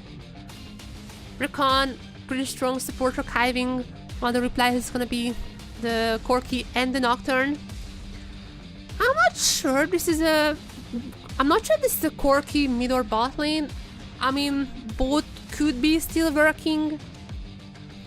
I think there are just so many better champions together with the Nocturne. Obviously, Orianna is one of them, but also the Galio could be working that. I feel like this is gonna be Betty's Corki. While on the other side, this is Valentine's Day, everyone. It's Valentine's Day, so we're gonna get the lovers duo in Zaya and the Rakan.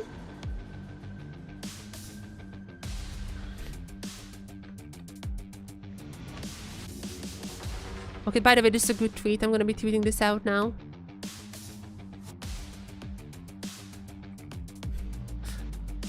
And we also get drivers, Gragas. This guy is incredible on all those AP champions on the top side. And the Gragas is definitely one of them. He is gonna be incredible on this champion, I already know. And Gragas is also kind of a Nocturne counter, so there is that as well. Happy Valentine's Day.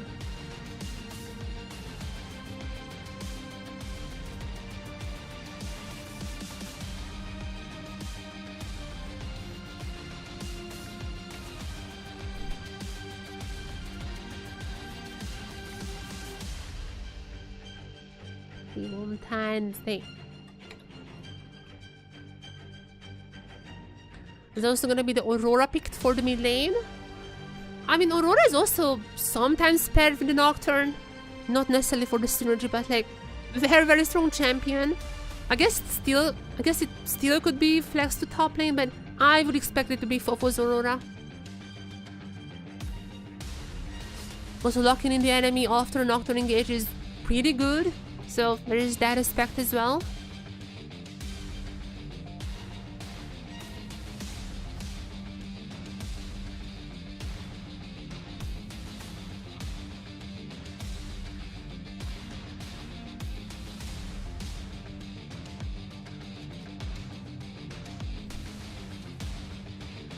Talon stole my tweet. They already tweeted out the Valentine's one.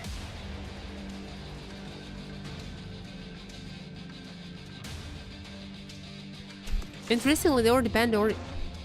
I'm not sure why they banned Oriana. I don't think Oriana would be that good for CFO here, but there it is.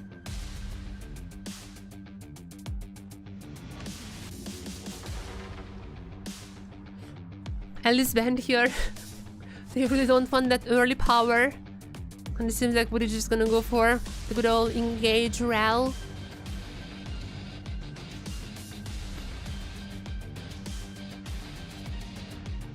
Have we seen Woody? Yes, some interesting picks. Is it gonna be the Rel? It is gonna be the Rel. Because on the other side. No, you cannot do that. Wait. Okay. Oh. The Aurelion Soul. I mean, Honkyu has been practicing the Aurelion Soul. So, just going through those champions. Come on, man. You cannot play with me like that. Is that jungle? Wait. You cannot do this. You cannot do this to me, doggo. I cheered for you. I told you how good you were in the 1v1. Cannot do this to me, man. I mean, Galio is gonna be a pretty good pick here, just stealing away from Talon as well. Galio could 100% be still picked for Talon. He's pretty insane together with the Nocturne, so that is a good pick to steal away as well. And Kindred gonna be logged in for CFO.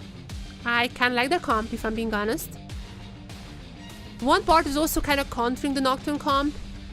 Both and it also has like just synergy in itself. Obviously the Galio and the Kindred together, just putting down the ultimates. That's really insane in team fights.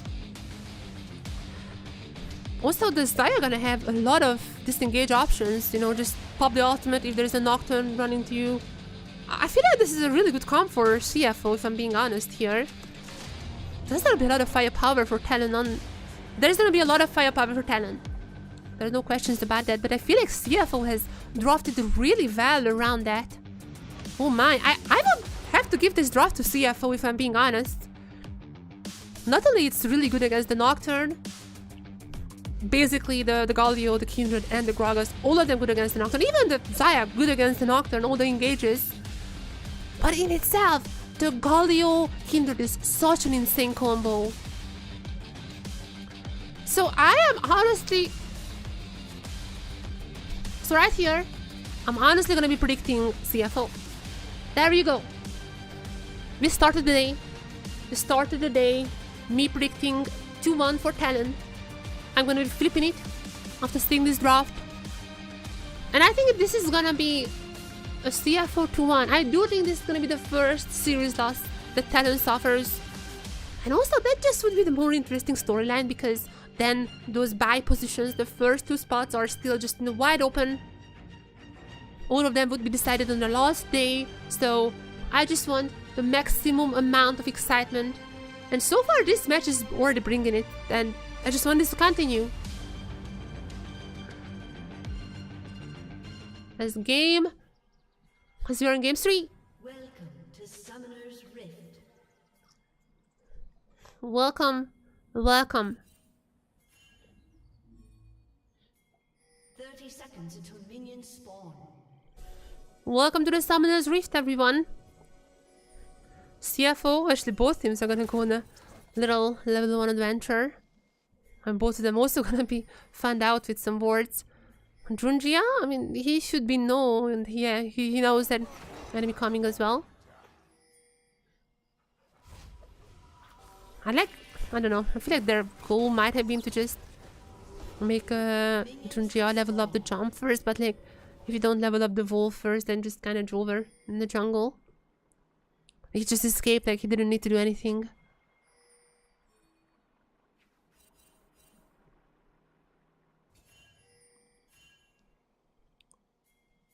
But yeah.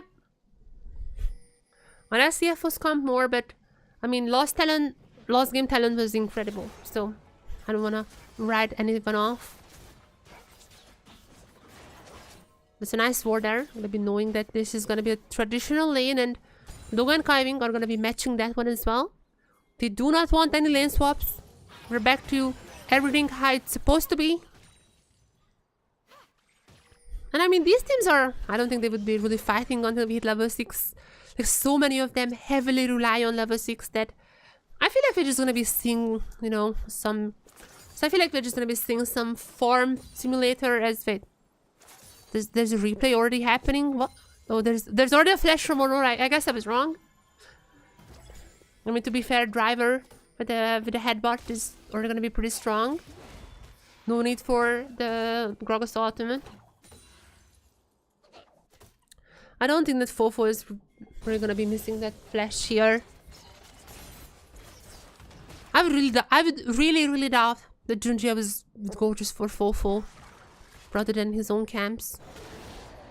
Karsta is gonna be coming for a little invade. He's gonna be meeting up with Junjie, yeah? And it seems like Junjie is gonna be also marking Karsta, so if there is anything happening here, that might just... So if Karsta goes down here, that might just jumpstart Junjie's game, but I mean, surely Junjie knows this as well. And that's exactly the case. It's gonna be retreating. Oh, okay. There's... Karsta's gonna be going very low here. Wait, Kaifing is here. Has to flash out. Okay, still nothing too bad. Karsta gonna be put behind a tiny bit. But for this Kindred, the most important are gonna be the marks. That's what she's looking at. Yeah. That's what she's looking at.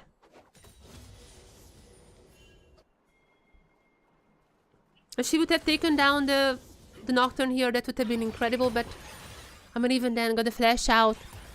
Nocturne is gonna lose some time. That is a good start for CFO.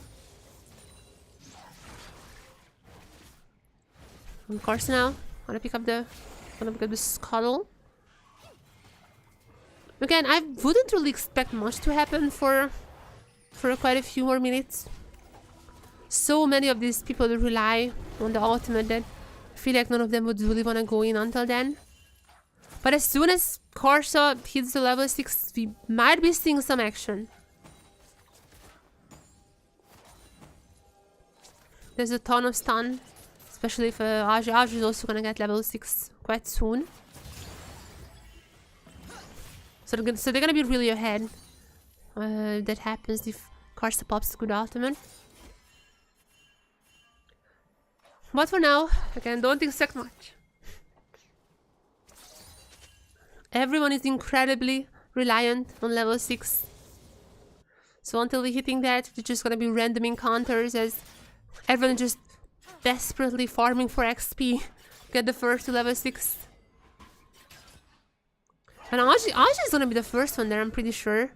Looking at the XP bars. It's gonna get very, very close. And as soon as Nor hits that energy button... Oh!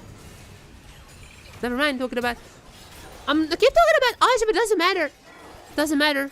Fofo is gonna be the first one to be taken down. Still, without the flash. Everything has been used, but with the TP and flash from Q. Fofo is gonna be taken down. First one goes to CFO. And this is just in a part of the Kindred, so really nothing was lost for her. Just in the path of Kindred is coming down. Nice flash from Honkyu coming in. A lot of flashes have been invested, but easy peasy kill for Honkyu. And while I said that I don't think much would happen before level 6, I mean, this literally was in the path of the Kindred. She didn't lose anything with that, and it's just a very, very easy kill for CFO.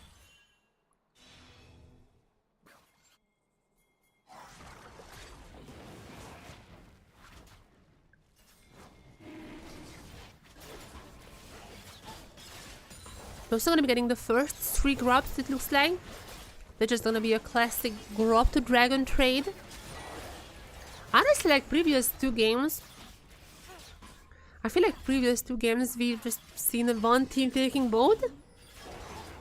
But I remember I was not happy with how they handled this, but it's just gonna be a normal trade here. Game 3, both teams are logged in.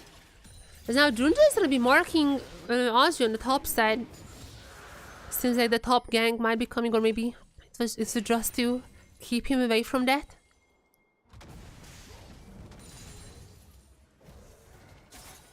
Kindred Mark is gonna be on the little chickens, but I'm pretty sure that's exactly where Karsa is going right now.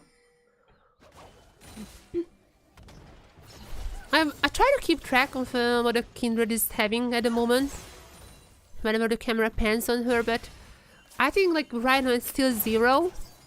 I don't think she was able to take any of the camps away.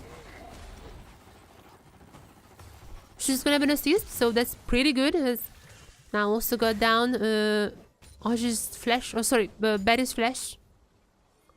Yeah, CFO meanwhile we're gonna be swapping, sending Doggo and Kiving to the top side. That is definitely a good swap here. The driver was kind of falling behind, I feel. I'm just gonna be granting him a little bit of a power. Meanwhile, Honky is just gonna be destroying so far this Aurora.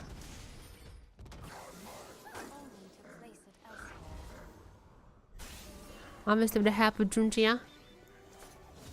That gank was massive. Level 6 on Doggo and Kiving. Both of them got it now. We might be seeing some engage immediately. They're just the knock-up. Ultimate has not been popped just yet. Ash's rage bar is quite low, so I mean I'm not even that unsure that they wouldn't just go for that, but it seems like they're gonna be playing a little more safe. Might be waiting for Kindred to come topside before that happens.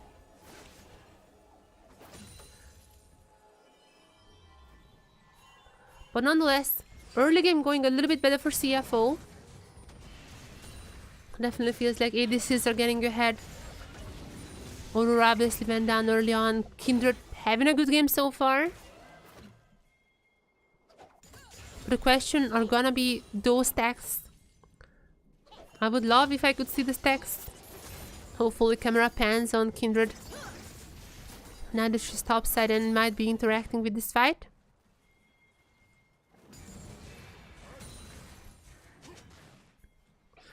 And as I said, guys, even we are level 6 on most part, actually on everyone, do not expect much action. These teams are heavily reliant on team fights, so they are gonna be trying to get the perfect team fight. Until then, until there is an objective to fight for, I would expect them to just keep farming. Kindred also would wanna scale too late. Corky's scaling is also gonna be pretty good. So I would expect these teams to really not do much unless necessary or unless they fight a perfect fight.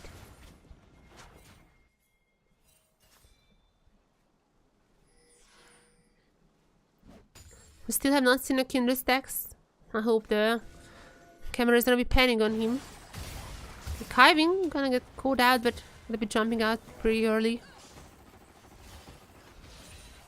Junjia sticking around. Corky is the one who's marked, but I mean, Corky is the one who marked. Might be going for that, but I don't know. It's still 3v3. It would be a little bit of a risky fight here. That's a mark Scuttle. Oh, Scuttle gonna be spawning with a mark on top of his head. Junjia would really need that one. 100% gonna go for that, and before that, even for a fight, there might be 2 very fast marks for Junjia. If he's able to get down a Corky as well. At least Karsa is down. Honkyu is following, but I feel like this fight is gonna be really good for CFO. Massive knock-up coming in from Kiving. And only Bed is left in the pit, but he's gonna be taken down as well. They're gonna get double kill for Doggo. They're gonna get the grubs. Even the Scuttle. And there's gonna be like 2 stacks just out of nowhere for Junjia. I am fairly certain, is it? They're gonna get the 6 grubs with this one as well, by the way. I missed the first 3, but this is gonna be the 6 grubs for CFO. Incredible victory for them once again. And this comp of theirs is incredible, but holy moly. Now from this early game, just expect them to stomp. Karsta tried to go with the ultimate, kind of disrupt the fight, but I mean their team fighting is just too strong. But their team fighting is just incredibly strong, and there is not a single thing that TLN can do once again. Reminiscent of game 1. It definitely feels like CFO kind of slept a little bit while game 2 was happening, and now they're just back to their form, controlling everything. Perfectly executed fights. Junjay just everywhere. 9 marks already! I missed 2 marks. I thought he has 2. He has 9 marks! What? What? 9 marks from Junjay. That's it. We're 10 minutes into the game. 9 marks already? Oh. Okay, that's... Chat, this game might just be over. I'm gonna go on the diamond to fall. Okay, that might be backfiring a little bit, but it seems like they're still winning until Corky was coming in here. Oh no. Oh no. I mean, Rally's gonna be taken down. Nice ultimate coming in from the Zaya. However, Dogo, can you joke it out? The answer is gonna be a no. Okay, Talon a little bit. Talon woke up as well. I'm kind of feeling like we're seeing snapshots of game 1 and game 2. Now, I mean, there's ultimate pop for Karsa. Taking down Junji even about 200 gold of shutdown gold. And also Kaivi! Whoa, Kaivi is gonna be taken out by the Betty gets the kill! I'm sorry, I'm Talon, I'm sorry. Talon, I'm sorry, I'm very sorry. Talon, where can I fill out the apology? Where can I fill out the apology form? I wrote this team down after that early game, but just like this. Just like this, they're bringing it back.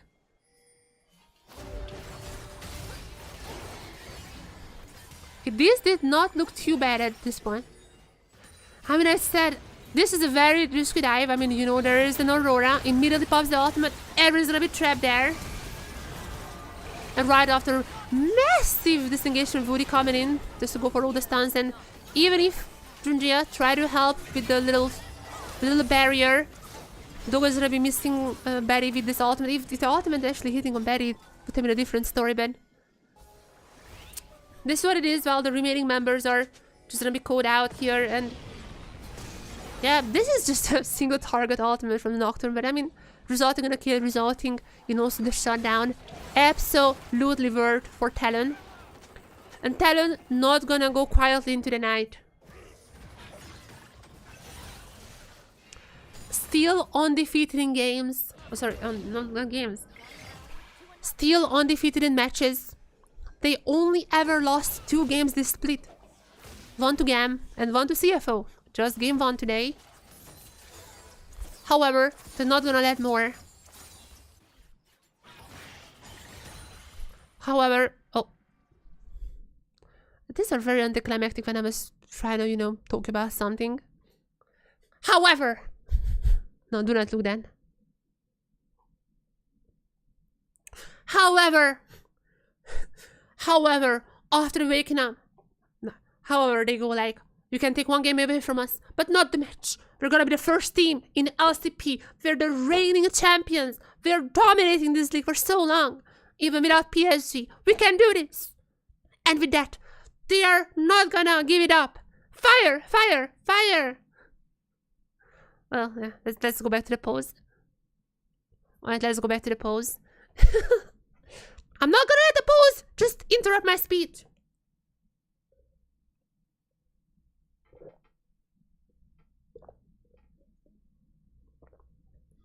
Alright. This one. So I'm gonna be out of coffee. There it is. Let's do some drinks. The match could not have been closer. Game 1, CFO domination. Game 2, Talon domination. And to equalize everything, perfectly balanced, as everything should be, Game 3 is just a back and forth game so far. Right now, absolutely equal. And, okay, we're in a little bit of pause, but so far, full of action. I like CFO's comp a little bit better, if I'm being honest. That Kindred might be a problem later on. But for now, Karsta definitely showing up on the Nocturne. Betty, oh my goodness, so many kills on this Corky. And Corky just gonna keep scaling. So I feel like there are cons for both teams to still win. It's very equal. Who knows what happens after the pause?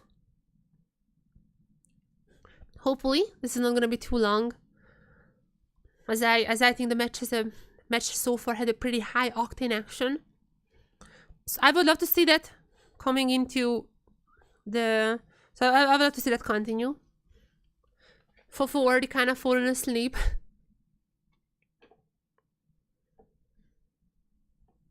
Yeah, hopefully soon gonna be continuing.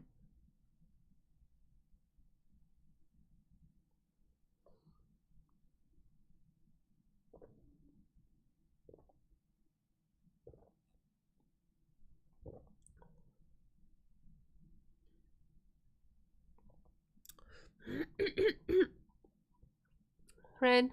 I don't think we have information. It's still in the post screen. I can see that one. I kind of like how the LEC was like implementing this like a live update. You know, like how the LEC has live updates for whatever's happening. Like this team post investigating this issue right now, etc., etc. That is such a good like addition. But hopefully it's not gonna be too long.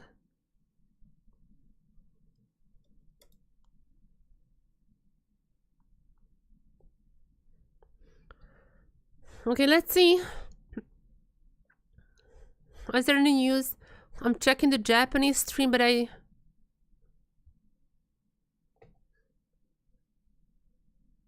yeah. I'm checking the Japanese stream. I'm trying to see if there's any information besides what I'm seeing, but there is none. I don't know the cause of the pose, but CFO is very happy. Laughing.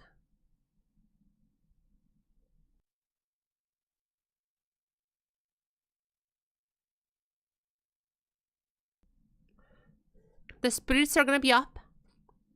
Honestly, whenever there's a pause, I much rather like when teams are just laughing around, when they're, you know, just talking about... I mean, I know there is a rule that you cannot talk about the game, so some teams are really afraid to like, oh, should we talk about, like, if we are just talking about our lives, like, is that the game? So a lot of them would just rather not talk, not to like get into that, like, oh, was it about a game? Was it not about a game? But like, there are some teams who just like keep talking actual random stuff, and I feel like that really keeps the mood up.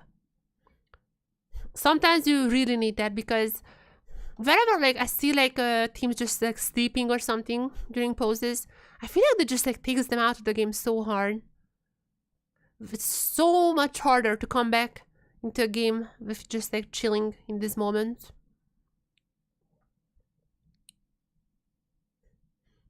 Yeah, because of that I'm not really liking that, but again, like some teams just like afraid because if the refs would say that they're talking about a game, that would be not allowed. Even like it's like very like slippery. Like what is about the game then? Like, if you're just talking about, hey guys, I played the solo queue yesterday, is it about a game?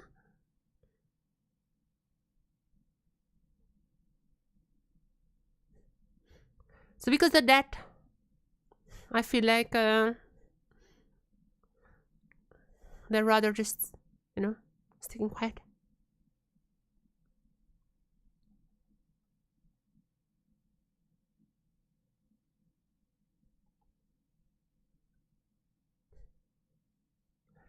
I don't know what happened. Like, honestly, no one really does much here. Like, I don't see like any of them, like the players, or would just be like, you know, checking the keyboard or something, like replacing stuff.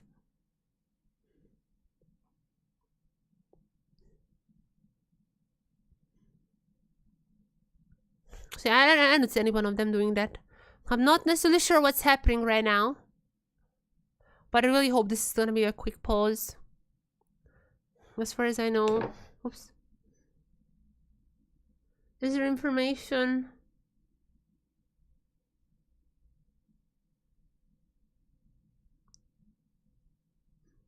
No, there is none. There is no info on this pause. I don't know, both teams are... they're not talking to refs or anything, as audio issues might be. I don't know.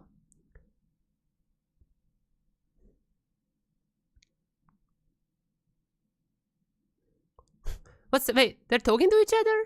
What? And they're all chatting. They were laughing. They are now adjusting the monitors. Hopefully that means they're gonna be in game soon. Karsa with a patented little sniff sniff. Wait, he did that game 1, right? And they lost that. Oh no, might be a bad omen. He did that game 1 and afterwards they lost. Is that a bad omen? Sniff sniff. Oh! What?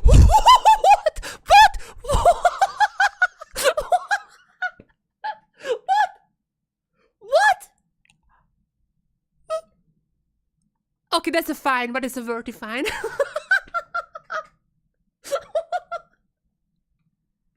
What? That is crazy.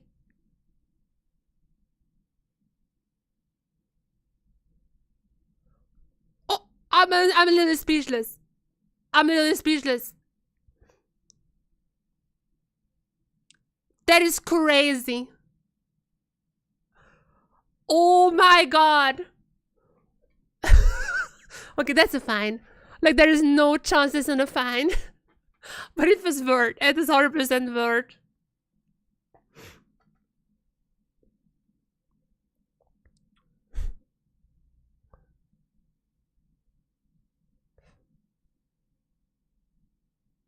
I'm not sure what's happening here. That is crazy, man. What? What?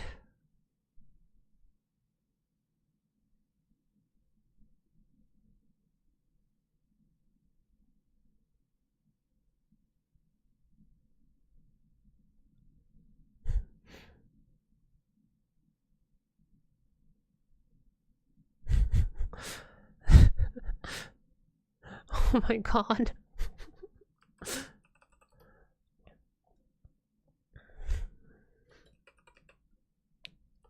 Okay, well.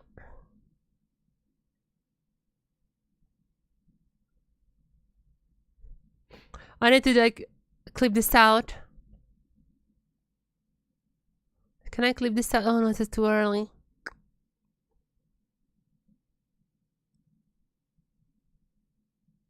Okay, while we're waiting, I'm just gonna clip this out.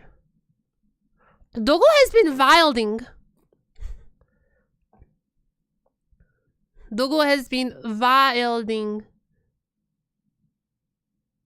That is most likely a fine, but like, again, actually. Let me just clip that part.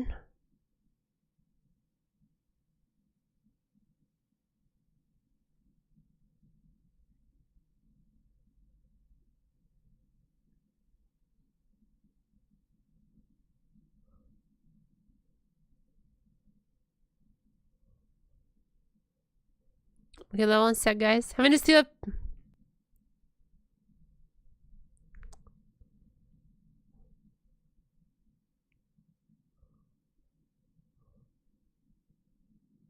Alright.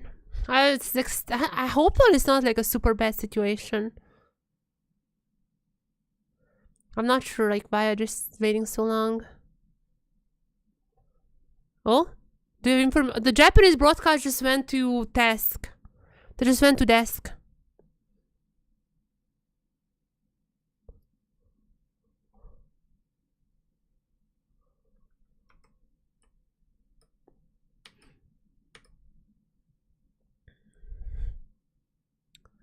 Okay, I'm gonna just clip this out. Okay, there is like a there's like about a 3-minute break. The Japanese broadcast said that in 3 minutes we might be back in game, but there's like a 3-minute delay somehow.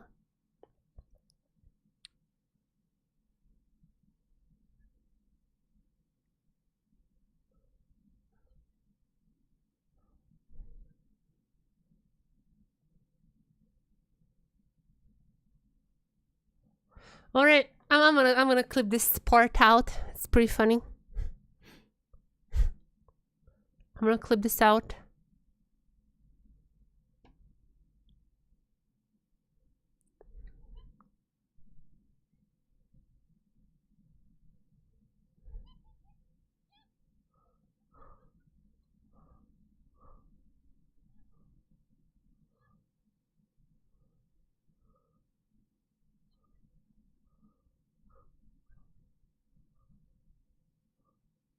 Oh no, oh no. Oh no, you don't like that when the players are leaving the stage. Well, it's only Talon. Maybe Talon just left, like they're like, nah, I don't want to play anymore. Talon just left the stage. I mean, there's still like a 2-minute break according to the Japanese stream. I really don't know what's happening here.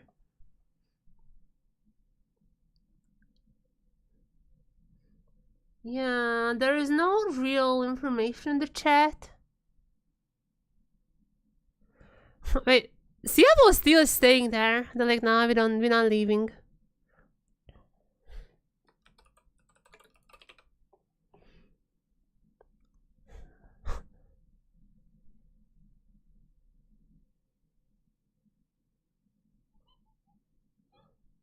Okay, one sec, guys. I'm clipping this.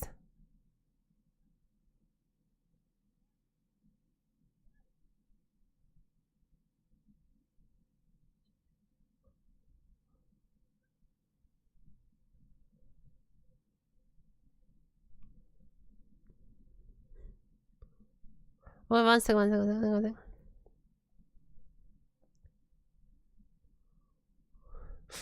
Well, I mean, players are still not there. I don't know what they're...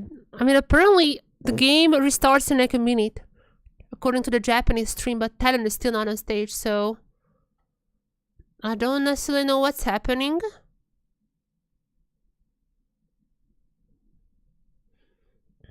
I'm just clipping this out meanwhile.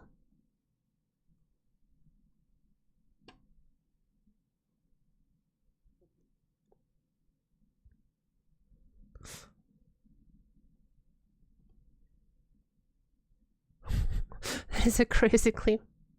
Have anyone else like shared this before? Well, I'm not gonna share this on the official channels. I'm just sharing it on my private ones.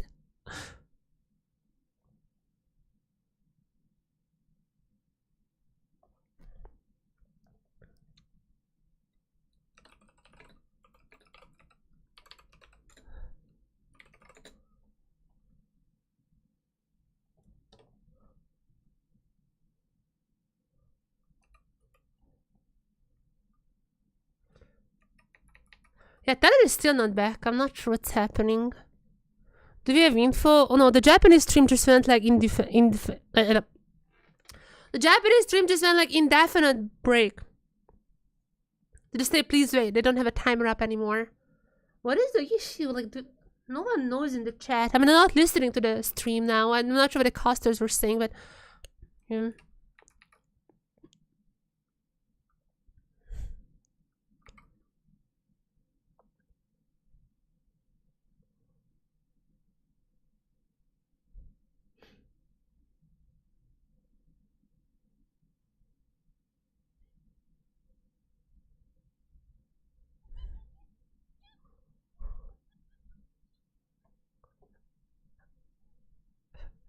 That's a crazy claim, guys.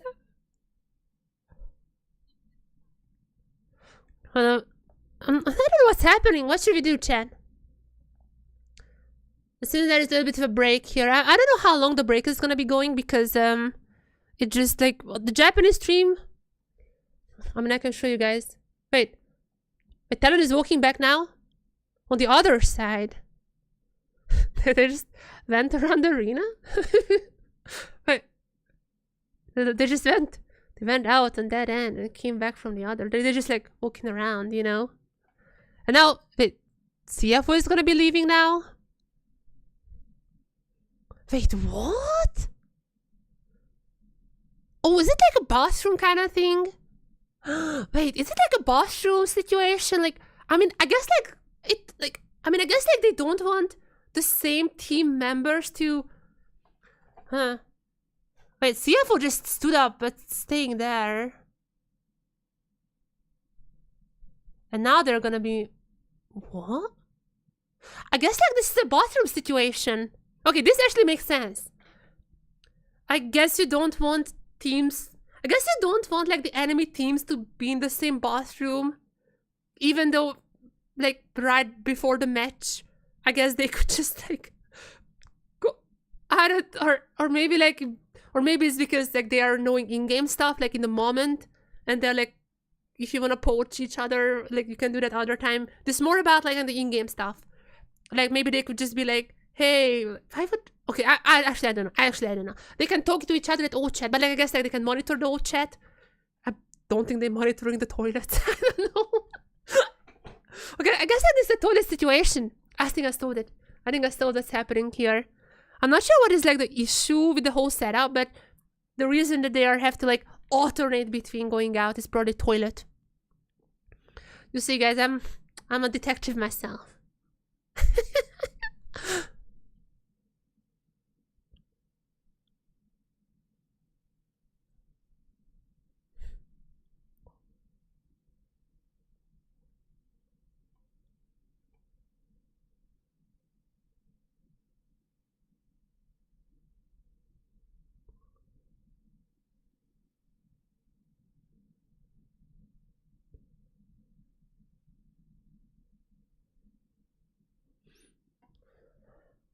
All right.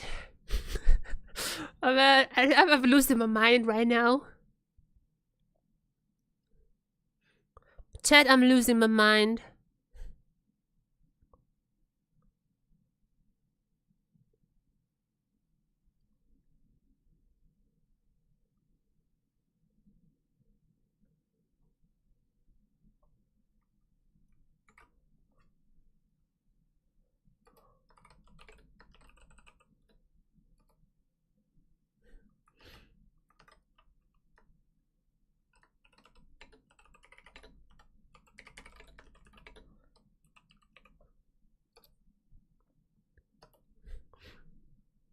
Okay.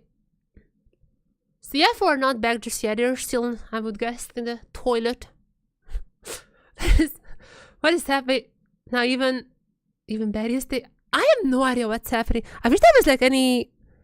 Okay, is there like something on Twitter? What's happening about this? Has there like any information being shared? There's nothing really from.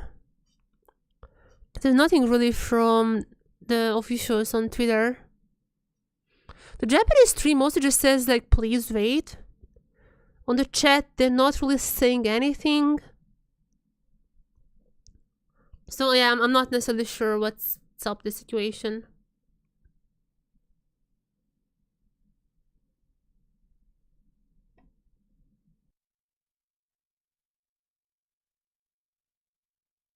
While we are waiting, I can put on some soothing tunes from the royalty-free stuff.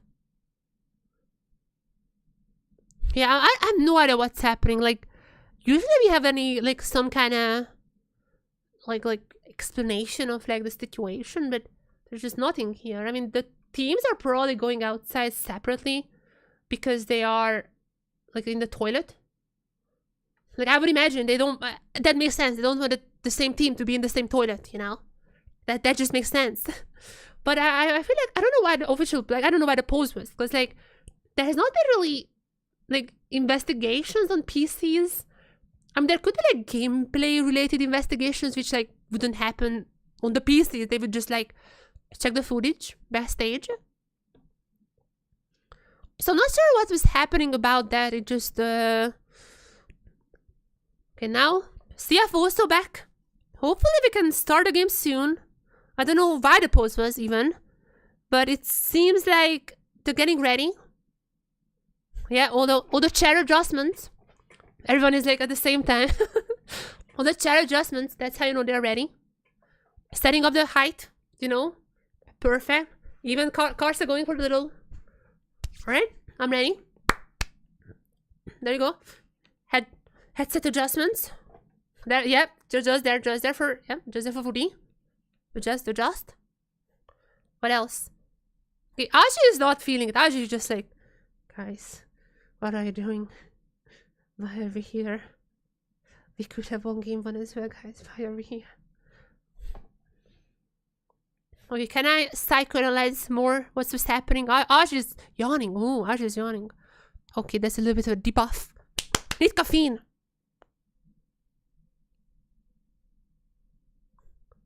Oh, that Dogo just yawning as well. This guy's wild. Dogo is a wild man. Winning the 1v1s and Draven. And then putting up the middle finger. Oh, this guy is crazy. Holy shit. Karsa's laughing. I'm pretty sure that is directed to Karsa as well. I mean, they were looking like they were talking in game. Those two were laughing throughout the whole pose. Obviously, Karsa used to play for CFO, so he's friends with a lot of those members. I think that's still a fine. Like, with all that context, I understand, but it's probably still a fine. That is crazy.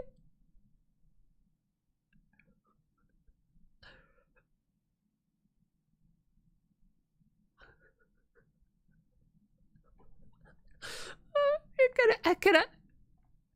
But this is my favorite pose.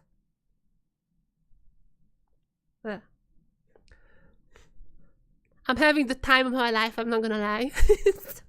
That's by far the best pose. Also, that's probably gonna be the thumbnail for the video. I thought Barry was doing the little heart. You know, today is Valentine's Day. Combat hate with heart. Combat hate with love. But no, he was just picking on the fingernails. Fiddling. But what's Asha doing? Oh, the microphone. He was like pop, pop, pop, pop, pop. Like this. Imagine this is what Talon was hearing meanwhile that. How amazing it is. I'm sorry. I'm sorry. I'm losing my mind. Get us. LCP, get us into the game. I'm losing my mind here. I'm going crazy. This is the wildest pose we had so far.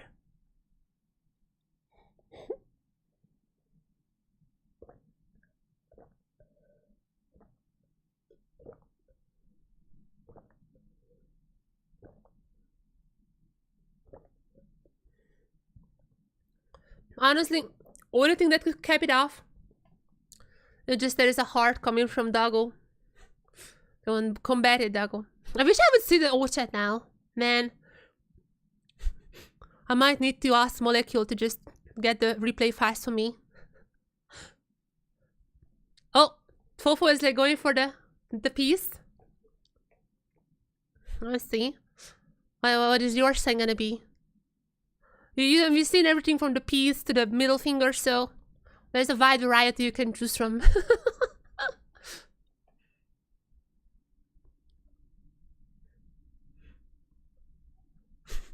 No, I'm not sure what's happening.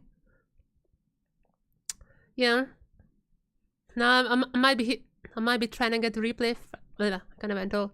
I might be trying to get the replay fast from Molecule after this. I need to see the old chat. What happened in this pose? They're seeming to enjoy themselves.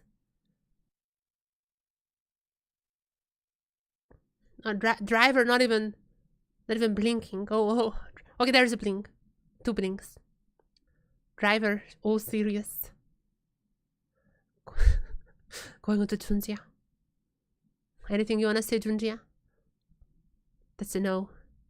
Is the camera gonna be brave enough to shoot Doggo as well? First it's gonna be Honkyu. Honkyu, anything you wanna say? No.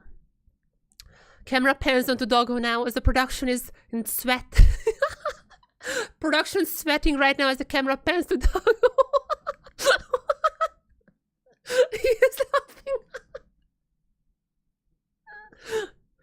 Right. Oh, he knows what he did. Two. I'm not sure what that was supposed to mean. No comments. No comments to your teammates. Kiving goes like, no comments. Those are not my teammates. Kiving doesn't recognize teammates. She's like, no, I don't know them. I don't even know her.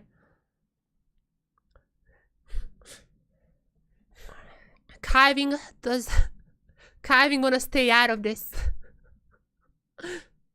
This is crazy. No, this is actually just crazy.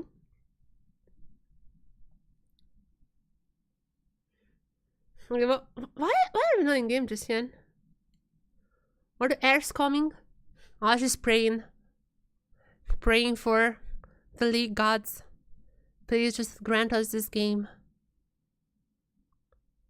And oh, there's a heart! Yes! Valentine's Day! Carsa's just laughing. What are they trying to do, Karsa? He is very sus. Very sus behaviors from you, Karsa. Trying to keep a poker face, I see. Oh. What's up with Fofo? They're just pointing to Fofo. Oh. Cameraman doesn't want to show us Fofo. No. Keep it on Karsa. Karsa's like, no, move on. Cameraman, move on. No. Okay, what's up with Fofo? Karsa really wanted to show this guy. Fofo? There's nothing with him, huh? 2. This is a peace sign. This is classic. The classic hitting us with a classic peace sign. And that's it.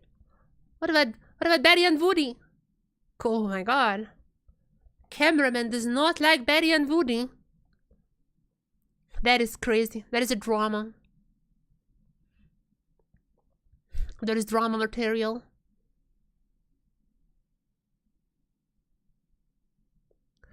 Drama. Wait, why is everyone looking at? Oh, that feels like, you know, like the lamp, the shyness in the lamps. Was it that, like that scene there? Everyone was looking at me. Oh, I felt uncomfortable. Get us into the game. I cannot make jokes anymore. Not like the current ones are funny, but I cannot do this anymore. Get us into a game. Betty is just sleeping on the side. Oh, this pose is my favorite, by the way. No, probably it's not funny for anyone else, but like I'm having the time of my life.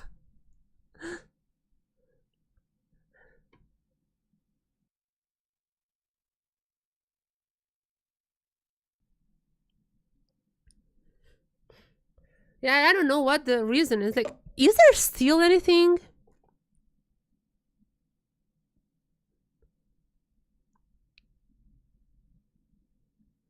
Is there like I mean, I'm trying to like see if there is any like reason given, but I really cannot see any.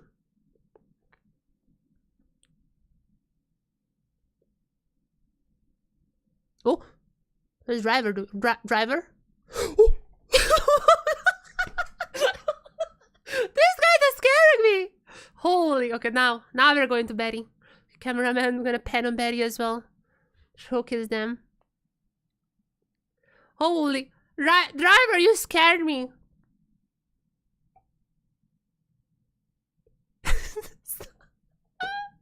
Alright, I can do this as a driver. You think you're so good, driver? You think you're so good? You think only you can do that, driver? Look at me, driver. Look at me. What I had, driver. Look what I had, driver. Huh? I can chill as well. Do you have that, driver? Someone start the game, I'm going crazy!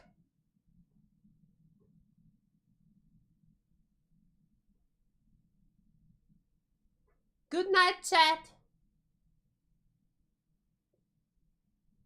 Boom. Boom. Alright. Chat. Oh no, you guys are getting bored? Chat. My attention span is deteriorating.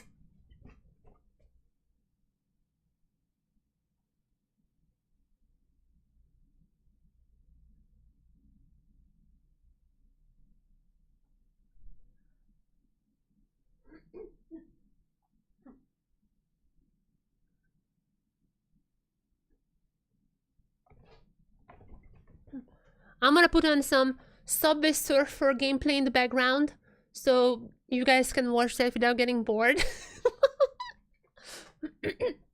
My attention span is being... Here's some Subway Surfer gameplay. You know? And I need to watch this because this pose has done irreversible damage to my brain.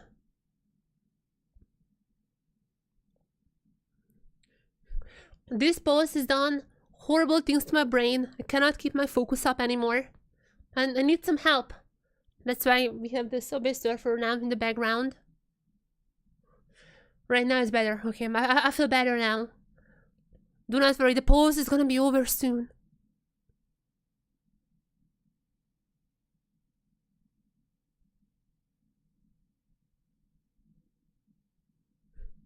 We still don't have information on the pose. Or, oh, are they setting up? Are they setting up? Are we getting ready? Are we getting ready now?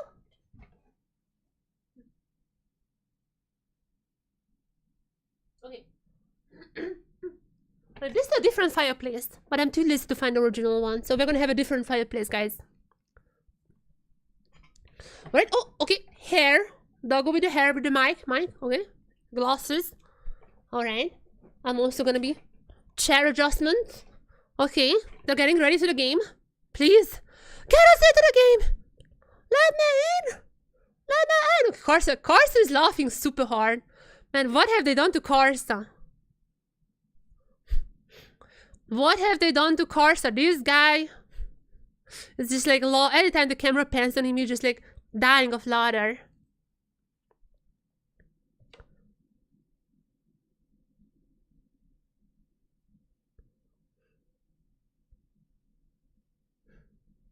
Oh wait, there is apparently some information on the... Okay, I'm reading chat, so I'm not sure how...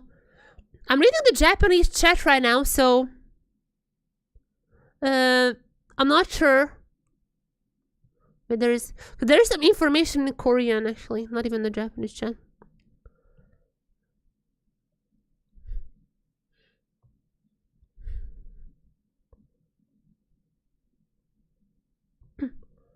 Okay, apparently...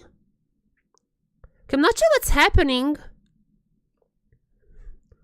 Apparently they are investigating some like tampering with the PCs. I don't. Okay, I just read the chat message, so I might be completely wrong in here. I might be completely wrong. Okay, I'm gonna go FM Korea. I'm trying to find out what was the investigation, but like I don't have sound, and I don't have any information. I'm just like checking. I'm just checking like forums and chat messages and such.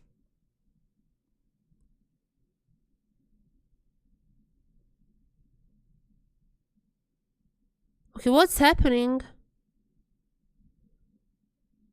Apparently there is a okay. Wait, we have some information on the... But like, there's not official information, I just... Wait. Okay, we're back in game now. I have zero idea what was the issue. I have zero idea. But I guess like we're back in the game. I completely forgot what was the game about. Like, I just completely forgot what was happening. I guess we have a Galdio Kindred comp against the Nocturne, who's also the Gragas pretty good against the Nocturne. So I was saying that CFO comp I think was pretty good. Karsa already had like 5 marks or something. It's not Karsa, but Junjia, you know what I mean. And Junjia had about like 5 marks or something when we left off. So CFO has defeats. Equal gold, more or less. However, the Zayas kind of had. So that's where we are right now. And I kind of prefer CFO's comp. But Talon has just won a team fight as far as I remember when we left it off. So, what's gonna be happening now? That's the question.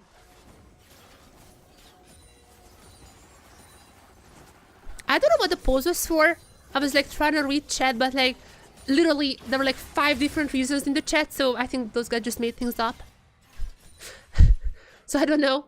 I checked some forums. Even on the forums they had like 2 different reasons in like 2 different posts. So I don't know what is the reason for the post, but it seems like there might have been a chrono break because it just took so long.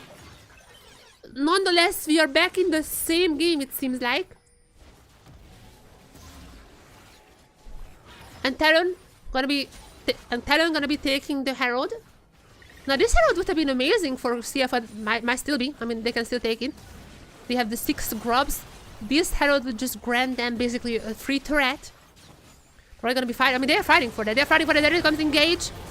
The Corsa ultimate gonna be kind of countering this. Kind of already down. Fofo is gonna be taking this kill, but there's massive damages coming in from the Galio. Galio was gonna be knocking them everyone up. But it's not enough. They just don't have the damage to finish this off. As Talon gonna get 2 kills. Home kills incredibly low. And with this one, they're gonna be getting the Herald in the end. That was pretty good fight for CFO. I just seen it, but Doggo was too far away. It felt like the fight was not starting bad for CFO, but Doggo was way too far away. There was not enough damage. This is not an AP Galio that we have seen in the LGL before. This is just a 10 Galio. This guy is not gonna be doing the Storm Surge damage. At this point, it was fine. I mean, also, by the way, Woody the massive here, not just with the... Also with the first stun, making sure the... Also with the first stun, making sure the Recon cannot re-engage. And then just like, you know, stunning everyone there. Woody has done massive here on the Rel. But still, CFO gonna be picking up the second dragon. There's gonna be a mountain, so... I mean, I'm gonna be honest, for both teams, the mountain would be pretty good. I'm not necessarily sure if we're gonna go into soul territory. Only 80 minutes and CFO only has 2 dragons just now. Maybe if we're seeing the next 2 on timer and gonna go into 30 minutes, maybe. But nonetheless, for now, there are much bigger objectives to worry about, namely, Otacon is about to spawn in 1.5 minutes. And Zaya is getting strong, but even in the last fight, she was not really able to do much. So I'm kind of worried for CFO, like how are they gonna be navigating these fights? Their comp should be pretty good against the Nocturne, but even then they should have the damage dealer. But even then, since the Galio is not gonna be their main damage dealer, Doggo needs to just keep doing the damage. Junjia as well, just needs to deal those auto attacks. And I feel like last fight it didn't really happen. They were just out of the fight very early on. If they can fix that for next fight, they can still win. Like they're not behind really. They got the feats as they got the feats as well, so they're gonna have that little advantage too.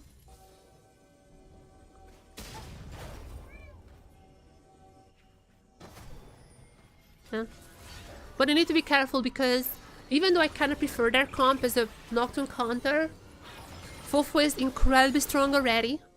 Like, he can just one-shot you. And also... And even though the Kaisa has the lane lead, that doesn't mean that the Corki would be any weak. 2 items now and Corki is just gonna keep scaling. There's the Voracious spawns now on the bot side as well. We're gonna steal.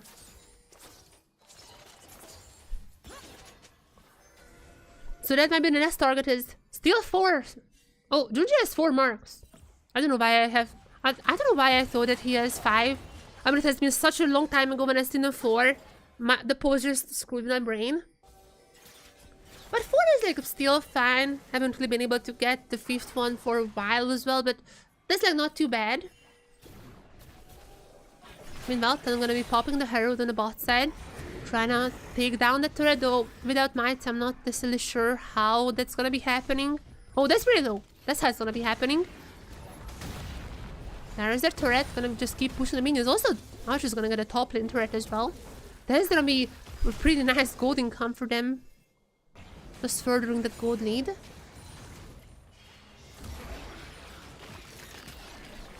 However, the big objective is gonna be the Otacon. That's what they are fighting for. Oh, 1 sec.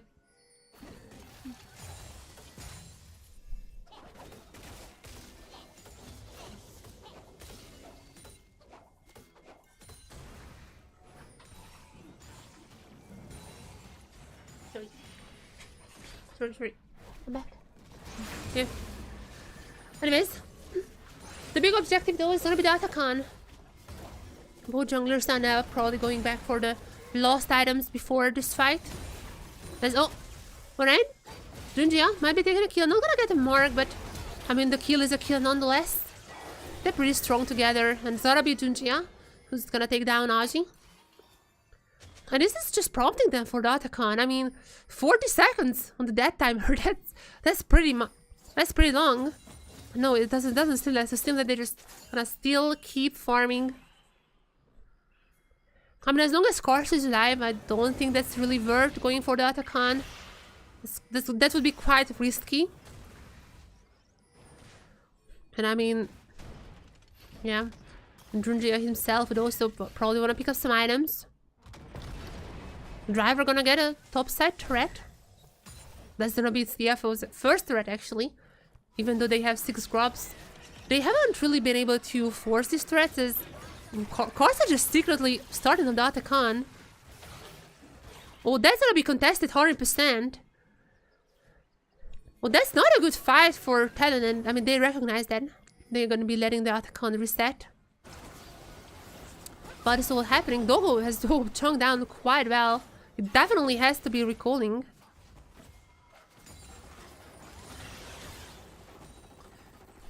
And TLN, it's kind of funny how with the 0 grabs, they're just always focusing on turrets still. All the turrets trying to make sure that this gold lead is gonna be in their favor, even though it's a little bit less now. Obviously, CFO took that Anji and to the top turret too, so it's gonna be basically equal in all terms of stats.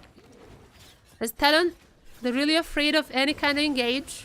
I mean, they know if they scrub this engage, they just mean the Otacon for CFO, and that is basically just a GG. Are they gonna give this dragon to Junjia though? Yeah, I mean, seems like he's gonna be getting it. Oh, immediately gonna be tipping to the top lane. The driver immediately tipping to the top lane. I feel like they just don't really want this Otacon. I mean, Archie was on the turrets. Now both of them are gonna be out of this fight for a while. There comes Galio. Galio's not gonna be knocking up Karsa. Yeah, that was just a lot of stuff used for nothing. I don't understand why driver is tipping top. Probably to stop Aji from taking the turret, but like, I mean, if they start Otacon there, the Narc could have just TP'd anytime. I don't really get it.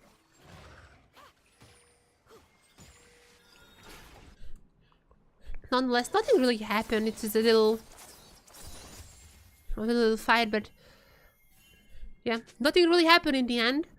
But CFO is gonna be on Mountain Soul Point, and oh boy, you don't want that against the Nocturne. Jesus, I don't have. Oh my god, I'm dying here.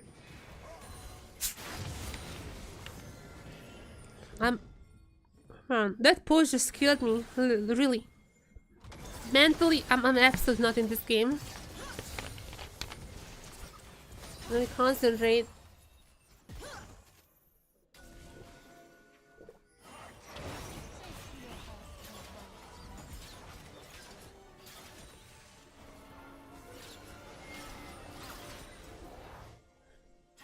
So Otacon is gonna be left up there for quite a while.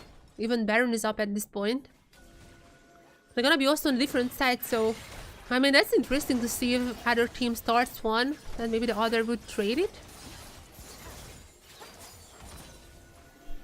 But for now, we're still seeing the teams just trying to farm, trying to get stronger.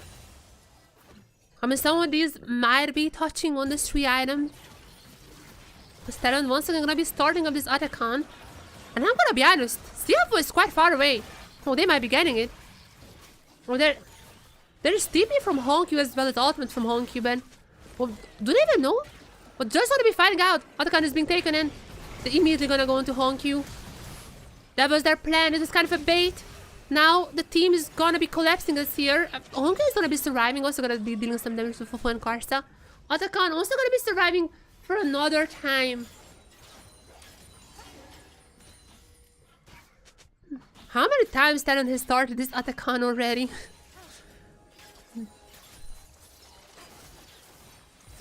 Honestly, it's a good idea. I guess like it's a good idea to just keep pressure away from other sides. But like Honky alone was enough to really stop it, so I don't think that was necessarily successful.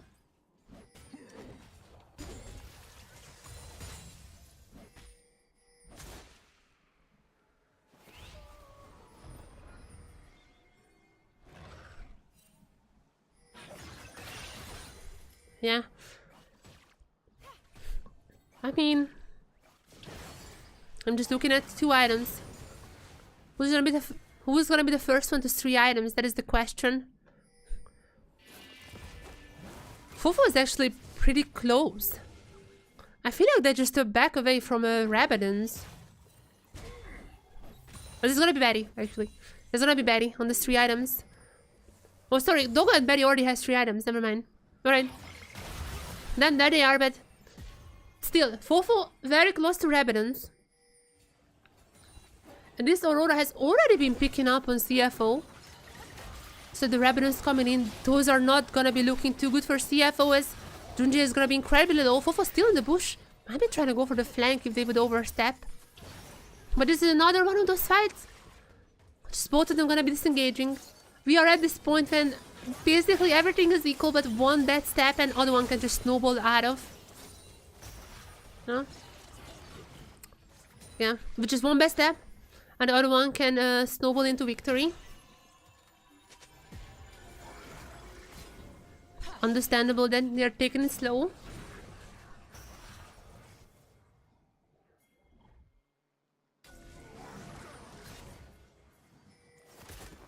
However, I mean, eventually they need to fight. Ultimates are up on all the sides. Same goes for summoners for most of the time. I think Honkyu's flash is the only one that's not available, but everything else available. Also, driver's TP, he just used it, but like, yeah. All the flashes are up besides Honkyu's. There it is. Ooh, massive engage from driver, but ultimate is not gonna be that useful. There's now engage coming in from Karsa. It's though gonna be found out actually by Honky, but nice cage coming in from Fofo. Can it be enough to deal the damage? All the members are low, not one so far. But it feels like Betty might just be carrying this. Such a nice ultimate from Junji, but it's gonna be helpful. Junji somehow still alive, but Betty goes in. But it gets one already. It's Fofo still chasing down Junjia. Not gonna be getting at him. If that was not for Junjia, it could have been way more devastating, but it might just be enough for Talon to still win the game. There's just gonna be an Atakan call. Dragon and Atakan. Pause. Oh, maybe not Atakan. Yeah, I don't think Atakan is ever gonna be taken. That Atakan has been there for so long. Oh wait, this ought to be the Atakan for Baron. Wait, they're not just... Wait, oh, they're not taking... Okay, I guess this is the base, so they're not taking Atakan. That's the only thing I can think of. Nonetheless. Talon, massive victory in this fight. Driver's ultimate is a bit too short. If it was just a tiny bit more towards Karsa, probably the other ones could have picked up on him, but it didn't happen. Nice ultimate also with Rudy. Even if he went down, I feel like that contributed for Betty to just make sure to deal this damage. It was incredibly low, and at this point, only question was how many kills can Buddha still get? That was only one, so it's as good basically as the fight could have went for CFO afterwards, but it's still really good for Talon.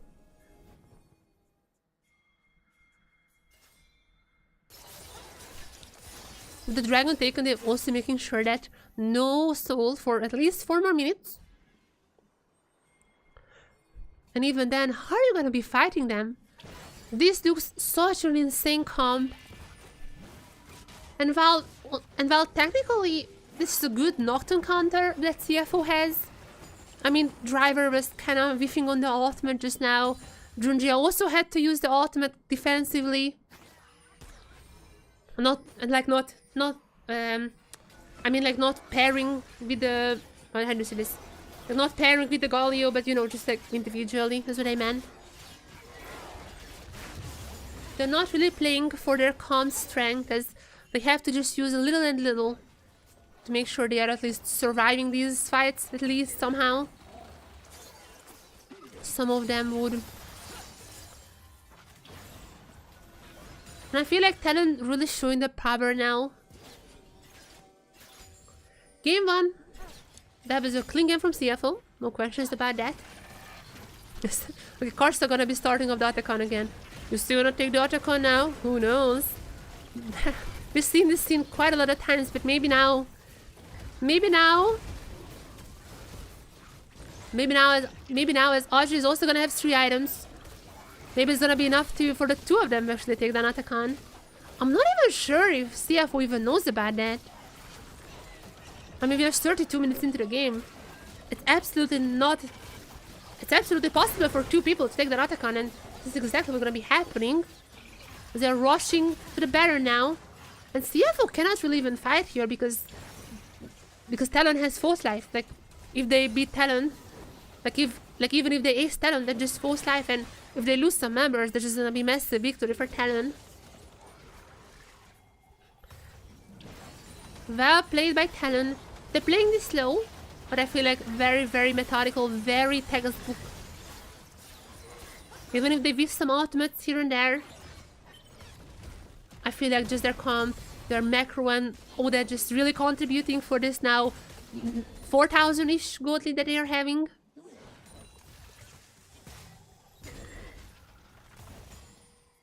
And even if the early game was not in their favor in this game, ever since then they just took everything possible. Even with 0 grabs compared to the 6. They're gonna have now 4 turrets.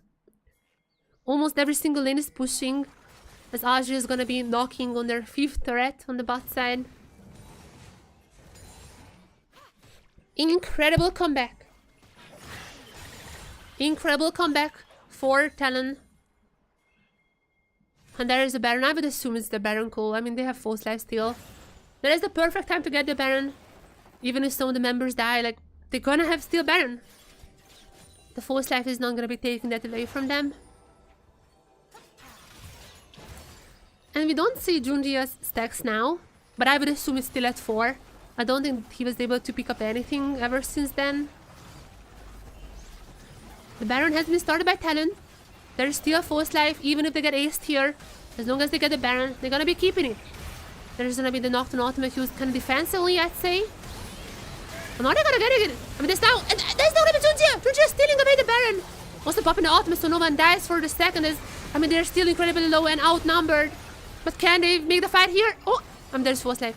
Massive ultimate from Driver, but there is the false life. At least it's only gonna be Kiving who dies here. They're gonna get Baron on 4 members. That's still pretty massive, but... Yeah, still false life. I mean, what can CFO do with this Baron? They can definitely push some turrets. Still, they have 6 grubs. Even if they haven't had their best performance this early game, they're still gonna have the 6 grubs for the entirety of this game. They have the Baron buff for 2 more minutes. They need to get as much as possible. And maybe even the Soul. I mean, Corsa is gonna have some words about that. What if it's already gonna be backup for the... Nocturne? That's insane. As okay, he's gonna be stealing. Okay, that's, you know, steal for steal. Just gentleman's agreement. Because now Talon is gonna be killing Doggo, one of the strongest members. However, other members of CFO just gonna be engaging. CFO finds a good fight here. One of the ADCs might be down, but they're forgetting that Junji is also an ADC. Gonna be dealing those auto attacks, and Junji is gonna get maybe a second one.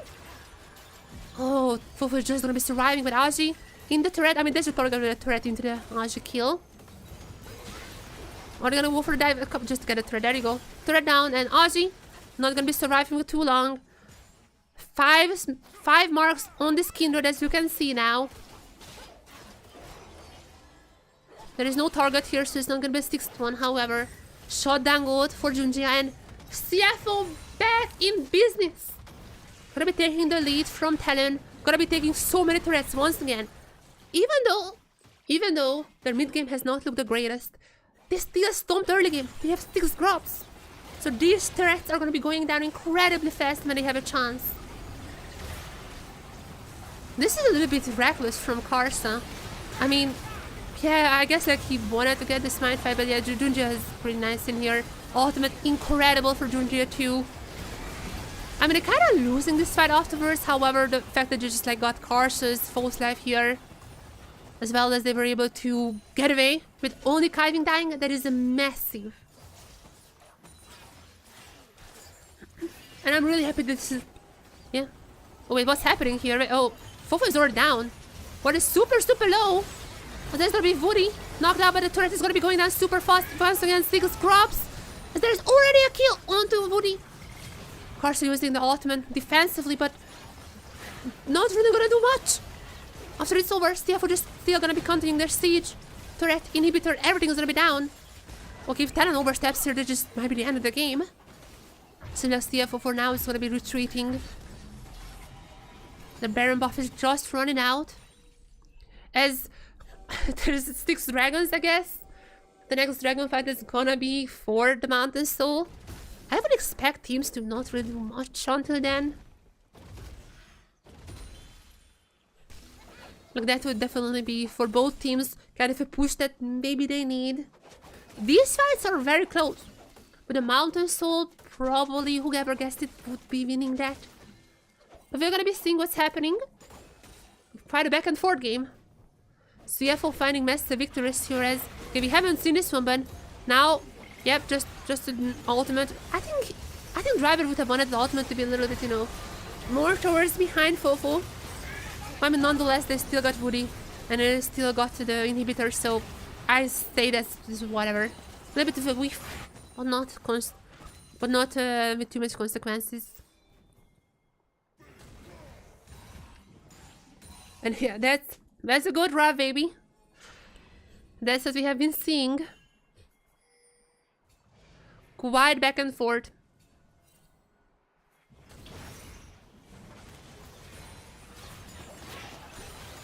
This is absolutely not over just yet.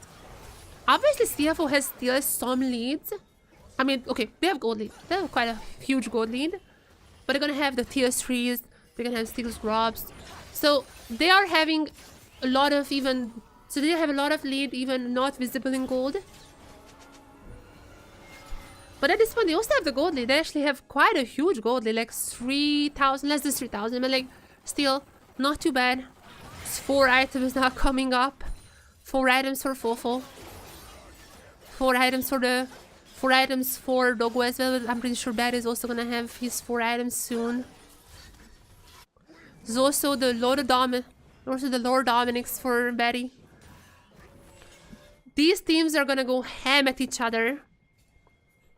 I feel like in terms of power level, they are about the same. It's really gonna be only on execution when it comes to the next fight, which probably happening in 40 seconds. Unless one team decides to just give up the Mountain Soul for the Baron, but I don't think that's gonna be happening. I feel like both teams would really want this Mountain Soul here. Depending on how many members they lose, they might just go for the end or the Baron. So we're gonna be dancing around here a little as I am surprised to see that TLN is rather hovering the Baron area. Might they just looking for some perfect flanks here, or might we trying to sandwich CFO down? It definitely seems like they're leaving some space for CFO, but I feel like if they start a dragon, it's gonna be down super fast. I mean, also there's scarce ultimate, so yeah, they can just get there very fast. They have engaged tools. As oh, ultimate from us is pretty good. Immediately knocking up. There's the Galio ultimate. Not gonna be doing too much, but Driver is already down, and it feels like TLN might just found their victory. Even if CFO gets the dragon, that shield might not be enough to win the team fight right after his Dogo. There's only one member who can steal this fight. Dogo and Georgia. That's the way this is. Can they change this fight? I don't think so. Okay, this is... So they're gonna get the Mountain Soul. But Karsa died in this Honky and Kiving. And now TLN might just do the Baron? Okay, this is a crazy game. I have no idea who's winning anymore. I have zero idea what's going on. TLN immediately starting the Baron, and Junjia might not be here in time. The damage is insane. The Corki and the Aurora still alive. Oh, they just got the Baron, right? Wait. Oh no, Junjia is gonna be here in time. Junjia is here in time. Ultimate is not available for him though. Has to be careful. But for just barely but not taken down. However, Dogo's also your Betty is down. Junjia could not finish up the job, but Dogo might be able to. Double kill for Dogo. Gonna be also getting a scuttle here. He's now stopping the Baron, and now I think CF is gonna be the one starting it exactly. incredibly back and forth game we are having in Games 3. And once again, not mathematically, but most likely, whoever wins this game is gonna lock in first place. Not first place, sorry. Alright. Yeah. I'm not sure about mathematically, but most likely whoever wins here is gonna be locking in at least a bye spot. They're gonna have a bye in the playoffs, meaning they don't have to play in round 1. And there might be first place lock-in as well, but that's like a little more complex. So all I can promise is whoever wins here is likely gonna be skipping playoffs round 1. And that is massive. One less BO3 that you have to play. And CFO does not wanna give it up. They wanna deal Talon's first series loss.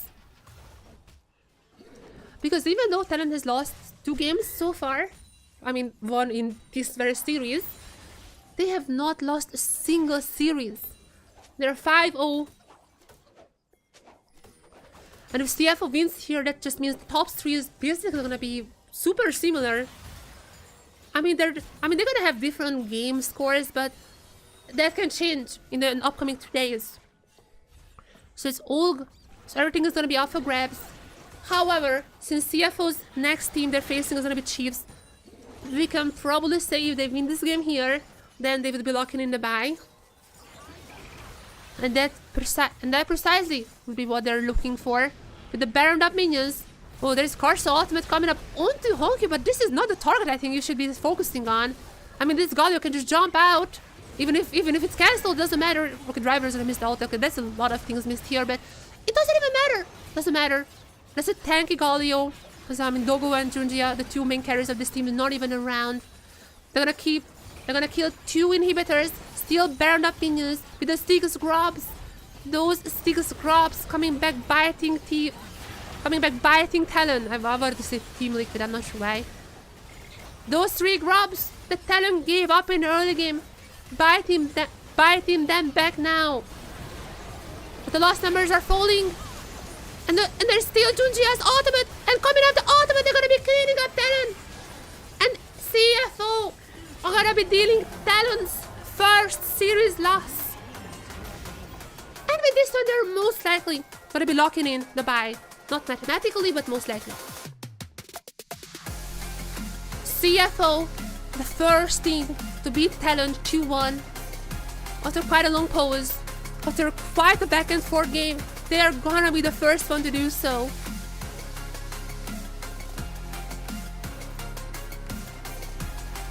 GG's across the board. This team was sick last week, and I mean, it seems like they're still kind of sick right now. Definitely against TS3, you could see the reaction times not being there. But I came in today absolutely swinging. They won game 1 extremely competitive, not competitively. They won game 1 extremely clean. Game 2 was... Right, let's forget about game 2. Game 3, back and forth. Driver coming into the team. And okay, the Gragas had some whips. Let's just... The Gragas had some whips, but nonetheless, they're gonna taking down Talon. CFO has done it. The first team to do so.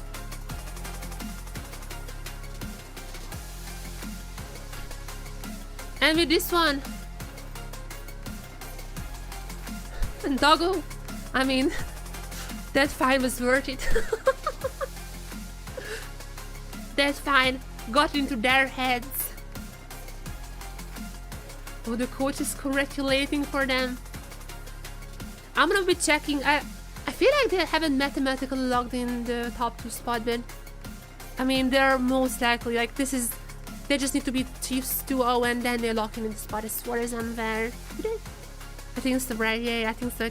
Because one of the Talon or Vikings gonna go to 5-4.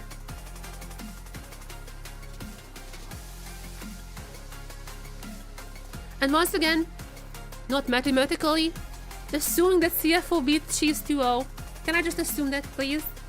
But assuming that happens, they have now logged in the top 2 spot, and with that one, They're also gonna be skipping round 1 in the playoffs. Immediately by to round 2. And they're still kind of contesting the first spot. That's gonna depend on game score, so a lot of things can still happen. I mean, Talon's still gonna be playing Vikings just 2 days ago. Talon's still gonna be playing Vikings in just 2 days. So that can change a lot of things still. So whatever the result of that game is gonna be, that can change still so many things. However, as to today, CFO has done it. Has been a fire day, as you can see. Yeah. 3. Yeah, as of today, CFO has done it. Has been a fire day, as you can see. It's already dark in here. It's also raining. But this is still a fire day with a fire banger game 3. Very close. But CFO has shown that they can do that, and the race to the top could not be closer. Talon, CFO, and also Vikings. Vikings have shown incredible performance throughout their 4 weeks. The biggest target on Talon is still ahead of them. But I can say that they're also in the top 3, contending the top spot. So we'll see what happens tomorrow. It's gonna be a little more different type of matches that we're gonna be watching. We're gonna be watching SAG versus DFM, fighting for the last playoff spot. But in 2 days, we're gonna be watching Talon versus Vikings. That match is gonna be heavily depending, like who gets first, who gets second. But for now, let's celebrate CFO. They have been incredible. They have done it. They have done it. Finally, a team take down Talon. I've been waiting for that. And they've done it. GG's, everyone. GG's. GG's. Thank you for watching the stream, everyone. I'm gonna go offline now. I'm gonna make a highlight of this match. I think it's definitely worth a highlight. I'll see you guys tomorrow for DFM versus SAG. Bye bye, everyone. Bye bye, bye bye, bye bye, bye bye.